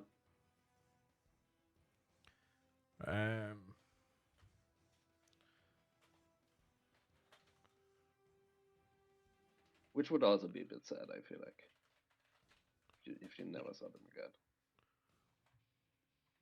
because it's kind of also some. I mean, AI is too broken overall, but it is cool that you sometimes see an army just play with air units instead of being another Humvee general. That's true. Okay, make nuclear missiles deal waves of damage. I feel like we've done this already, haven't we? Yeah, we have. Wasn't that with the also for the GLA holes and stuff?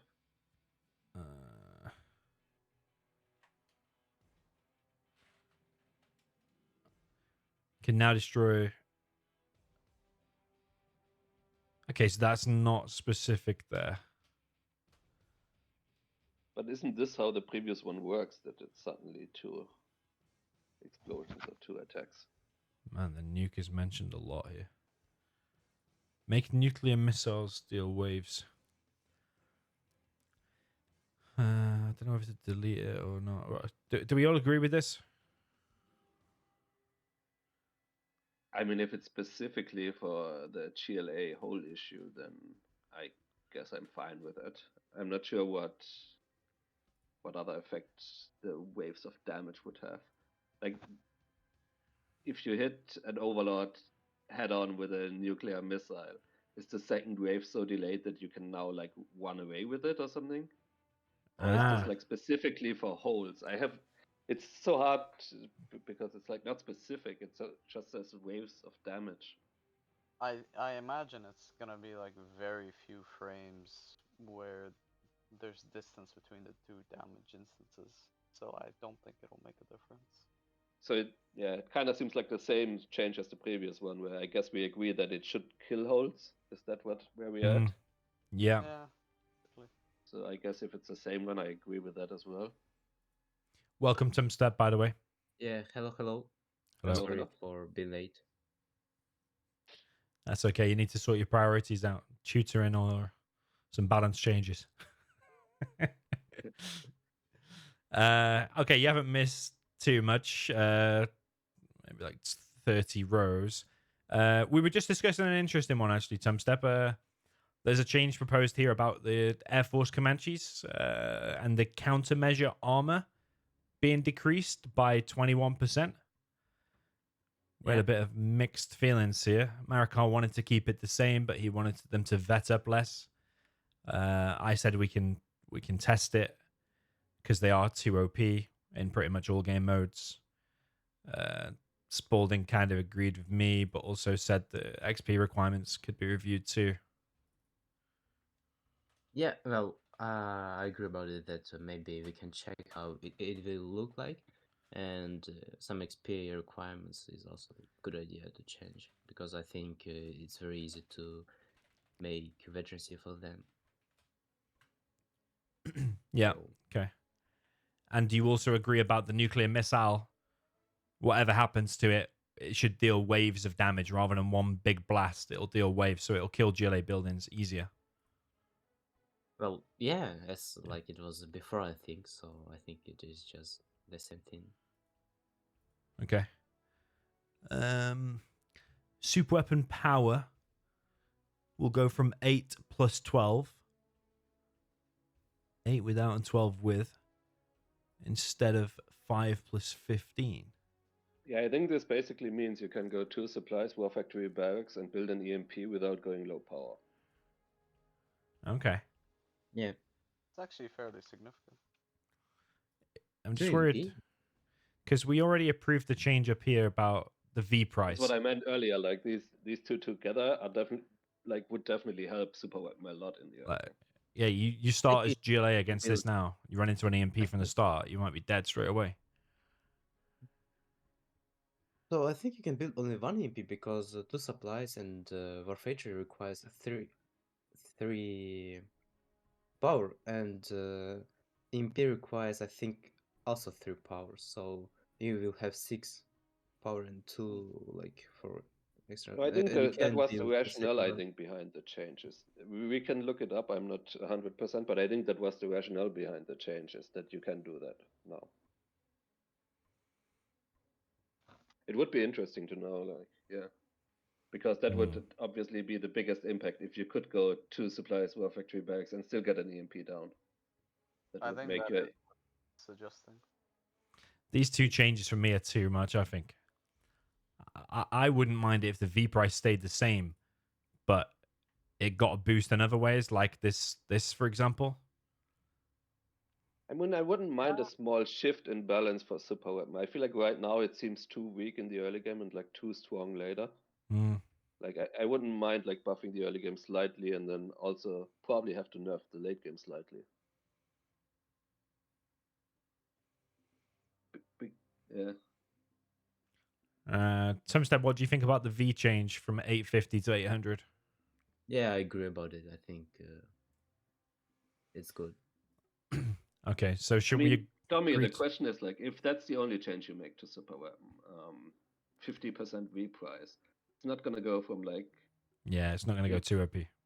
from 'Cause- being the worst army or second worst army to suddenly Yeah. being enough, you know? True. Probably needs.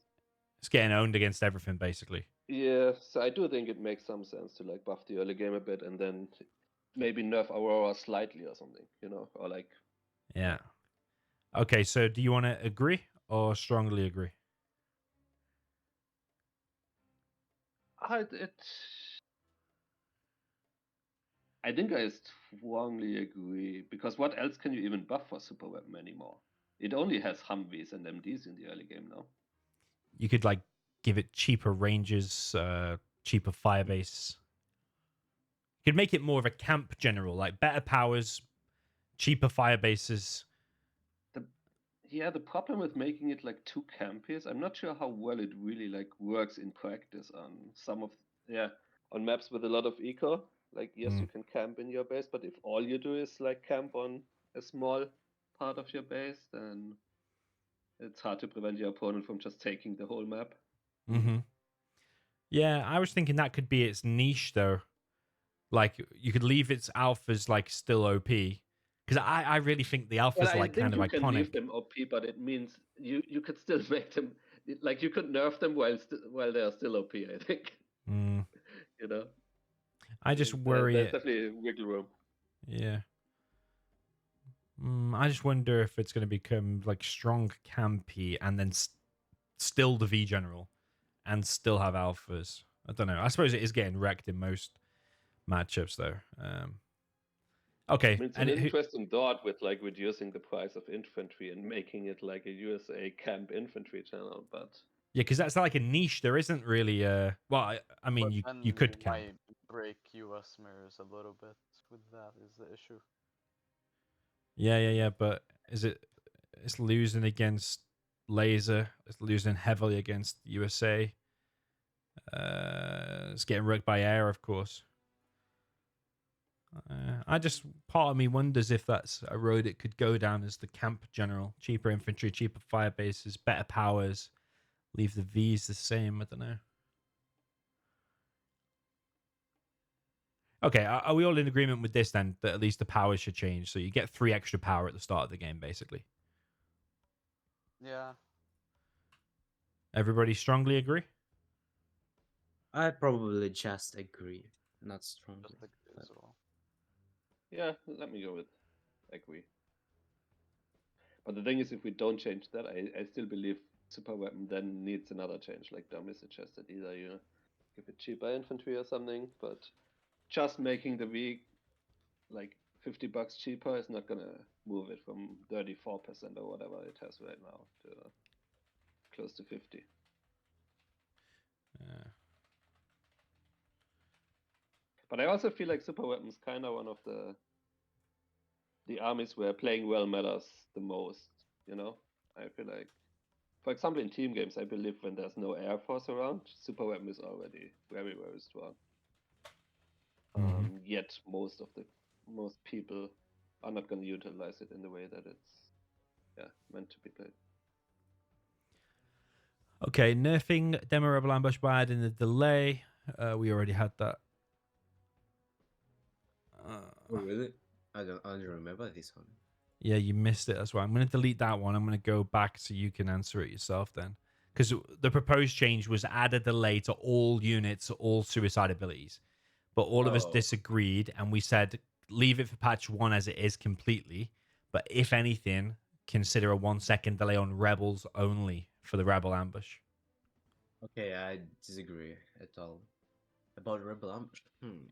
Well, it's pretty annoying when it kills like a whole army, but it can become very weak, against G11 is Pemloga Finish. Yeah. So, I mean, against you say it's I yeah. also have a feeling. I just think it's gonna feel a little bit bad if there's a 1 second delay. Like imagine you have like the hotkey for the blow up thing. You press it after like 0.8 seconds. It doesn't register. Yeah. Then it's gonna feel a bit clunky, I think. True. I know we're balancing a 20-year-old game here and we're not designing a new game. But if you were designing a new game, you probably wouldn't have in it a one-click instant death thing, would you? It's kind of 2 clicks though. It's kind of but what. yeah, I know what you mean. Yeah. At least with a 1 second, even with 1 second, can the enemy player react? Probably like battle buses can. Yeah, I mean it gets tricky sometimes if you use it on like a Nuke Overlord army that it's moving. Like suddenly your Yeah. guys all get crushed before they do anything. Yeah. And Nuke already is wrecking demo. Yeah. Look. And against Tox, you might use it against Tox buses, and Tox is already wrecking. So I don't know the How's demo against USA? Probably also not great, right? 56 actually against Oh, USA. okay. All 56 against Laser. Okay. Wow, it's doing really well. Yeah. Maybe that's like the Blue Holes Arctic Arenas coming in there. Maybe. Yeah, it's probably the newer maps, like the big eco maps. Where Chile seems to win a lot. Yeah. I think more people. I think this statistic is from later, and more people are playing on more standard map than on big maps like Antarctic Arena, Arctic Arena. So it's like Vendetta, Imminent. I think. Farmlands. Okay, nerf the Tox Rebel Ambush, having it spawn less rebels. Doesn't it only spawn with 4 right now at level 1? 4, 8, 16, isn't it? That's what I thought. So I think that's okay. it would be 3 then? I don't like this change. I don't like. Yeah, I disagree. Strongly? Yeah, strongly disagree. Yeah, I think I strongly disagree as well. Yeah. As a general philosophy, I think rather than nerfing strong stuff, maybe consider boosting what it's strong against, but boost the weak stuff. Grant more XP for killing a Tox tunnel. Okay.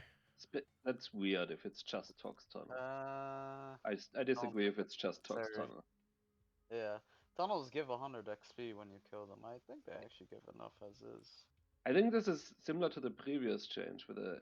If the issue is the Tox ambush, then the issue would be the damage of the Tox rebels, and you should attack that. And same for this. If the Tox tunnels are an issue, you fix the Tox tunnels. You don't like grant more XP. I think is how you go about it. Yeah, I think in previous there were questions about fixing Tox tunnels or something, so they deal less damage or something. Yeah, I think that's how it should be done. It shouldn't like artificially give more XP for killing a Tox tunnel just because it's a Tox tunnel. Yeah. Oh, yeah. Is everybody strongly against this, or? Yeah. Okay, grant veterancy to dragon tags when the flame wall is killing stuff, basically. Yeah, I like this. I suppose it does take away that little bit of a mechanic where you have to manually attack to make sure it gets vetted and gets the last hit. But or you can flame wall guard mode that gets veterancy. I don't know how it works, but sometimes when you flame a wall, it still gives you XP. I think if you're really close to it. Maybe. Or flame wall guard mode, that gives you XP. Sometimes. The one thing to keep in mind is, I know we shouldn't think just about one matchup, but tank against stealth is going to be a lot harder for stealth if your dragon tanks get up more. True. Yeah. Okay, but are we all in agreement with this? And then for niche things like against stealth, then maybe we need to look at stealth needs some buffs. Maybe it gets cheaper hijackers or something. We can cross that road when we get to that road, yeah. It's interesting because I generally agree it is weird that it doesn't get veterancy, but the problem I have with it is in the matchups where dragon tanks are strong, such as tank stealth, but also like tank against vanilla China, Yeah. they are already annoying when they get promoted, these dragon tanks, you know, like when they are level 2. True. And Wasn't then there a buff for Battle Masters though? I guess there might have been, yeah. Hmm. Okay, I'm just gonna agree to this. Is everyone the Yeah. same? I will Gonna also be- just agree. Yeah, but it's with the caveat of then there needs to be something else that needs to be done. Because if that's Test. the only change you make, I feel like stealth is gonna struggle a lot against tank. Yeah, Like maybe. Like even more than now. Yeah. That it's very often in that matchup, I think, that you just like either attack move your dragon tanks or you just flame wall an area and suddenly they all Yeah. want to promote. But I wonder if there's something you can do with the dragon tank armor where it specifically takes more damage now from quads or something. Yeah, but that also then impacts like I don't know China against GLA, you know, vanilla China, Yeah. where you often go like licks and dragon tanks. So Yeah, it's not that it's a easy. domino effect, isn't it? Yeah. Okay. Which is why I think I'm torn right now.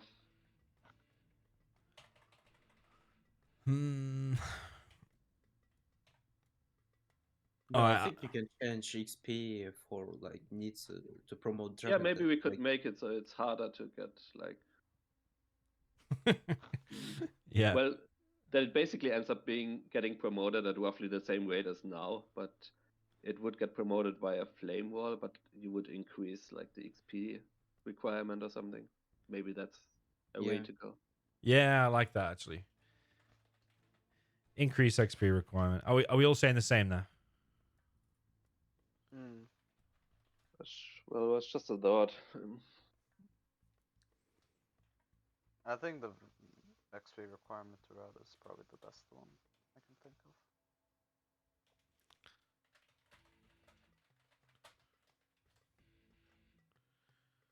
Increase XP requirement for leveling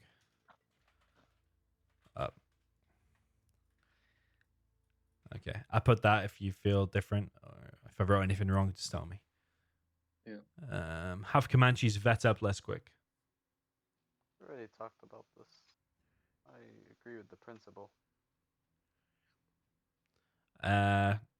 Okay, so it has Air Comanches and USA Comanches. Are they different entities in the game? No. They're the same. Not. They're the same. I mean, one has the stealth upgrade, the other doesn't, but like they're not named differently. In the game's files, are they a different thing? Oh no, they are different. They are different. Okay, so like Well, then I think it should only apply to the air Comanches, no? yeah, I agree. Are we all in agreement? But yeah, okay. Yeah, I mean, I'm I writing it think in it some should sort only of apply box. to air. Yeah, I agree. Don't think the other ones are necessarily broke. Are we all saying Okay. don't touch others? Yeah. I think so. Yeah, the others are not an issue, are they? I don't think so. Marakar might have something to say about that. Nah, they're fine. Speaker tone. This is probably just where Nickname has taken suggestions from the forums and just plastered them here, basically. This was one of my ideas, just a wacky idea to try and weaken No Eco. Without weakening No Eco, buffing the army that's getting slaughtered by it, basically. I remember you mentioning this as well. I'm just worried about how this works versus GLAs, at least, to be honest. I agree. Like, it's probably not a good idea because Tox is... Nuke is struggling against Tox. It's 50-50 against Stealth.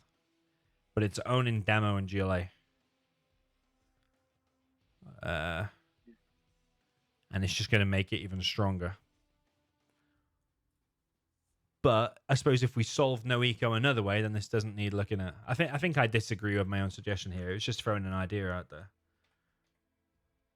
Yeah.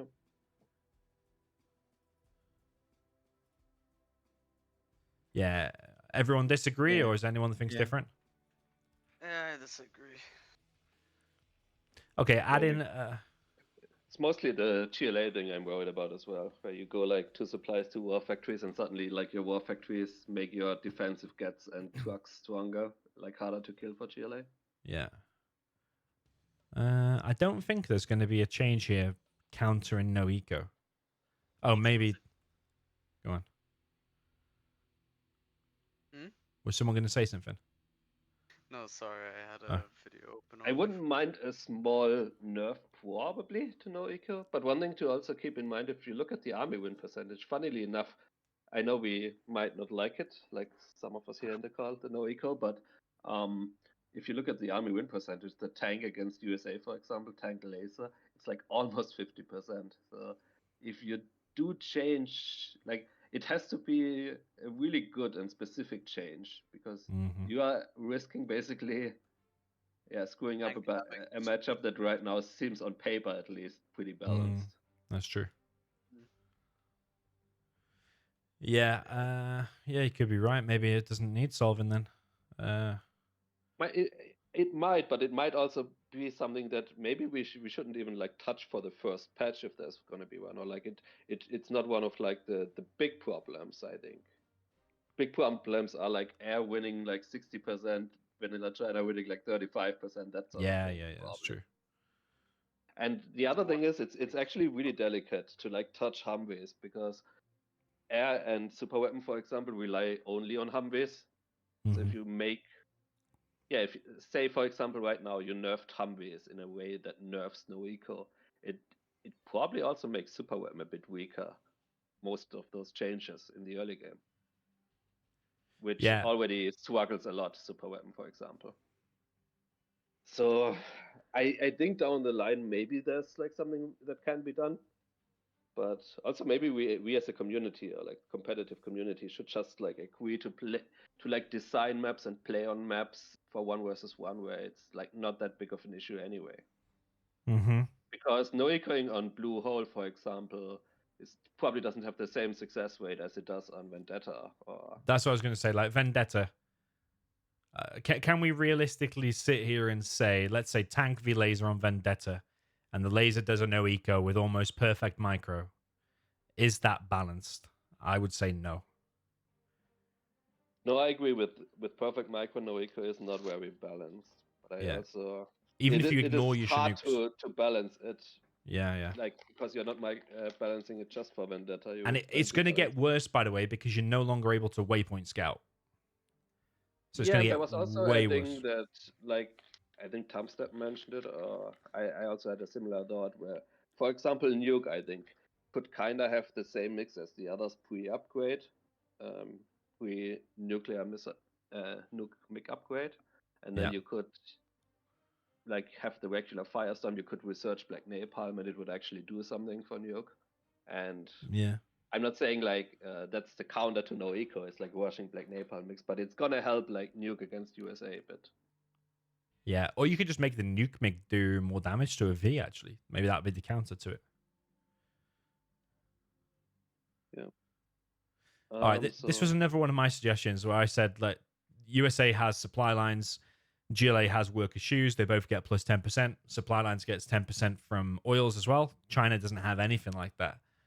So it was my idea to say China vanilla, maybe, or maybe all of the Chinas get 10% extra on their collection from an upgrade from the prop, let's say, or internet center or something.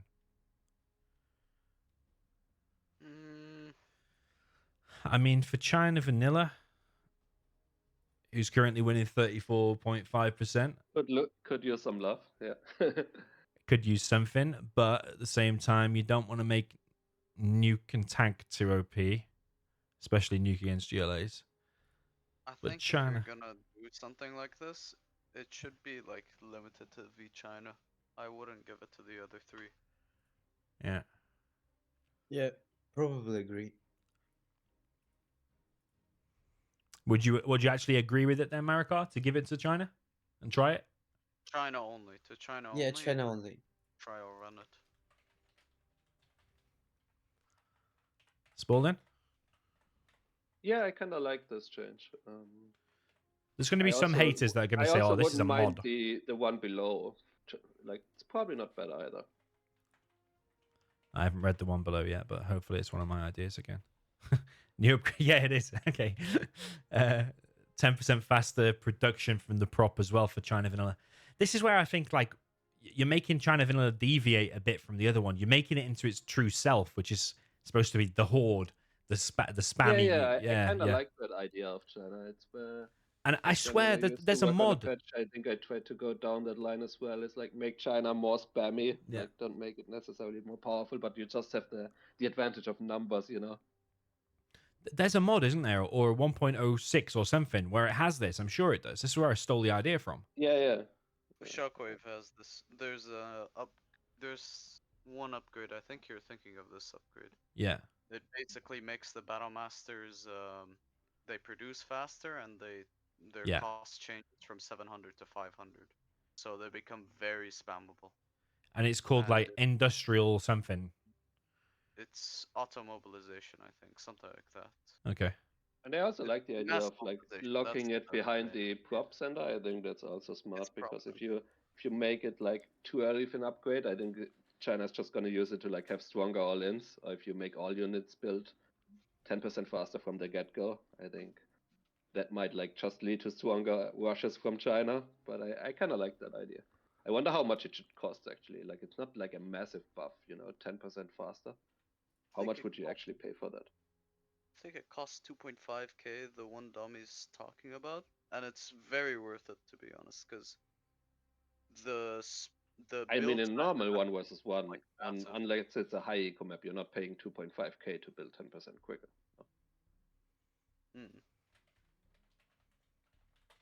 Yeah, so Shockwaves is it are only for vanilla China will work, or it's like only V China? only with China?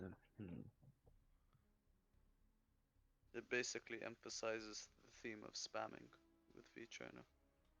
What's it called? Auto mobilization. Mass mobilization. Oh, mass mobilization.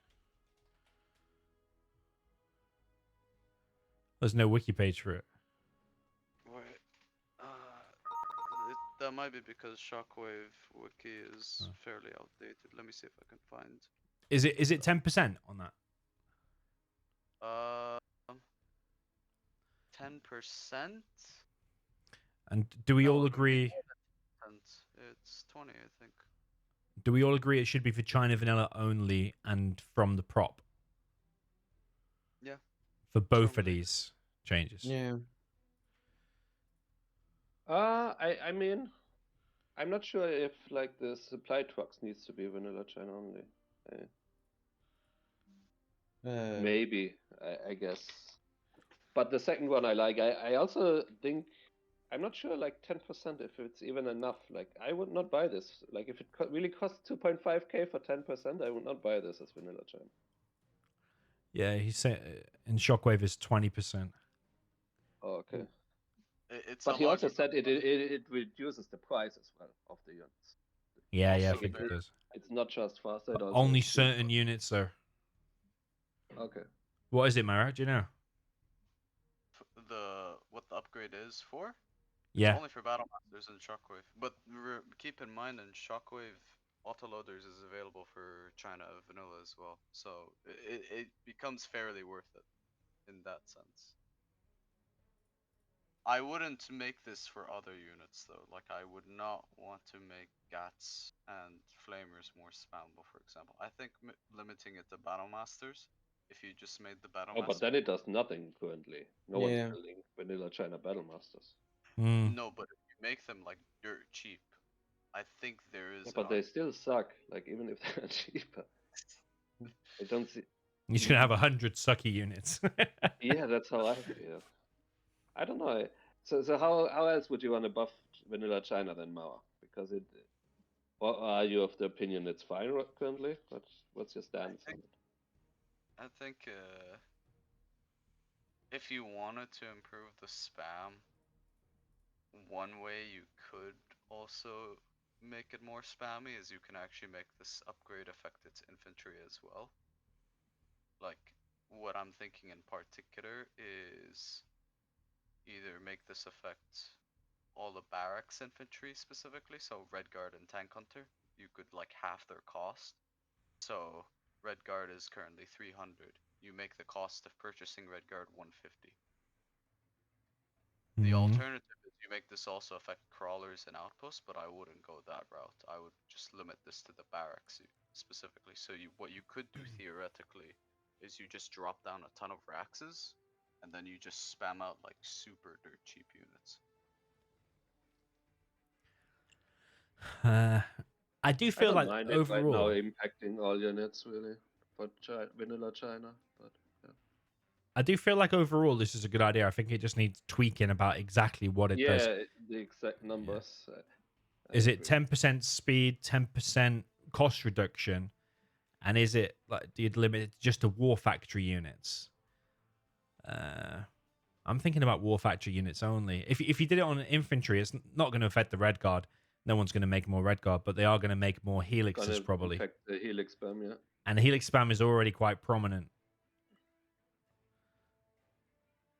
It's later on, isn't it, when China starts to struggle against Toxin stealth. It keeps making flamers. They keep just getting picked off by mass quads. Yeah. But if you could spam them a bit more, bit of a problem now for the old stealth.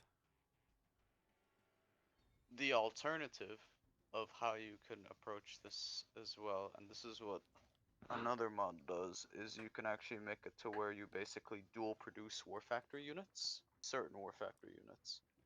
So this is where you get into the territory of double producing GATs, double producing battle masters, double producing flamers. But that feels too much like a mod, I think. Yeah, I No, feel. but yeah, that's the issue. It feels Adding like one new upgrade is already going to push some people over the edge, to be honest. I think, and Zezon's going to have a problem with a door. If 2 units are coming out, there's going to be a door issue. I do kind of like the idea of vanilla China having a lot of cheap and shitty units, and you try to overwhelm your opponent with them. Do you think the magic number is 10% faster and 10% cheaper from the war factory only? It could be something like that. I couldn't tell you those are the magic numbers without having tested them, but it could be something like Might be a that. starting point. Yeah. starting point, yeah. And we're saying China vanilla only and from the prop. Cost of $2,000. I'd have to think about that as well. It also helps. I mean, it's not a big concern, but it maybe helps slightly China and FFAs as well, where you have like 10 war factories. Having them spam a bit faster. Maybe you can convince the FFA crowd that way. Okay. All right. Oil refinery stack. Tumstep, do you have an idea how to buff vanilla China? Well, I think against USA, when it gets mixed, it's already pretty good against USA. So all you need is to have mix, and against Chile, you need just more spam, I think. So I think this upgrade will help a little bit. Also, there was a previous upgrade like for cash, 10% more cash, so you can put even more war factories and spam more. So I think it would increase the win rate for China against Chile's, and not really touch USA, I think. Yeah, but I still think like China will struggle against stealth because China can spam helixes, which is very strong against Chile because they need to spam like quads instead of scorpions or something, and you just make dragons, so it's much easier. Also, no hijackers and no stealth tunnels. So I think it's good. Like it's already a very good buff for China. Okay. Oil refinery stack. No. I feel like you can get some silly costs potentially if you do allow that. Yeah, but I which wonder maps? Which maps are you going to get That's more? for 750 would be good for China, vanilla China. 750. I don't have a specific map in mind, but just in principle, It would still be also more really makes expensive than sense with tank. the stack.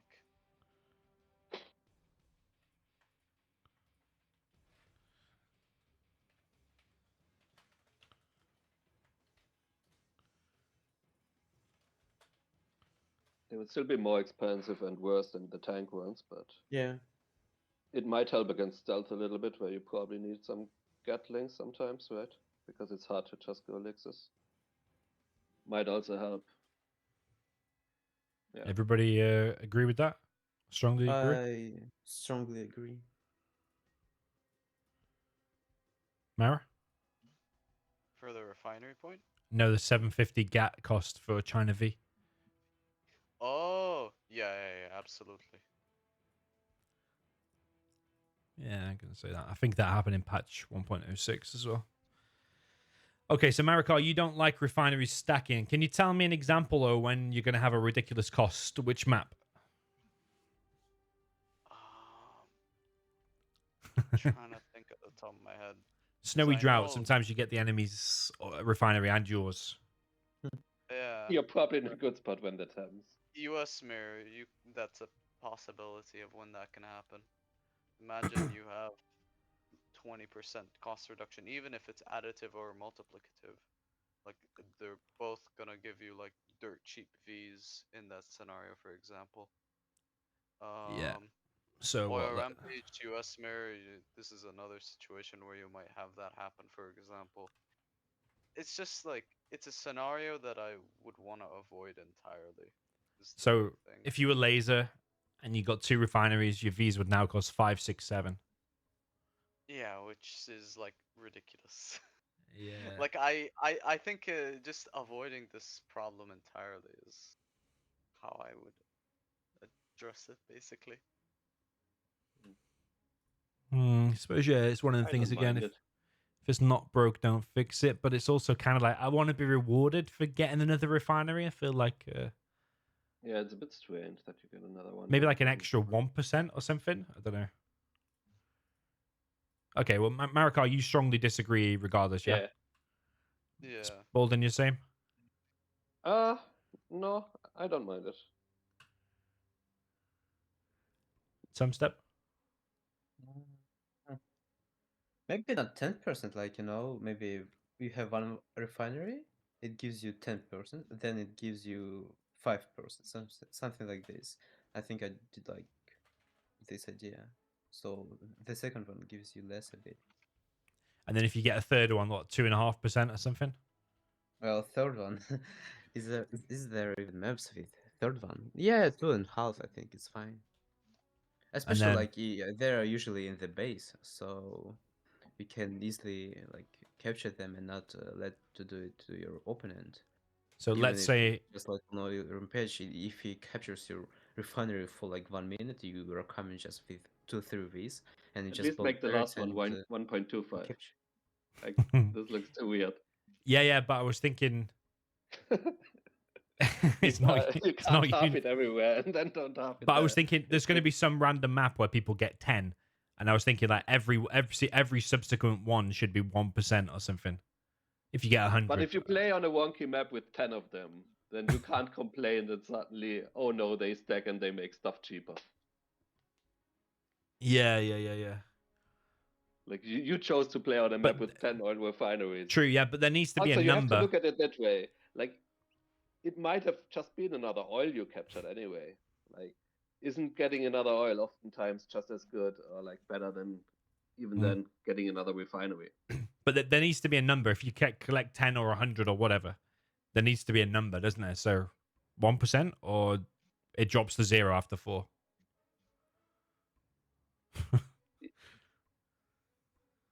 Yeah, I mean, it's whatever. It's 1.25%. I think you should still get the bonus. Basically, I think it's fine. Then 0% for all the rest. So the max you could ever get is like nearly 19%. Obviously, this is compounded.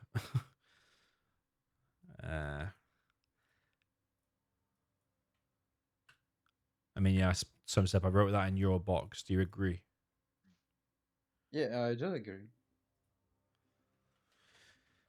Mike was issues with some silly prices.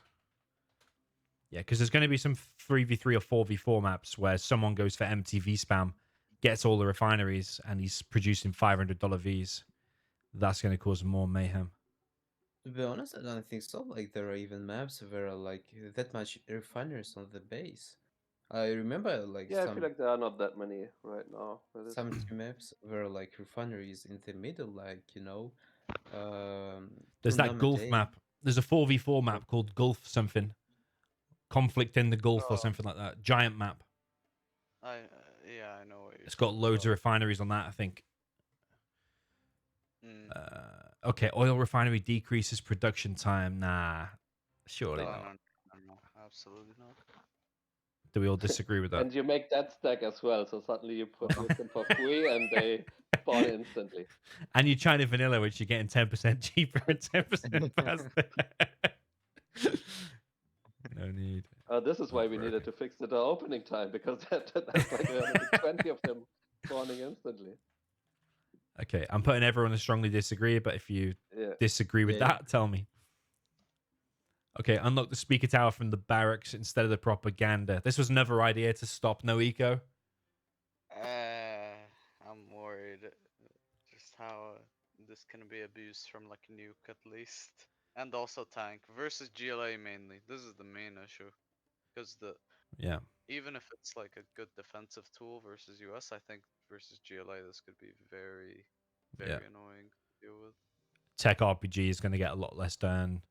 They're going to build towers next to the trucks to repair the trucks. You could get some cool rushes where you bring a dozer with your rush and you build a speaker tower against a GLA or whatever.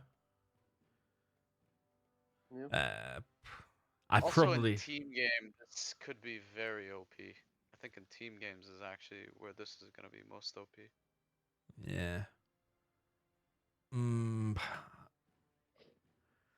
I think it doesn't change a lot, really. how much do they cost again? Is it 400?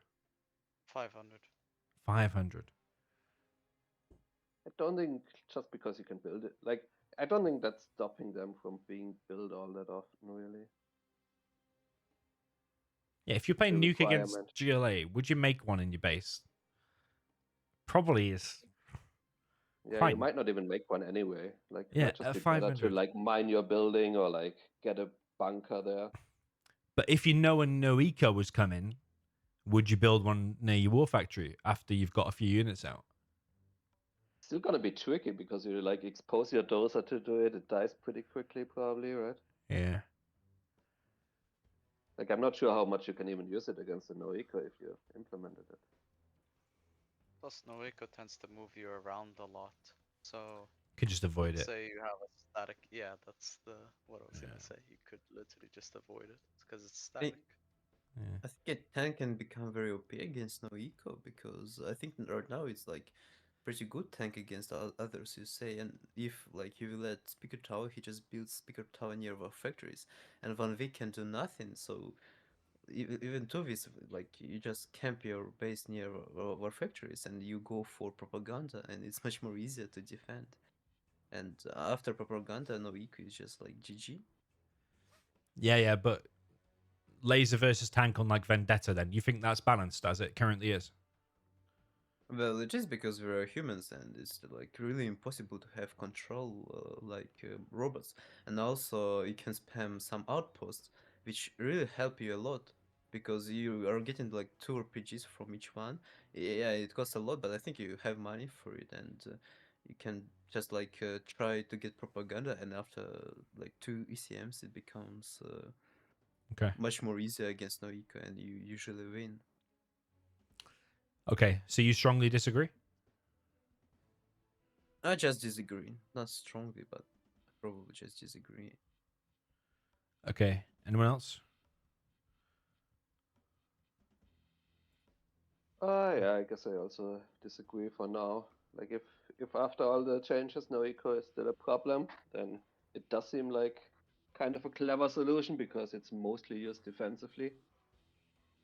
Mm. Like you can't attack with the speaker tower, so it might have some use down the line, I think, but maybe not now. Yeah. Okay, Marakar? Yeah, I disagree.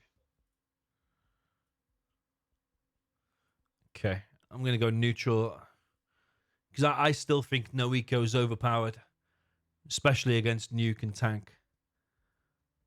Because, yeah, we are all human and we do make mistakes, but you don't. It does feel bad that you kind of rely on the USA making a mistake, though.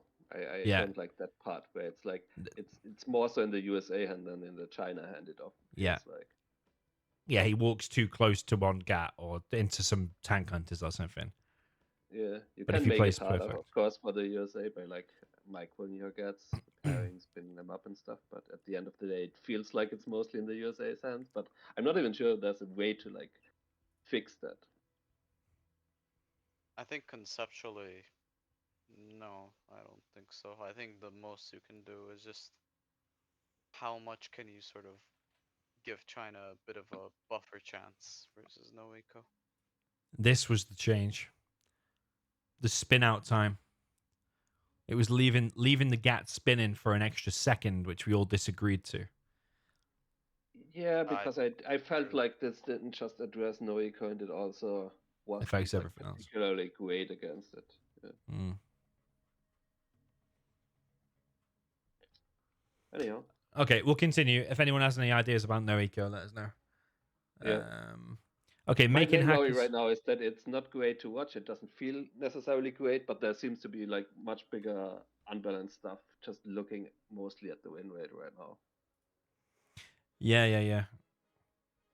My and maybe thought. some of the changes we've talked about, like you said, yeah, the nuke one. Like if you can go nuke, like napalm with nuke, it might help sometimes as well.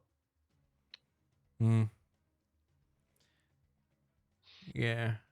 Or like specifically increase like the nuke damage against Humvees because it struggles so much against USA in general. Nuke. Maybe there's something else we could do. Okay, this one wants to make hackers invisible for all armies of the China.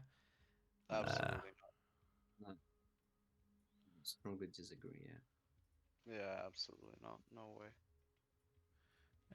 It's a key USP for InfGen.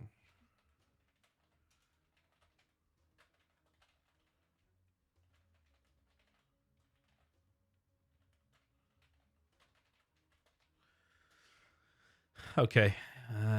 Tell me if you want me to copy my comment. I've just wrote it's a key USP for Infantry General that they are invisible, not the others, and to make it cheaper for the others, if anything, basically. Yep. Yeah.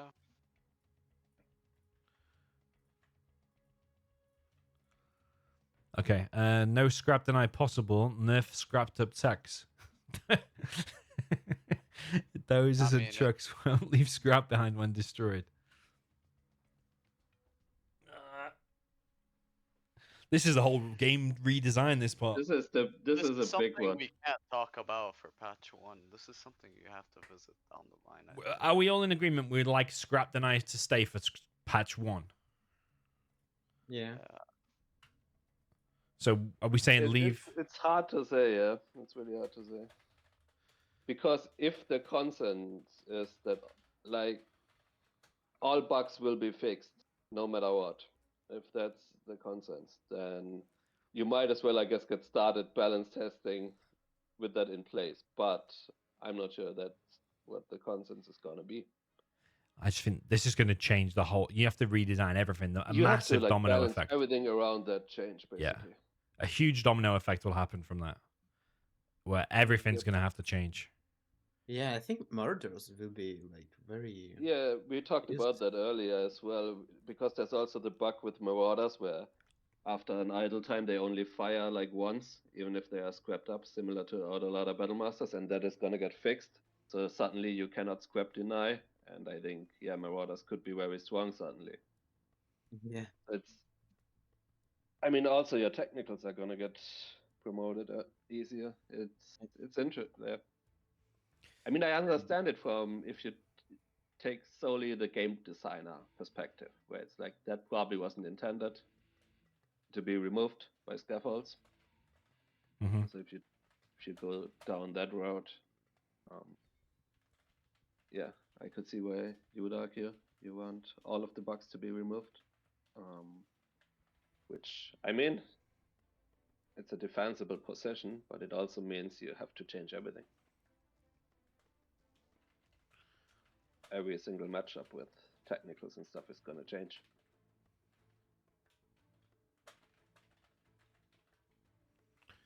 So if we took like, let's say like GLA USA,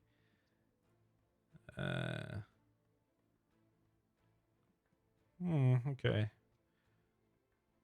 GLA is winning against USA and Laser like 58 and 54-ish%. Yeah, but that's with you being able to deny scrap right now, which you won't be. Like GLA is already favored in the thing you're looking at, right? Yeah. What I'm saying, what I'm thinking here is, if let's say scrap deny gets removed, so then you're able to scrap up your tech really easy. So then you'd need to Right. nerf the scrapped up tech, because otherwise you'd be end up with 20 million super techs when you're attacking and losing flamers here, there, and everywhere. Which then means GLA is going to be then weaker against other stuff. Yeah, okay. I think Zazon did hint to me one time that even though scrap deny might disappear from the game, there might be some other mechanism for scrap deny that would be more normal-ish rather than placing a building down. So I wonder what it's going to be, though. Exactly, yeah, that's probably TBC. But are we all saying leave scrap deny in the first instance here then? Yeah. Marakar, Spalding. Yeah, I would say leave it for now, unless you have a good proposal. Like, what else is going to happen with it? Like, I could see the game being balanced around there not being scraps. Like, I could see that being an option, but it would require a lot of changes. Okay, here's a change. Reduce the price of China's Battlemasters, GAT, and Flamer, and Outpost all to 750. That way, 2 units cost 1500. The player needs 5 drop-offs. Oh, no. Why would you standardize them all? That doesn't even make sense. So strongly disagree. Change GAT only. Yeah? Yeah, just the GAT. Zero reason to affect the rest.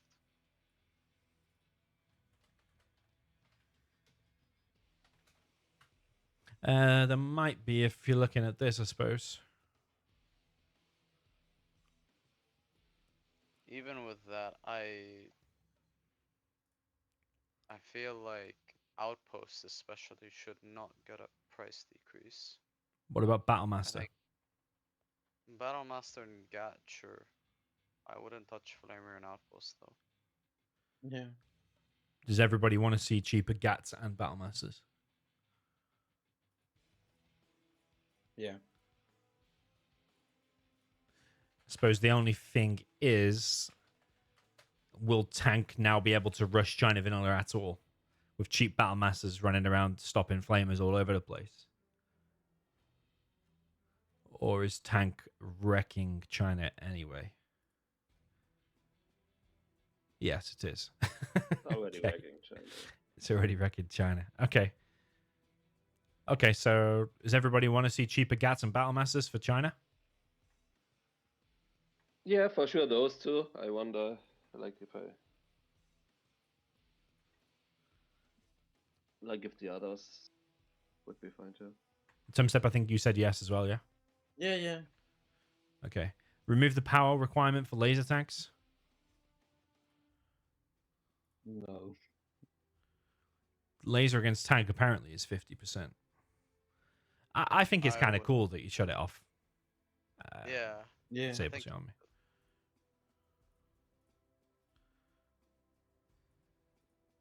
Are we all disagreeing strongly? Yeah. Yeah, I mean, I could also, like, if it's possible, make it so that it can't drive but can still shoot, for example. That could also be a thing. Have some downside, but not a massive one. But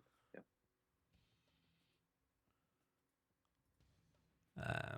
Reduce the time of the nuke to 5 minutes instead of 6. I think after the change is earlier, I don't think we need to. I'm not sure. Keep in mind that scuds are produced 1 minute slower than particle and nuke. Yeah, I'd like to see the GLA hole change first in play. Because if it's really is a lot better against GLA bases, against USA bases, it already felt pretty decent anyway, a nuke. Well, so when last time we saw a nuke in USA China, I think it was almost never. Yeah, but So I it's getting think what it improved can already against GLA. yeah,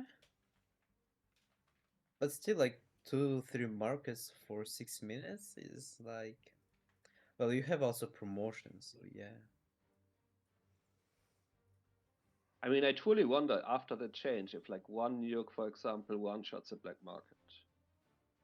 Yeah, I would like really to see how It will. many black Because if markets it does, can that's kill. definitely a big buff to the nuke. If it's the same change as 1.4 plus, which I think it is, then yeah, it will. Even with fortified structure? Yes. Half a nuke kills about a black market, really? Yeah. Okay. I mean, if that's the case, maybe it doesn't need a reduction.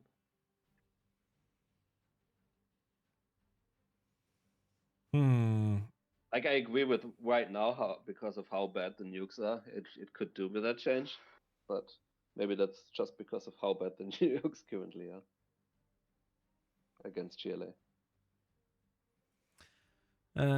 You know what? I'm going to agree with it. More nukes is good for viewers. That's fair enough. Well, I just put me neutral, I think, because well, I kind of agree about it. I would like also to see how many black markets it kill when the first patch will come out, and if it's gonna kill like 4 black markets in area, like in radius, so it would be maybe 2 OP, so you don't need to make it less time. And if it still like kill only 2 markets of 4 markets, like 2 others to the hole and 2 black markets which are in the middle, in the center of the explosion. So you maybe still need like make something like 5 minutes instead of 6 minutes. So yeah. What I was thinking is, obviously, all the armies are different. We know the Scud Storm is an absolute animal, but still, if you compared the Scud Storm and the Nuke, even with the double wave effect, probably overall the Scud Storm's still more powerful, especially like the demo and the Tox one. Yeah. So, in that case, a 5 minute timer would seem fair. But obviously, the armies are massively different. I get that. Okay.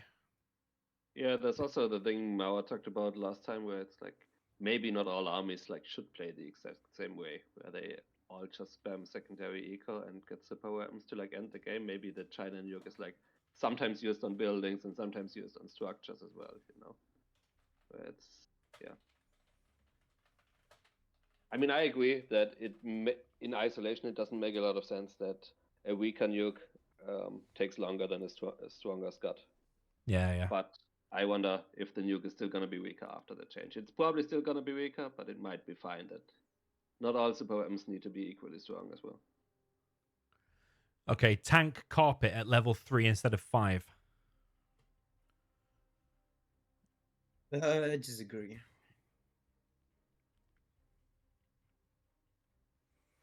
Where's this going to wreck? It's going to wreck China Vanilla more.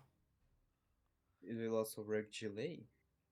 And you say It's actually a fair point. But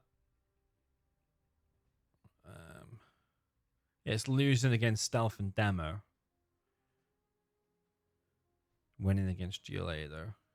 would imply overall against the GLAs it's quite kind of balanced, isn't it? Apart from Yeah. Tox. But you could deal with Tox with that poison thing. The Dragon Tag armor, I suppose. Yeah, Tox needs like a bit of a gamma buff That's- nerf, I think.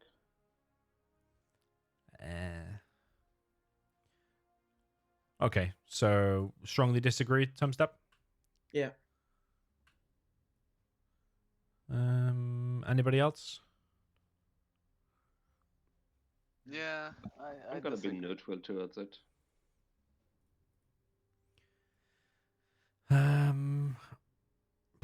It's a difficult one. That. Let's think of other game modes here as well, like free for alls and stuff.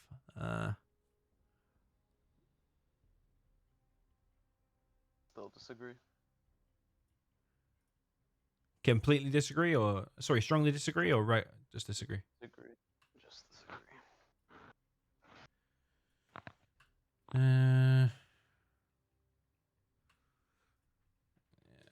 Can wreck China V even more than currently.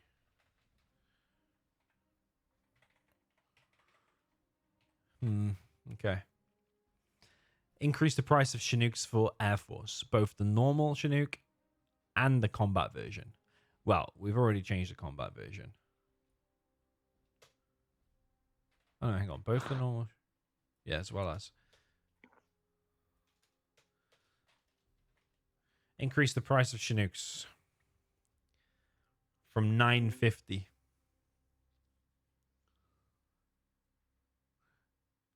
It's kind of iconic that they're cheaper. It will change air mirrors a lot. Gonna Raptors will change just. some build orders for sure as well, right? I think. Yeah.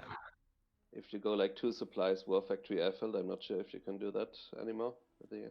Air mirrors might be over in 5 minutes now. Because whoever kills the Chinooks gets them out of cash is not going to be able to rebuild them probably. Right, especially if I don't see that change here, but like I thought maybe Chinooks like need a slight nerf against specifically MDs as well to make USA mirrors more fair. And then if you increase the price, I think you're right that you like one King Raptor's probably always gonna one shot a Chinook. And it's gonna cost like more. But I guess the thing is like air seems to be a bit too strong, and I wonder. Like one thing I definitely agree with is the change below, where it's like I don't think carpet should be level 1. Yeah. I think air is too strong, and that's one way of like making it a bit weaker. Strongly agree for that then? I do strongly agree, even though it pains me, because I think a lot of people sleep on carpet level 1 in a lot of matchups right now, where they should be getting it consistently in many matchups. Yeah, and you're not going to see as many cool build orders where you're not going to see like the fast tech stuff. Yeah. The Burton One build thing I would definitely like to see though is like the carpet not giving you XP, the air carpet, because I feel like it's silly how the chain abilities like snowball off each other. You use a carpet, you get more XP. Then you use like the next chain ability that you unlock because of the carpet, and you get more XP. I kind of would like to see if the carpet remains level 1. I would like to see it not give you XP if you kill stuff with it. Okay, so strongly agree with that then. You don't want the Air Force bomber, carpet bomber to be given XP. Yeah, I kind of agree with that. That is if we keep the air carpet level 1. Okay, you don't want to do both. Well, it's probably regardless. I probably were. I'm not actually sure. I think air tank is like very strongly when you go for strat and air carpet for Air Force. I think it's very hard to stop because you will have Viz with S&D plus carpet. So it's like no eco, but it's much more stronger. Also, Chinooks, they cost less expensive, so you can do it very easily. So I think Yeah, but I think for that scenario, you don't need the like the removing XP doesn't change anything, at least for that one. This is just yeah. Do we all agree on the removing XP part? yeah. Yeah, I'm gonna agree with that. Because it so seems it's like it just snowballs with Shen ability so easily. You unlock your carpet, you use it, and shortly after you're level 3, you unlock your Spectre, you use it. And you just keep getting XP while all you do is like use Shen abilities. That feels a bit silly. Yeah, it's basically becomes the support powers general. You use an OP carpet that can't be stopped and is so fast and has a PDL, and then you get even more support powers from it, like A10 and Spectre. So That then give you more XP again. Yeah, well, exactly. So who agrees with that then? Who strongly agrees with the carpet doesn't give XP? I think China's carpet also gives XP, no? All gens powers give XP, which is why I'm a little bit on the fence about this, because it's I like a actu- random one. Well, that no. doesn't- What about like artillery? Or there's some stuff that doesn't give XP. Yeah, I think it doesn't give XP or artillery. RT, I I think think, only is the carpet only gives. one that doesn't give currently. But all What? other carpets they do. 100%, yeah. The other carpets, yeah, they definitely do. So Okay, what other China abilities produce XP then? Then it's the China carpets, right? It's the Spectral. All of them give XP except I think RT. I think RT is the only one. Yeah, that but what are doesn't. all of them? Oh, like carpet, Spectre, A10. A10. Because if it's like just the ones that Air uses, maybe none of them should give it because Air is kind of broken and it Fuel would be a Air. way of like. Yeah, well, Fuel Air and Moab and stuff are for the other USAs too. Or you could just keep it. Well, never mind. It doesn't matter for Fuel Air because you're Oh already yeah, because you're already level 5. Yeah, true. Like maybe that could be a way to like slightly nerf Air is like make none of them give you extra XP. I guess for air specific. The downside would be like viewer wise, it's kind of cool to see Chan abilities, I guess. Yeah. But I guess you might still see a bunch of them, just slightly less and more fair, maybe. Just putting it out there. Could be a way. It's like GLA won't be affected because you're going to be level 5 when you have an Anthrax. So I suppose here, what's the overall goal for Air? Because I still feel like Air should still be the champ, but it should be more like maybe 57% win rate or something.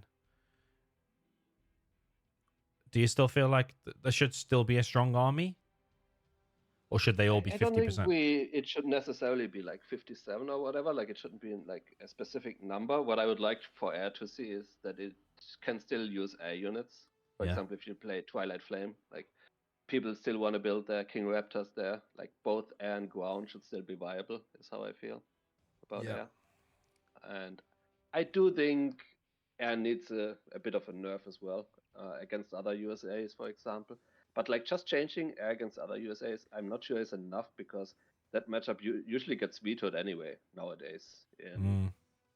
Like if you guys play ladder, do you play USA Air Force or do you just veto it? No, we just keep, and that's why actually statistic of Air Force against USA is broken a little bit because if you check win rate, yeah, I guess the best players just veto it and the other ones might play it, right? It's just like very broken. So it's like you say having 30% of win rate against Air Force? Never. Yeah, it wouldn't be like that if the best players played it, right? Yeah, it's never like this. It would be more like, yeah, I don't know, 90%, I think. So I suppose one of the questions is Air versus Super Weapon, 76%. Is the XP removed from the carpet going to impact that matchup? Like, oh no, that matchup should be impacted, I think, by like making it easier to laser lock like Chinook's King Raptors and nerfing the combat Chinook. Yeah, it could be impacted by that by quite a lot. The price of the Chinooks. But it's going to change build order, isn't it? It's going to feel weird. Yeah, I think it can be very weird because you can sell CC in air mirror, for example. So air mirrors will play, I think, a bit differently. You can't go to airfields, I think. I think you won't have enough money for it, and it's gonna be pretty hard to make new Chinooks. Especially when, like, if you will delete like a bit of PDL, you will start killing Chinooks much more easily with the Raptors. Yeah. So how do you sort out air versus super weapon? That's the $1 million question we've been discussing for years, isn't it? Making PDL less. What if PDL only worked against like RPGs and tank hunters? So Raptors had a special missile that just didn't get stopped by Well, it. or Chinooks in particular as well, yeah. Wait. If it is gonna work against RPGs, so MDs will be not shooting this because it still will have PDL. Yeah, I was wondering if you could make PDL so it only works against RPGs and tank hunters, and it wouldn't affect the MDs. Like MDs, for MDs, it would just be a normal Chinook, for example. And how we do this? I think it's very hard. I wonder if it's possible. Yeah, I know this is going down mod territory. Yeah, this would go like in more like. Well, I was going to say that MDs get another special ability, disable PDL ability, and one of them does the disable, and the other's laser lock. I think it's too hard. Because then you're niche dealing with it without fucking up any other matchups. I think like the problem is when you're coming with the drop with like 3 MTs, it just does nothing against Air Force because it just blocks with the 2 Chinooks, and if you come with like 5-6 RPGs, it just block you with 4 Chinooks, and you just kill all this army with 1v. So just like decreasing PDL like 50%, I think it would be nice for you. Say now, yeah, like I feel like MTs, everyone sort of agrees that the PDL has to be nerfed a bit against MDs. Like, what the best way to do that, I guess, is up for debate. But don't we all agree that, like, I don't know, Edge Chinooks are too much of an advantage against the other USAs? They are cheaper and they give PLD. I think it should be also applied for GLA because you're coming with a technical RPG and it does just nothing because 4PG just making. Yeah, maybe it just needs to be nerfed all around because like it does a yeah. bit too well against GLA as well, I guess. Yeah. Because technicals opens more room for harassment. Very useless. Yeah. Air against Tox 58, air against Demo 64, Stealth 55, 60% against GLA. And you're probably not using them too much against infantry anyway. Like that's the matchup where air already struggles. It's not like you're defending against infantry a lot by pulling your Chinooks. Yeah, that's a very interesting stat, that actually. Inf is beating the strongest general 43% of the time. That's quite crazy. Sorry, more than 57% of the time, basically. Yeah.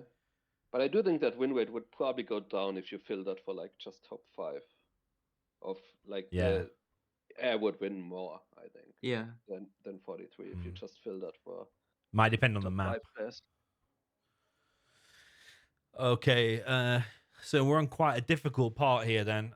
Because I think if we increase the price of the air Chinooks and then make the PDL weaker, are we making AFG a bit shit then? Is it changing it, nerfing the strongest army too much? If it was possible on MDs to have a disable laser lock function, a brand new feature, leave the PDL as it is, but have a new feature that disables PDL to increase in the skill ceiling, are you against that if it was possible?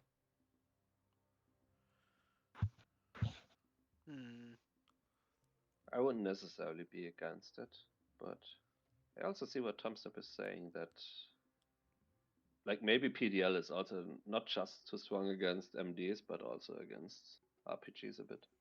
Eventually, because your technical with RPG becomes very useless. You Yeah, cannot yeah. block like economy only with quads. And we see it. If you Like secure I would it, kind of maybe. like to see air with like a bit of a weaker PLD, as well as like not accumulating chain abilities by using chain abilities. Like if you just fix the bugs, make these two changes, see how far air drops. Like they're just gonna be too strict nerfs to air. So like in theory, air win rate should go down a bit if you do these. So are we saying increase the time between PDLs by double? So it might take that if it was half a second before, now it'll go to full 1 second. So you're weakening the PDL by half. Does Yeah, I wonder if the, PDLs. like I always find it hard to judge if that's the exact number it needs to be, but Yeah. the general gist of it is. I Yeah, it's a agree. good starting area. Test it. It might need to Yeah. be tweaked by plus 10 or 20%, whatever. Right. Redbird has two PDLs systems. So what about Chinook? It has also two PDL systems. Don't think so. I think it looks like King Raptor has double what the Chinook has. Maybe. Okay, so yeah, I agree about PDL, and I disagree about increasing the price of Chinooks for Air Force General, because I think it can affect air mirrors a little bit, and Okay, so well, I think are we all strongly agreeing with weakening the PDL? Yes, Mhm. I strongly agree with that. Yeah, Mara? Yeah. Okay. Agreed. But if that's done, then I would like to leave the price of the Chinook. yeah, I would leave the price because I think it's like only in the start it's a buff. Also, Like nerfing Air Force. PDL is gonna make Comanches weaker. It's a side effect, I think, because I think oftentimes with Comanches, at some point you have to pull your Chinooks a bit. True, in the beginning, yeah. Yeah. Okay, so if we're going to nerf the PDL, then do you all want to see the same price for AFG Chinooks? Mark me neutral for that one for now, because like either you have to make the MDs a lot better against Chinooks, or you have to increase the price to make the other like USA's balanced against air. Okay, Mara. Because if you're just gonna build like Humvees and MDs and you have cheaper and better Chinooks, like by default you're probably gonna be better in that matchup. Neutral as well. Right now I wouldn't want to see the increase, but that assumes basically that we have a better solution for fixing other USAs against Air Force, such as the PLD changes or PDL changes. What about PDL of Battle Chinook? I think it's too strong because it's very fast and it just fly away. And even if you get like laser lock of 5-6 MGs, you just can't fly away, and like they never will reach you. And Yeah, PDL we already have like a bit of a price increase and stuff, and I think build time increase for combat Chinook, but I agree, like the PDL also seems a bit ridiculous. It could take maybe a slight nerf in that regard as well. Yeah, because you missed that, I think, Tumstep. We earlier had like changes about the combat Chinook. It's gonna, the price was like suggested to be 1400 instead of 1200, and I think this build time went from 25 to 30 seconds. But yeah, it still seems a bit crazy how strong the PDL is of a combat Chinook sometimes. Okay, so we've said weaken the PDL, leave the prices the same.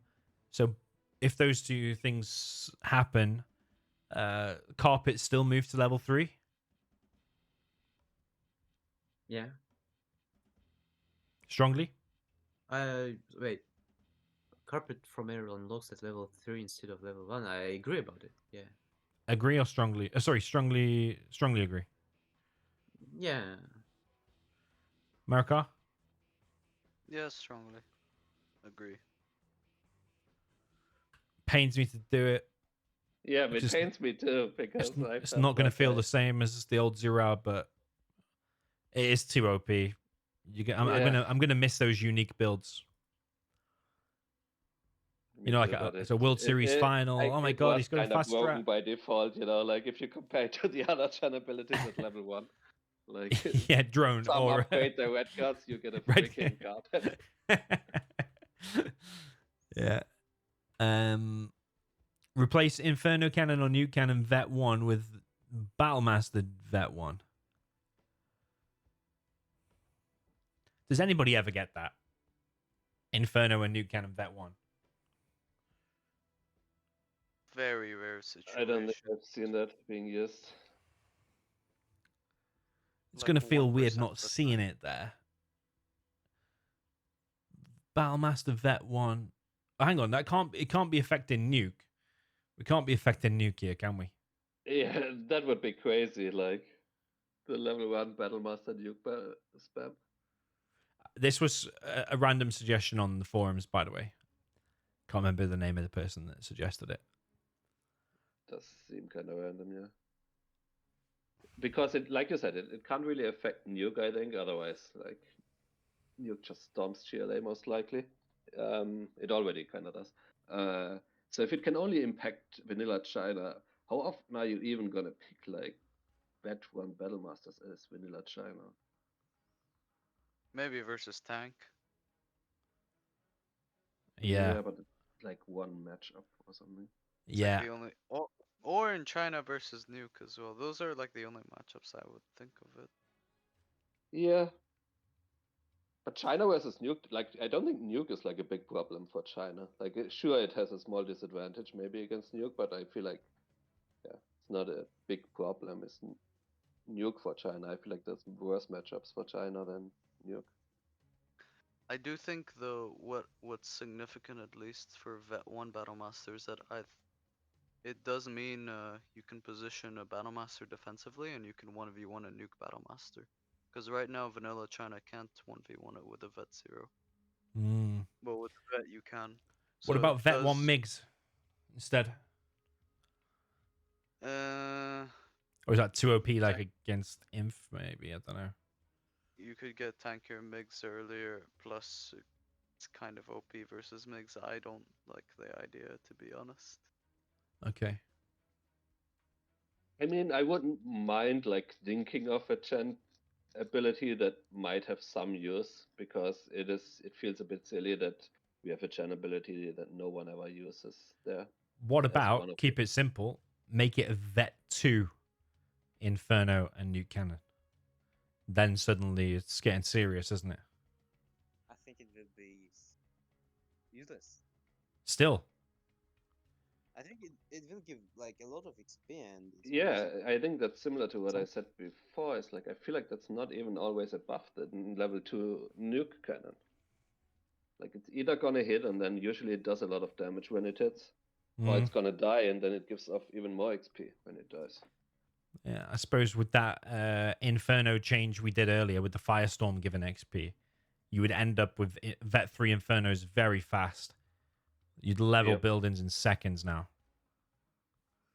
And I think they're already like pretty fragile and pretty swingy in the sense that if they get to Firestorm, they feel really good, but they already die really quickly. And then it feels even worse if they are all like level 3 and they die to a flanking boss, for example. It just feels terrible. You just gave them like level 3 by losing a couple of Inferno cannons. Yeah, I'm thinking about the times when you've got a bit of a death blob as the China and you're covering it with MiGs and the Infernos are not getting flanked and the GLA is actually struggling a bit. He sends a bus, but it gets MiG'd straight away. I'm thinking of those scenarios. Well, I think like you can have a Scud launcher for it because it just has more range. Yeah, so yeah. but not worth it. Yeah, it would only be against stealth, really.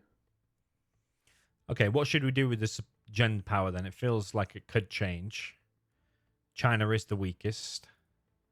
What could you give it that's not gonna cause massive mayhem? Vet 1 Helix is too much, I think. It'll become a bit of a death blob, maybe.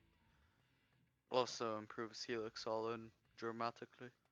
Yeah, true. Yeah, it makes China more boring. I would rather see China like be a mix of ground and air, I think if you buff Lixes, it's like against GLA, everyone is only gonna like spam Lixes all the time. Mm-hmm. I would rather see a mix. I think China is coolest when it mixes ground and air army. It's pushing it more to one direction, I think, buffing the Lixes. I think my best answer right now is make it Vet 2 Infernos and Nuke Cannons. And yes, you still might not want to get it, but there are scenarios probably where I would get it.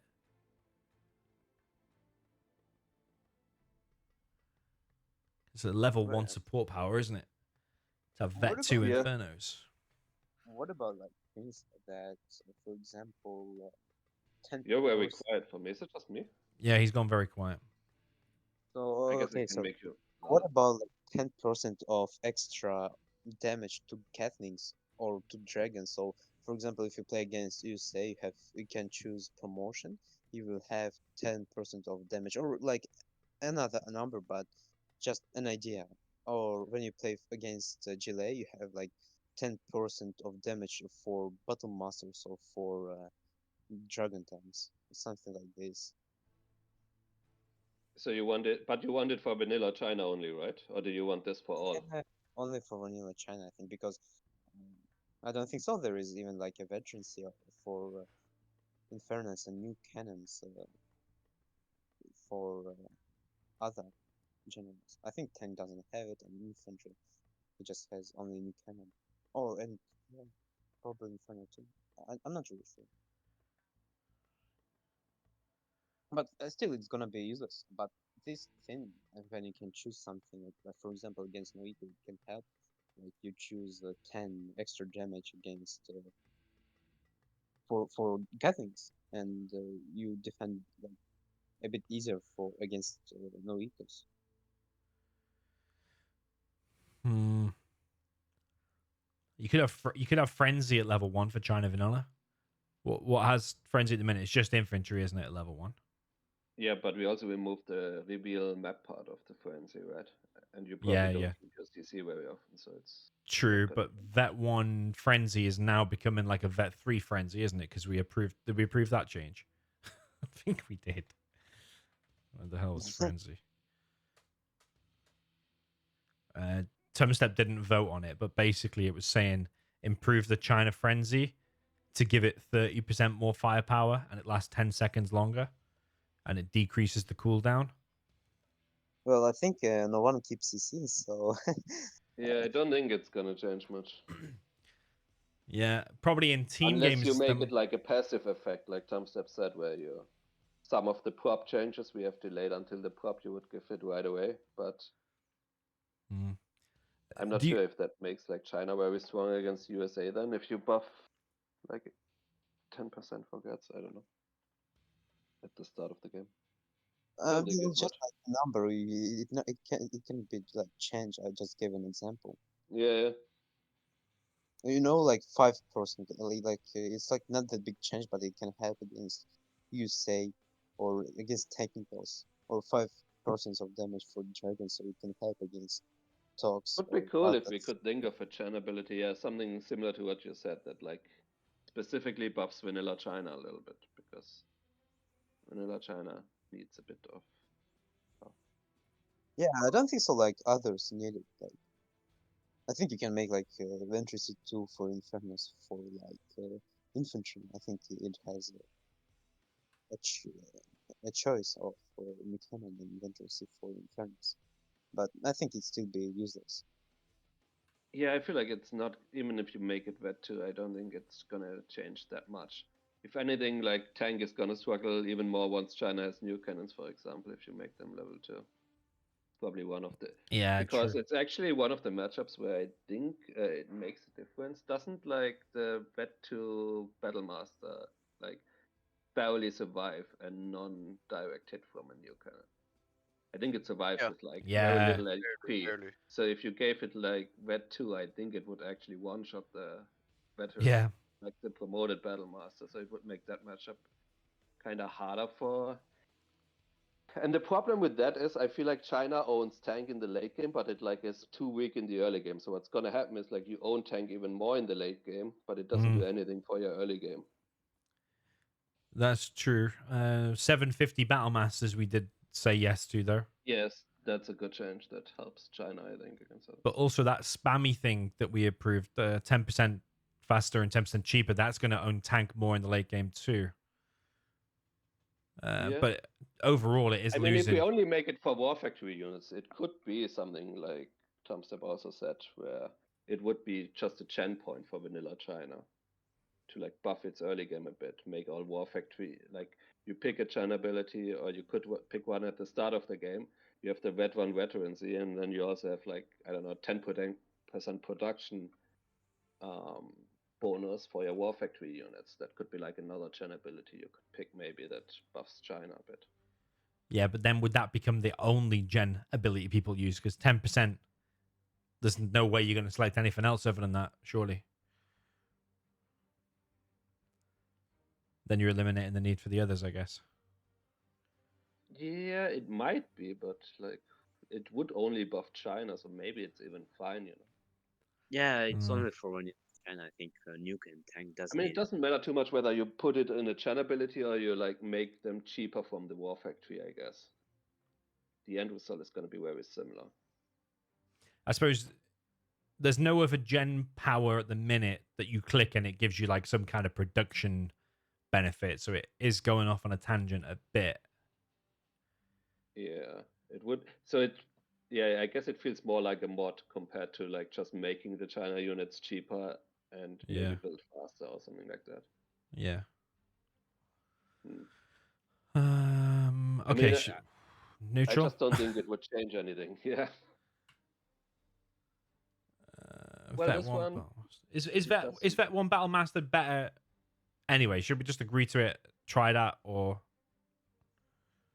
I think I'd rather it like be I know- replaced by something that's actually more useful than yeah, you're 'cause- never gonna build like the vanilla China Battle Master against USA. Probably it's Yeah. rarely used in so many matchups. It just doesn't get built, even if But- you give it that one. Are we all in agreement then the China Battle Master, we don't want that own in a Nuke Battle Master if it's in the right place? Because a Vet 1 probably would.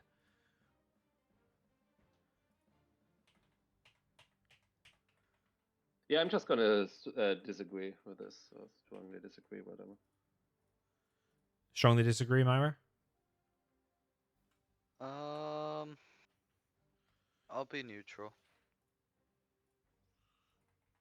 I would rather see it be replaced by something else. Mm-hmm. Okay, right, let's finish off the Carpet Bomb one. The Carpet Bomb has now been moved to level 3. Should it give XP? Yes or no? I don't think everything has to be standardized, by the way. No. So if the air carpet doesn't give XP, then I'm fine with it. I don't think it should. So remove XP. Strongly agree. Strongly agree. Strongly agree. Tumstep? Yeah, I agree. Strongly. Yeah. Okay. Right. Making the laser general more of a laser general. Copy instead of just being a copy of the USA. So hidden in the game files, you've got a laser ranger, you've got a laser Comanche, a laser burn. It doesn't mean necessarily they have to do more damage or different stats. At least cosmetics. Just like reasons, yeah. But you could say a that's laser ranger does 5% more damage, so it makes it a little bit different. Or a laser Comanche does 5% more. I think Rangers are OP, so I mean, they just can make like different animation, and it would be already good. I think just adding Yeah. in laser and like more better, But- like more beautiful. Visually. What about gameplay wise? How do you differentiate it from USA? Because I think we're told that EA One rushed the fires game. bullets, the other fires lasers. What did he say? Sorry. One fires bullets, the other fires lasers. Like I think it's that this is more of like a visual design thing than a balance thing. I feel. I mean, if you've played Gen Evo, you've got laser Comanches that are really different. They actually fire laser beams and stuff. And they're actually the OP Comanche and Gen Evo. Maybe the intention for Generals is that it was meant to be like that, but because it was rushed, they just gave it the USA stuff, laser tank, and went out the door. So you don't want it to get any extra stats or different stats. You want it to act exactly the same. Laser Burton, shouldn't it wreck a bit more or something, or not? I mean, I feel like the stats, we can discuss that on a later date, but like the principle of having laser variants of these units, yeah, I strongly agree. I think I'm all for it. So we're all saying cosmetics only. For now, yeah.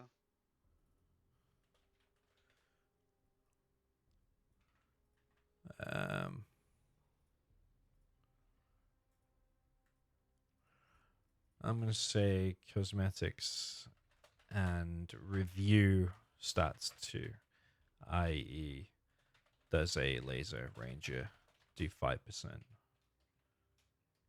more damage than Well, I regular? think like just give you nothing because Rangers are in the best in the game. What do you mean So it best in will, the game? What do you mean by that? but I mean, like if to compare against like Red Guards against Rebels, I think they just own them. Do they So really? Vet, well, yeah, vet one, Red Like, Guard, it will lose, right? yeah, I think it will lose. But against the regular one, does it win a 1v1? Yeah, yeah. But if it's winning a 1v1 anyway, and then it gets an extra 5%, does it make any difference? Well, Just it owns doesn't it a little really bit make. harder. Yeah, it just becomes I think like more. talks weapons over the ranges. Yeah. It could have slightly bigger range or something. But yeah, I mean, I generally agree as well. I think it would be cool if laser was not the exact same as vanilla USA in many matchups. So But you yeah, wouldn't for mind now, seeing. like basically have the cosmetics, and then we can, I mean, review stats too. Like we could do that, I guess.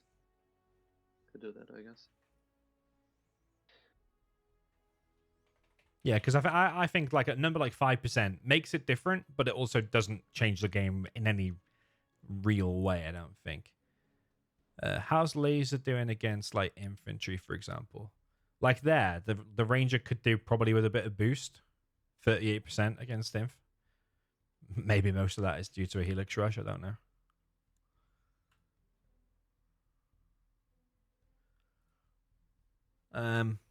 Surprised it's that low. It doesn't feel that bad. Laser against it. But I guess yeah, it's Well, easier to win usually for the inf. what about you say mirrors? Because I think laser will become very strong in USA mirrors, especially when it's just like you say. But yeah, I think even laser better than you say in USA mirrors because the power costs like 100 less. So I think it will make 2 OP if we add 5 extra I would kind of, for rangers in USA yeah, mirrors. I agree. I kind of would like to see more of an alternative way for laser to like deal with the like lacking artillery units.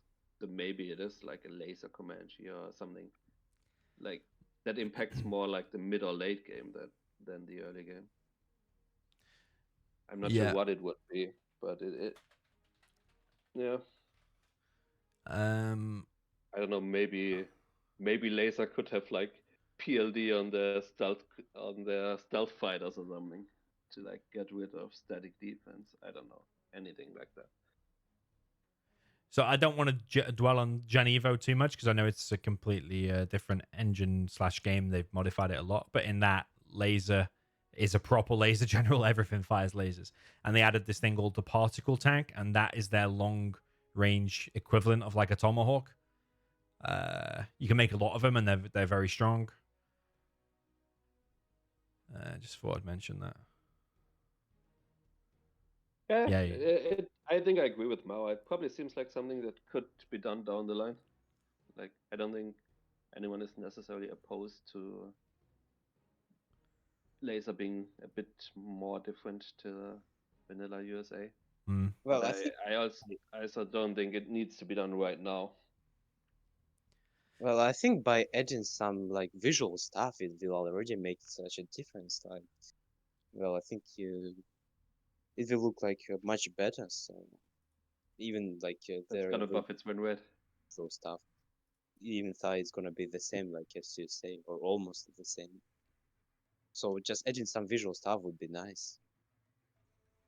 I Mm-hmm. mean, to see some in the game, it just also would be nice. Okay, so we're at the end of all the changes listed on the Excel. I did just want to go through with Tumstep and do the ones that were missing.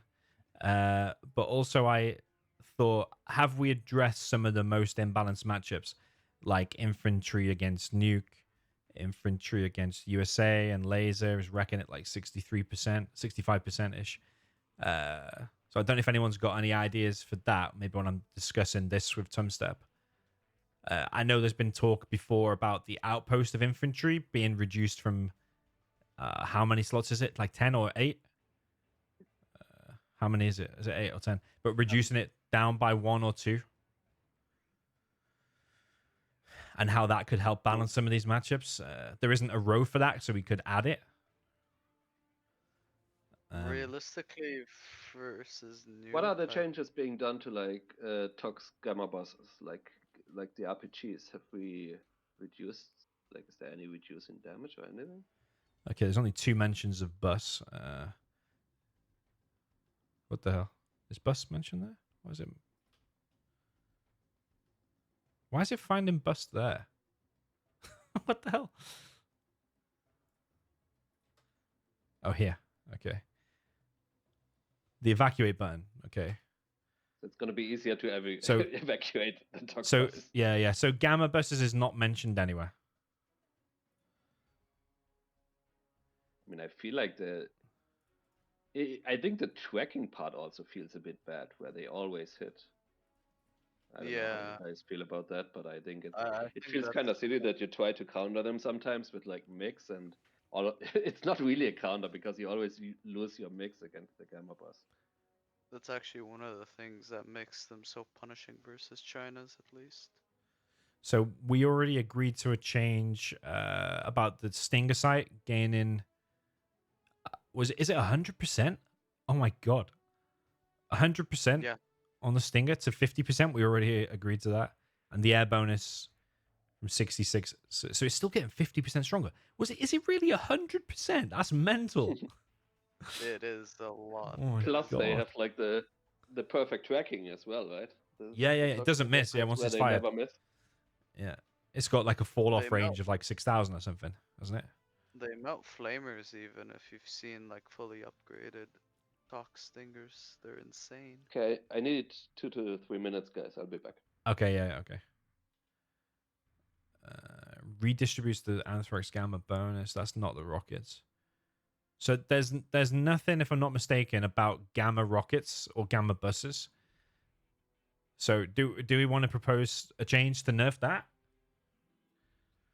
I think at the very least we should start off by making the gamma rockets not have permatrack. They need to have fall off. So the RPGs of Tox in general, yeah. Yeah. Same for the Stinger as well.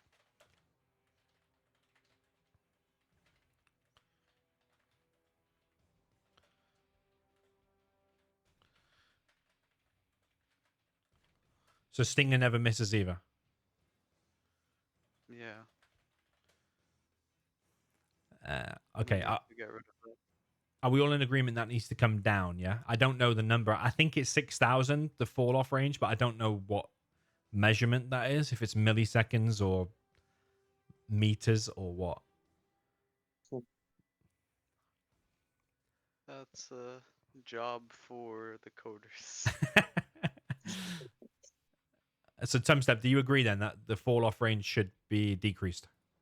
Yeah, I agree. Yeah, I'm gonna agree too.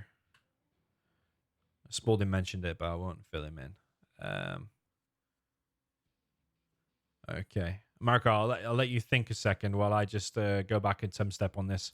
There was one at Tumstep about firestorms not giving XP to vehicles. So I assume that's a fix. Firestorms will now give XP. So this applies to MiGs and Infernos. Oh, so it means that they don't get XP when they make Yeah. Firestorm. I think you get generals promotions, but you don't get XP for the firestorm on the unit.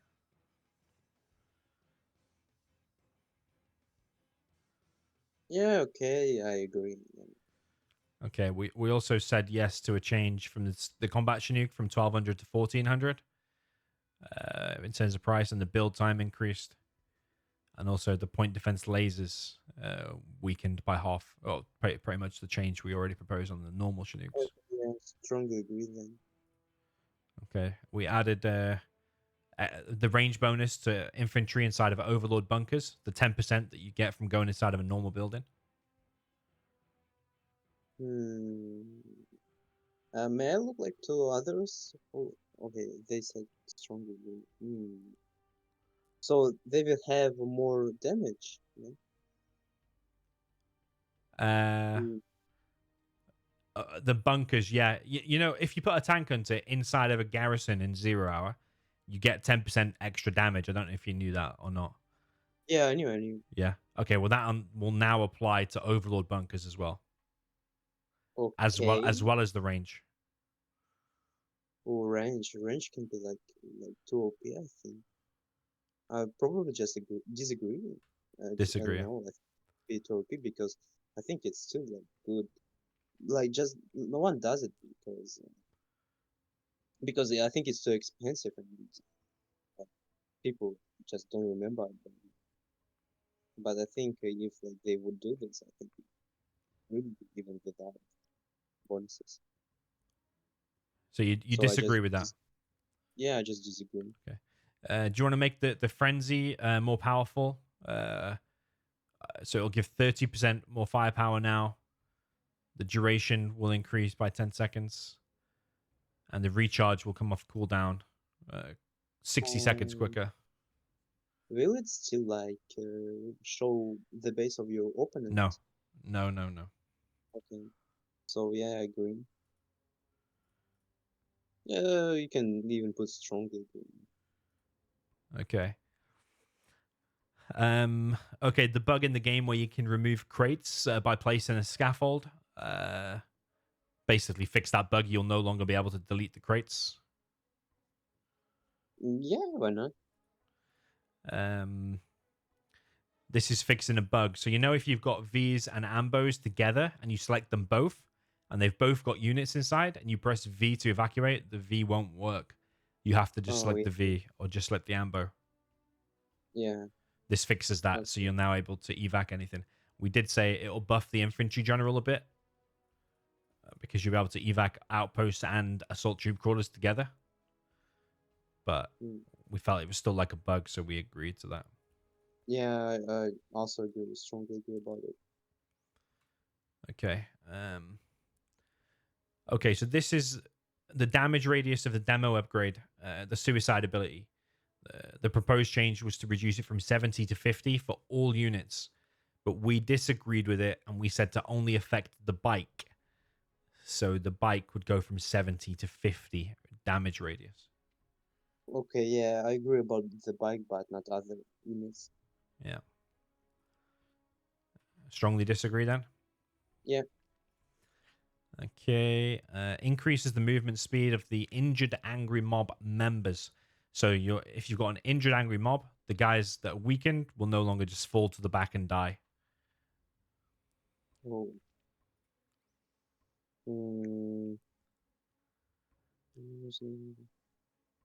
Well, I agreed with this because I think it's yeah, because I think but it's a bit that feels silly. like very good, like even without that member, even if it dies. So I probably just like agree. Well, I mean, I disagree about it. But the thing is, like, they are very stupid. So when, for example, when you say to them like shoot the building, they are starting to go around it, and it's pretty annoying. So if it will be fixed, so they won't be stupid enough to do this, I think it will become very powerful. And yeah, with this change, I think it will also become pretty powerful. So I think like there is no need of doing this. So I just fully strongly disagree. Yeah. Okay. This change here says that the toxin tractor at the minute doesn't take any damage from nuke radiation, but with this change, it will now take damage from the nuke radiation. So it'll change its armor from 0 to 50%. But the higher number means it gets worse here. with armor it works differently. Okay. So it'll now Uh, die to nuke radiation. I disagree. I even not strongly disagree. Okay. Yeah, I my think feeling was it should be like it withstands anthrax, so it should be able to withstand nuke radiation. Oh. Okay, demo toxin trap going from 16 seconds to 8 seconds build time.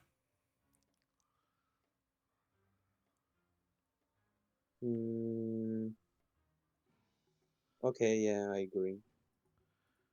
And this change here basically says that if you're regular GLA and you build a palace and you upgrade the toxin shells in there, when you fire those shells, it has a radius of 12, which is like quite a big radius. But all the other, like Toxin General, and when you get Anthrax Gamma, it's only 7.5. So it feels a bit weird that GLA from the Palace has 12 of a radius for just those toxin shells. So this aligns it, so they will all be 7.5.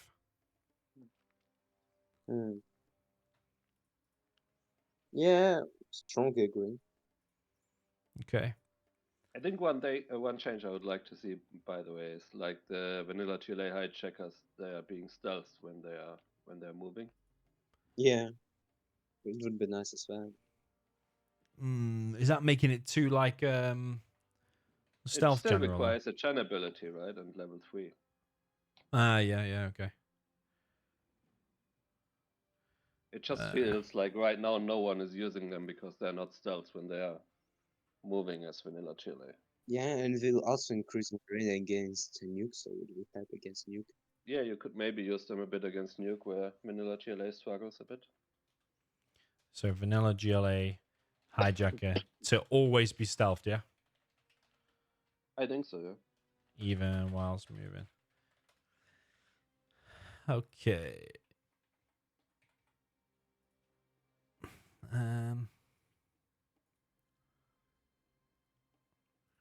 Yeah.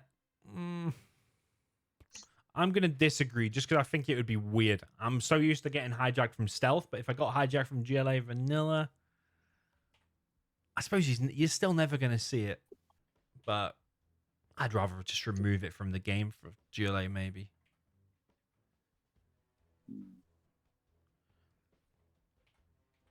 Yeah, I don't know. You're not going to see it either, I don't think. Yeah, either way. Okay, Tumstep, just a few more for you. The RPG fire rate when it's on a combat bike is currently 1,000 milliseconds, which I don't know if that's 1 second. But it's basically half in that. So you will now fire quite a lot quicker on the combat bike. Yeah, I agree. Why not? You're probably still not going to see it, but we did say maybe there could be some niche RPG rush on a bike to hunt some doses, maybe.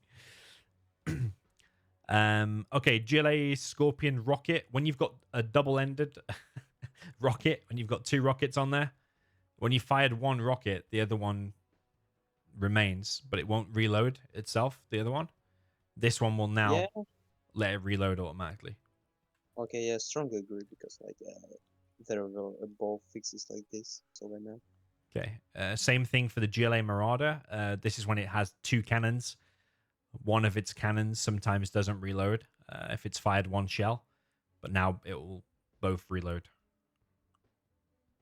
Yeah, strongly agree. USA Pilot. They, for some reason, want to take it away that the USA Pilot can't vet up a GLA combat bike. I mean, I disagreed with it. I think you're just removing a feature unnecessarily.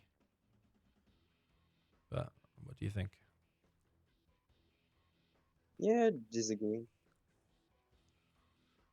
Okay, just a few more. So the required level up experience of the combat bike is halved. So currently to get a Vet 1 or a Vet 2, Vet 3, you require 200, 400, 800. Whereas now you'll be required to get 100, 200, 400. So it's much easier to get a Vet 1, Vet 2, Vet 3 combat bike. Well, yeah. So the scenario I came up with is if you get a combat bike on an alpha airfield, and there's like 4 alphas there, you're going to be like Vet 1, Vet 2, Vet 3 mega fast, and they're going to have no chance to get off the ground. I think I just disagree because I think, well, I think bikes give a lot of XP, so probably just like it will only just like make Yeah. them give a bit more XP. Okay, the bomb truck has an upgrade called Bio Bomb. It currently costs $500. They want to reduce it to $200.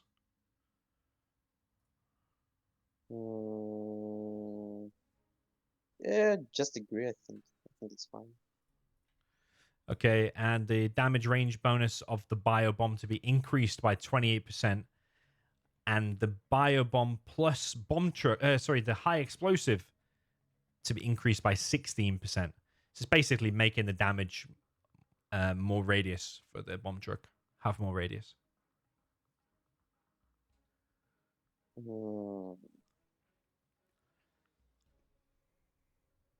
I think it's still like good. I think like in TF it can just like take you 2 ways. So probably I don't know. I would put just probably this because Okay. they become very OP taking off a whole army, and especially when you can just make them like look a drone or like a sheep. Yeah, the drone thing might be changed. I don't know about that. Yeah, I mean, when does it kill a whole army though? In 50k TF games, maybe. But any other game mode? I think it's like 10, 50 Ks. Yeah, Yeah. it's very useful then. Okay.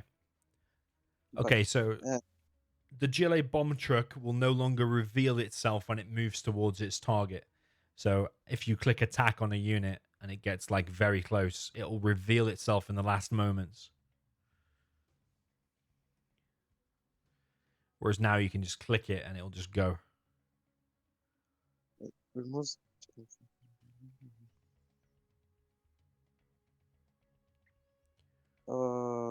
Okay, the green. Agree, yeah? Mm. Okay. Okay, so this one is the GLA Scudstorm. When it dies, it leaves a toxin puddle, and the worker spawns after 20 seconds. But then because the toxin puddle is still there, the worker dies. So what this change will do is delay the time when the worker respawns. So it'll respawn after 30 seconds instead of 20. And overall, this means the worker won't die from the puddle, and the Scudstorm will be built 10 seconds quicker. But it is an option to say that you agree, but you would like the worker to spawn after 40 seconds, which means it will still build in the same time, but it won't die to the toxin puddle. Oh, 40 seconds. I think it's like too much. I think you can just select like another worker from your supply and just like started building it. So I think it just like changed nothing. Like 30 seconds, 40 seconds, you just select your worker from supply and you can rebuild it. So I think it can just stay as 30. You can even make it 25. So yeah, I just agree about it. What you want to do? Agree, but make it 35 seconds. No, just agree and leave it like it is proposed. Yeah. Okay.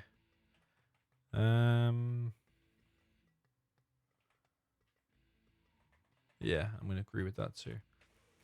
Okay. I think this is the one I didn't really understand too much. The GLA toxin tractor gamma bonus to be in line with the intended. Okay. So it's the Anthrax gamma. The toxin tractor will get 50% boost. I think currently it's getting 0 or it's getting minimal. Oh. So it'll get its correct boost as per the tooltip, which is 50% boost. it really just like doesn't have any bursts. This is weird. Okay, just agree, but I think it like won't change like that big thing. You won't go fight with the toxin tractors against the Guffins. Yeah, it's not going to change much, is it? Yeah. Okay, that's pretty much all the changes then. Is there anything else anyone wants to log on here? Any feeling on the infantry outpost? Should it be reduced in slots? Should it start with only 2 tank hunters rather than 3? Well, I think 200 is like not really enough, especially when like it is the main thing for infantry. So I think it will just make it go. I think we have to revisit inf balance on a later date, because yeah, I agree Yeah. with Fair. Tumstep. Yeah, there's also like other buffs that Inf could indirectly receive. For example, the outposts sometimes are a bit bugged right now, where they don't fire very well. Oh yeah, Like that'll you be have fixed. to like, yeah, exactly. You have to click multiple times and stuff. And if you fix that, that's already a bit of a buff. And then I'm not sure what they're gonna do. For example, if an outpost gets destroyed right now, like your Yeah. infantry sometimes just wanders around like aimlessly and you can't attack until it reached the target. Like if you're also gonna fix that, like that would be another buff to infantry. So I think I would have to see like there are gonna have to be more changes than what we have like Yeah. went through right now, is what I say.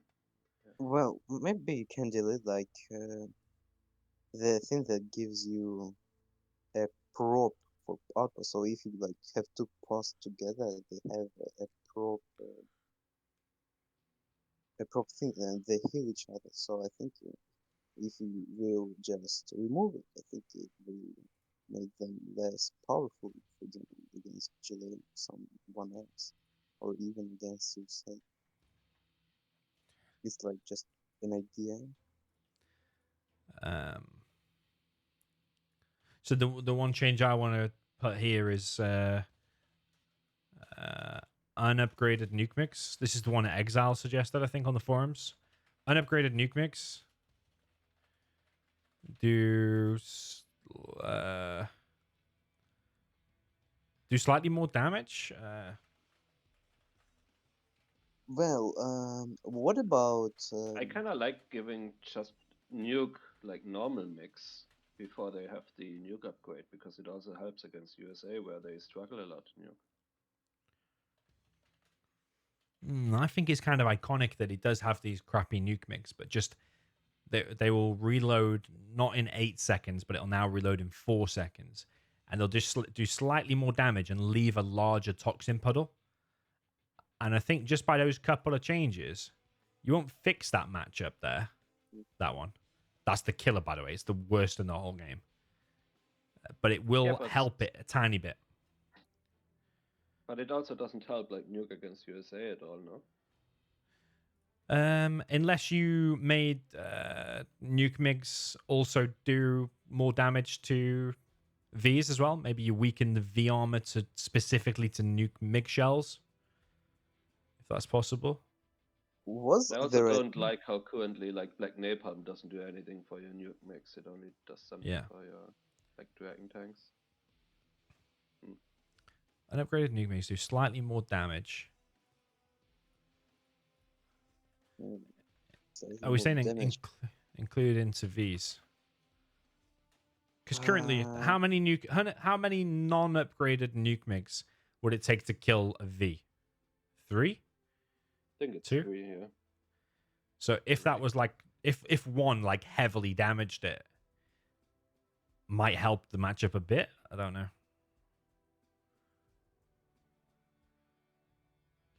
Without a break.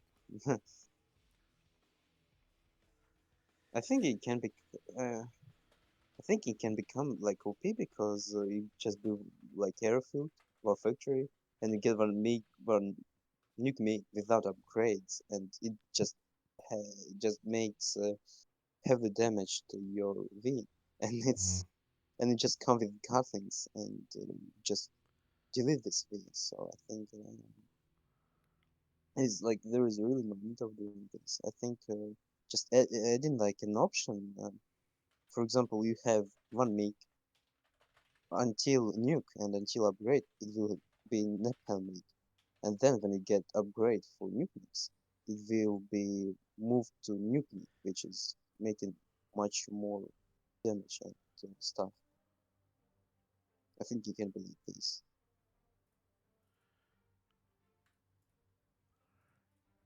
Okay. Because I think like mix without upgrade and dealing like such damage, it can be like very painful against Okay. Well, I personally think that's one of the only ways to fix this matchup without affecting pretty much any other matchup. So I'm going to list that and strongly agree to it.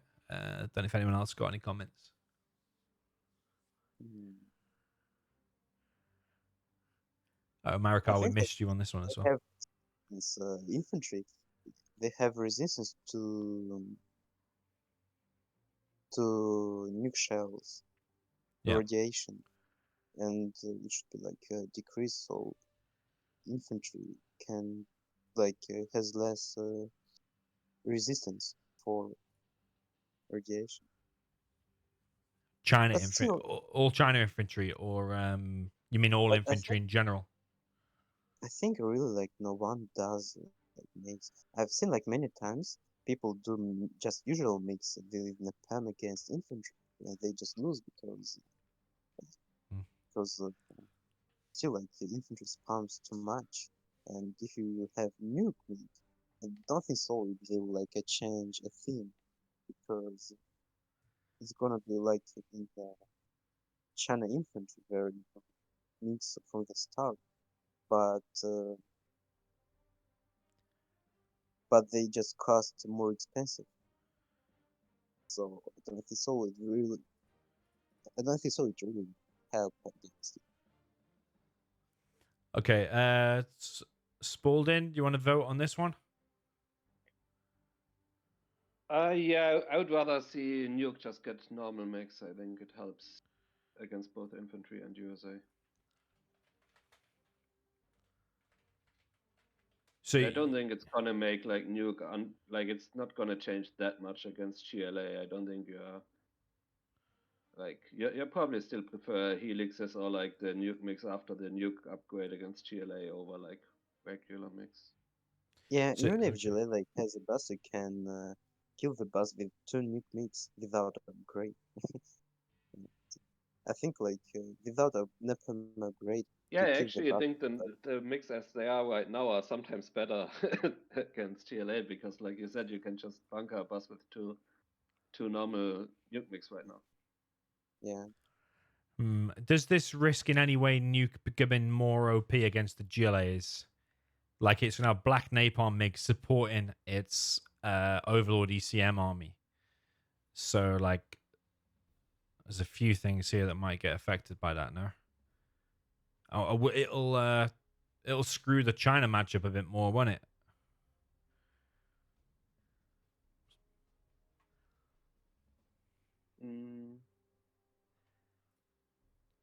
Not sure.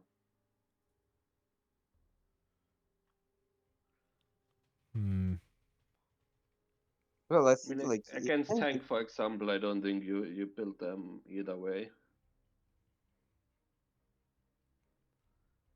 Like Yeah. until you have like the nuke missile upgrade, maybe. But I think before then you probably wouldn't build them anyway.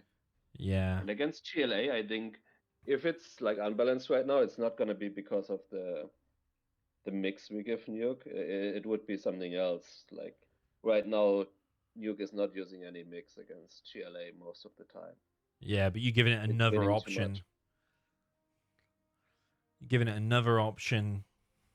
Yeah, but I think I'd rather like it's probably better to like nerf Nuke slightly against GLA in a different way and still give it Nuke mix to like help against infantry and USA. Yeah. I think Okay. like people will still Well, use that's my leaks. view anyway. I mean, that's why we all here, right? Like, Yeah. we don't have to Exactly. agree on everything. It's True. So, Tumstep, then, do you want to give Nuke normal MiGs, or do you want the Nuke MiGs unupgraded to be slightly stronger than before? Normal mix, yeah. Sorry, say that again? Yeah, I would like to see normal mix, Normal which MiGs. costs same. Yeah, Okay. you can like even make like normal mix until the nuke upgrade. So if you build now Yeah, palm with that's this, what I meant. you Yeah, don't You yeah. need still like have like the a option for the nuke upgrade later because they are like really iconic and cool to watch. Wow, look at Nuke versus USA. It's going to help that matchup for sure. Your suggestion. Yeah, Nuke versus. combined also with like the faster reload time, at least like sometimes like because right now you never want to use it like on just MDs or whatever against USA when it's like taking forever to reload before you have Black Napalm yeah. or like very rarely. Mm. Allows you to use them a bit more freely if we make the reload time without Black Napalm lower like we suggested before.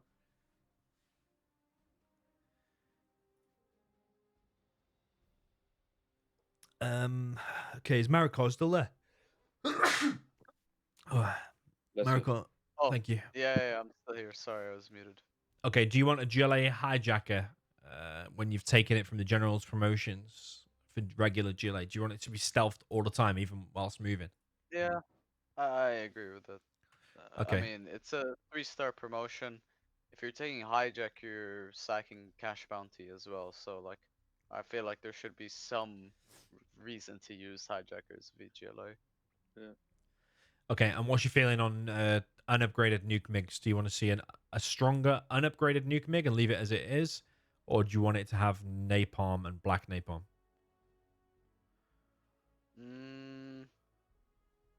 I think I'm on the fence about this one because I agree with both arguments for like giving nuke napalm MiGs versus just buffing the nuke radiation. I'll be neutral on this. Okay. All right, cool. Is there any other balance changes that you think are maybe a no-brainer, as Moliere would say, in terms of balancing the game, or any useless units you want to see, or are we done? At the moment, none in my mind at least. I mean, I would like to see a small nerf to like the Tox RPGs once you have like all the upgrades, the Gamma, and like either they shouldn't like infinitely chase units, like something I would like to see there. But I guess since I don't have like a concrete suggestion right now, maybe it is just losing the tracking abilities or something. Oh wait, Yeah. what do you have here? Sorry. Whilst you were away, yeah, we did put that. We didn't put a specific amount, but we said the fall off range. Yeah. Do you strongly agree with that? Yeah, I do. We didn't mention anything about damage though. So are you talking about damage as well? That might need like a small decrease as well. The damage. Stinger sights, we already said it will get less damage because currently it's getting like 100%. But do you mean the RPG as well? Yeah, like a slight one. Like once you have all the upgrades, like the AP rockets and the Gamma, they become a bit crazy, I think. RPG for Toxin General. Damage after Gamma upgrade is too strong. Nerf a little. Is everybody in agreement with that? Yeah, I do. Yeah.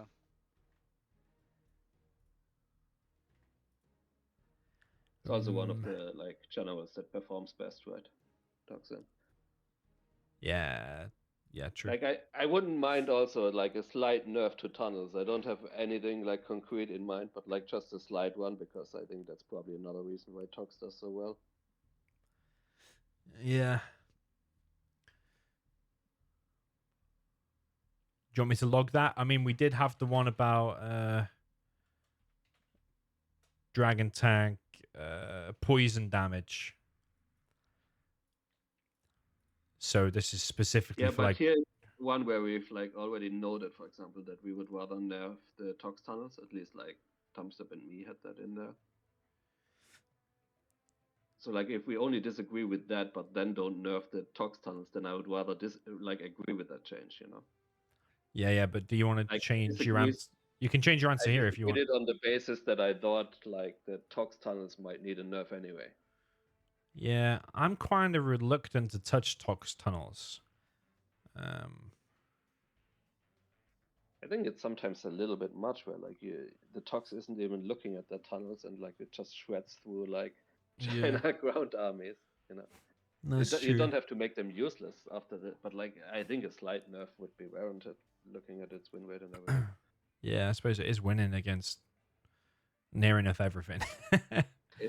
Yeah, I just feel so strong for something that you pay almost no attention to. Okay, we can log this. You have a percentage in mind, or just are we just going to put Maybe slightly like just put it down as like a nerf to Tox tunnels that I would agree with. Yeah. damage output? Yeah. Yeah.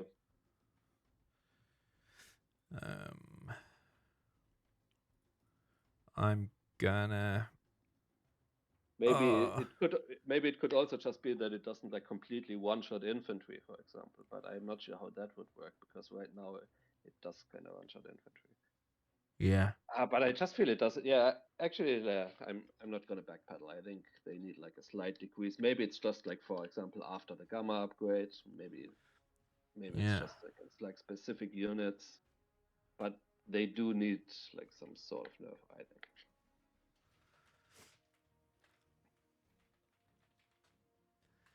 Okay. Everybody else strongly agree or anyone disagree? I agree. Mara?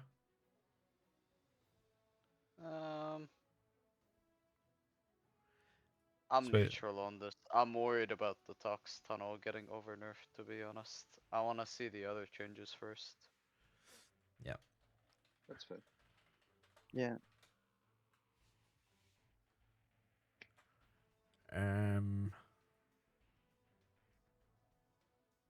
Yeah, I'm gonna say the same. I just think like Tox Tunnel is so well known now and established, and you know exactly how much damage it's gonna do. Maybe it can buff other stuff. I don't know. Okay, we can revisit it.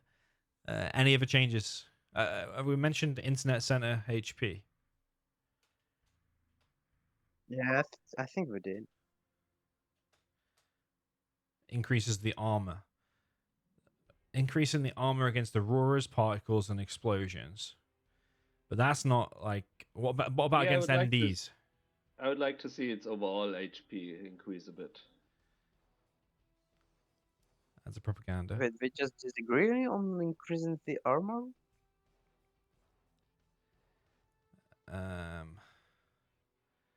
Marakar, only Marakar did. He didn't. He thinks it's he thinks it's fair that it can be one shot by a particle. I personally don't. Just because of how I view China's late game, how Yeah. it's like in my mind what it Well, looks if like. we like, I think like there is no need of adding extra HP, and we all agreed, almost all agreed, to make them more resistant. So extra HP maybe it would be even like too much. Yeah, but so that's against particle cannons specifically, row 45. Row 46 is against Aurora bombs. But what's explosion attacks? That's nuke missiles and scud launchers. There's nowhere here about Vs with MDs inside of it. I think it should have a bit more HP against that, at least 50% or something. Against the Vs. Yeah. Yeah, I feel like it could die slightly slower to like Humvees and Gamma bosses, that sort of thing. Mhm. But yeah, I'm yeah. Not too I don't think far. so. Like, you really want to play late game with you say you want to like finish it with mix with the cartons. Yeah. So I think even if I you mean, add it's the like same for China hackers. I think if you like the China tank ones in particular, like even if you make them cheaper, I don't think you should build them very often in the future. yeah, I don't think so. Like it will change it that much because it means it probably won't be intermittent and make copies against you say on the data. I can't really hear you that well, Tumstep. I don't know if it's just me. Yeah, a bit crackly on the old No, line. it's a bit quiet. Oh, I Um, said like I think it won't change like a thing if you add HP just like against like this or something because you still like well, you won't build it against you Yeah, say it probably doesn't change much. I agree. like I think it's just like no need. Probably just disagree. Plus, it okay. like mentioned all chain abilities previously, which I've only seen at the last second. Like I thought it was just against nuke missiles, gutstorms, but I think it it mentioned all chain abilities, which is already a nice buff. So you don't want to see more HP on it overall. I suppose I maybe mean, I wouldn't mind like slightly more HP. Sure, why not? But I also see Mara's point of view, where I guess as China, like that you just wanna, I don't know, not really make it into a super campy late game army. You always want it to be a bit more of the aggressive one. Marakar strongly disagree then? Yeah. Okay. Any other changes that you can think of that you had in mind? Yeah, I think like there was no point about drone or about repaired drones because sometimes repaired drones following enemies units and they try to do some damage to them, which is very I Well, it is think called a battle drone. There is I also think another one where like arguably like if you made the Gatlings, for example, when you attack move, target the Humvees instead of the drones, that could also be like a bit of a buff against like no eco sort of thing. Like right now, it sometimes seems like the drones take a bit too long to kill for Gatlings, especially after the upgrade. I Okay. don't know how you guys feel about that, but like that's also a bit of an issue. I think both for 1 versus 1 and also like 50k or whatever, where Yeah. just getting like 50 towies with spy drones is very strong, even against Yeah. just Gatlings or quads. Yeah. Let me just log this one first. So the battle drone Sure. chasing enemies to their death. Does everybody want that fixed? Yeah, that's silly, kind of. Mara? Yeah. Okay, and your one is about drone armor. Decreases drone armor upgrade bonus of USA battle drone only. So that's not the one we want. Okay. Spy drone is the main one. Is it called spy drone? The one that's Not the. the scout drone? Yeah. What's it called? Oh, I think scout drone.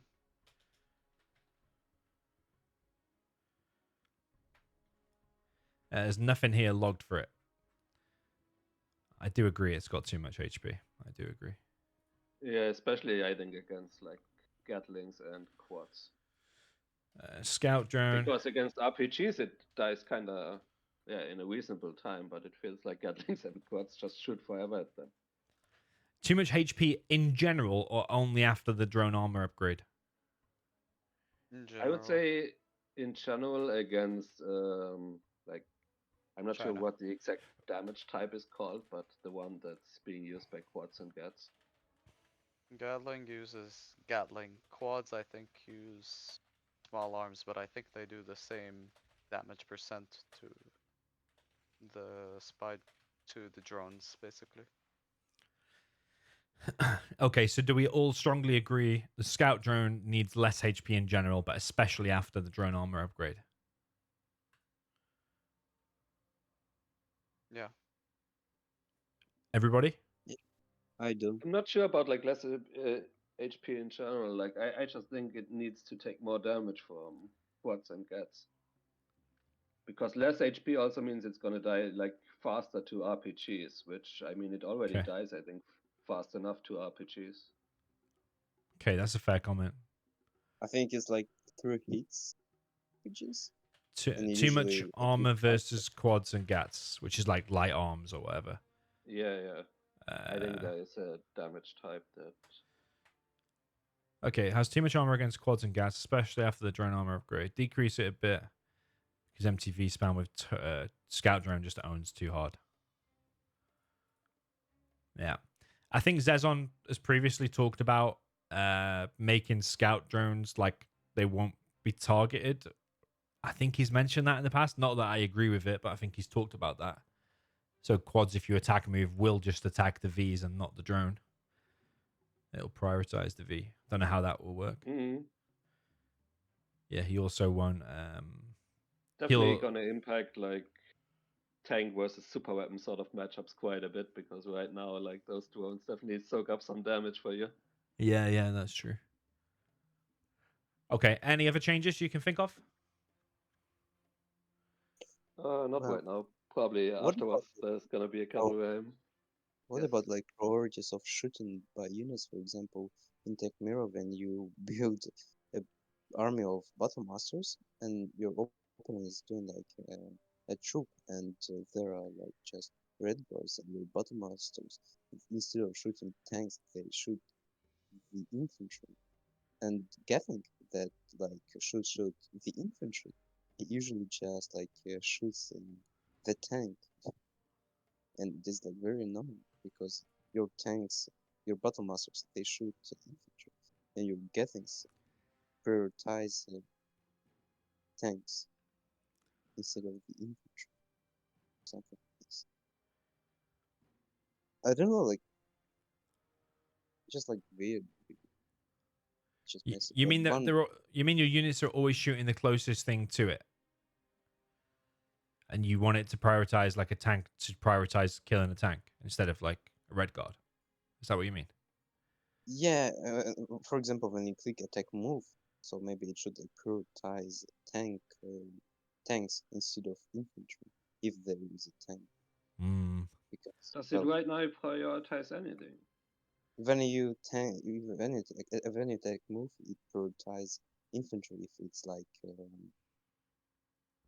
If it's if it's closer, whatever's closer, it will attack. yeah, I think it Yeah. works like this. You're talking about a Yeah, whole but game change there, though. You're talking about that's fine. Doesn't that like just remove micro when you don't have to like target the infantry with your guts, for example? yeah. I don't quite understand. Yeah, Tumstep wants Hmm. to But you were also eliminate. hard for me to hear because you were like back to being very quiet. Well, I think like even like one just alive red blood can make a huge difference. In I think so maybe it shouldn't be like this. So all Mm, tanks they should only like to red blood. So your opponent, for example, is attacking you with attack move, but you can't do this because there is that red blood which takes too much damage by But tanks. isn't that also okay? I guess I mean everyone has their own opinion. I kind of thought it's cool sometimes how like a little unit like a red guard can soak up a lot of damage, and like there's micro elements from both sides where you can avoid it by not shooting the red guard with your yeah, overlord. Well, I yeah, agree. I agree. It's kind of cool, but still, maybe it's like sometimes very annoying, and it doesn't really like understand like who to shoot, what to do, and I just like it's sometimes very weird. Yeah, maybe we can discuss that in the future. I don't think for patch 1, I think that changes Yeah, the maybe. game quite a lot. Yeah, you're talking about prioritizing attacking units that are further away. It's a real game changer there.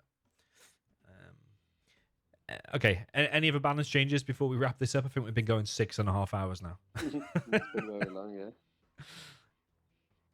Okay, No, I I think. think that's it for now. From Okay. All right. Nice one, guys. Right. This is only group 1. I plan to do this like 4 times. Could be a big I commitment. don't envy you. I envy you. Yeah. Okay. Nice one, guys. I'll render this video, post it. Whoever wants to watch it from Community Outpost or Zazon or whatever, they can do. Or they can just watch this spreadsheet. So, yeah. Thank you very much. Thank you, Domi. Yeah, thank Thank you. you. Okay, cool. Bye bye.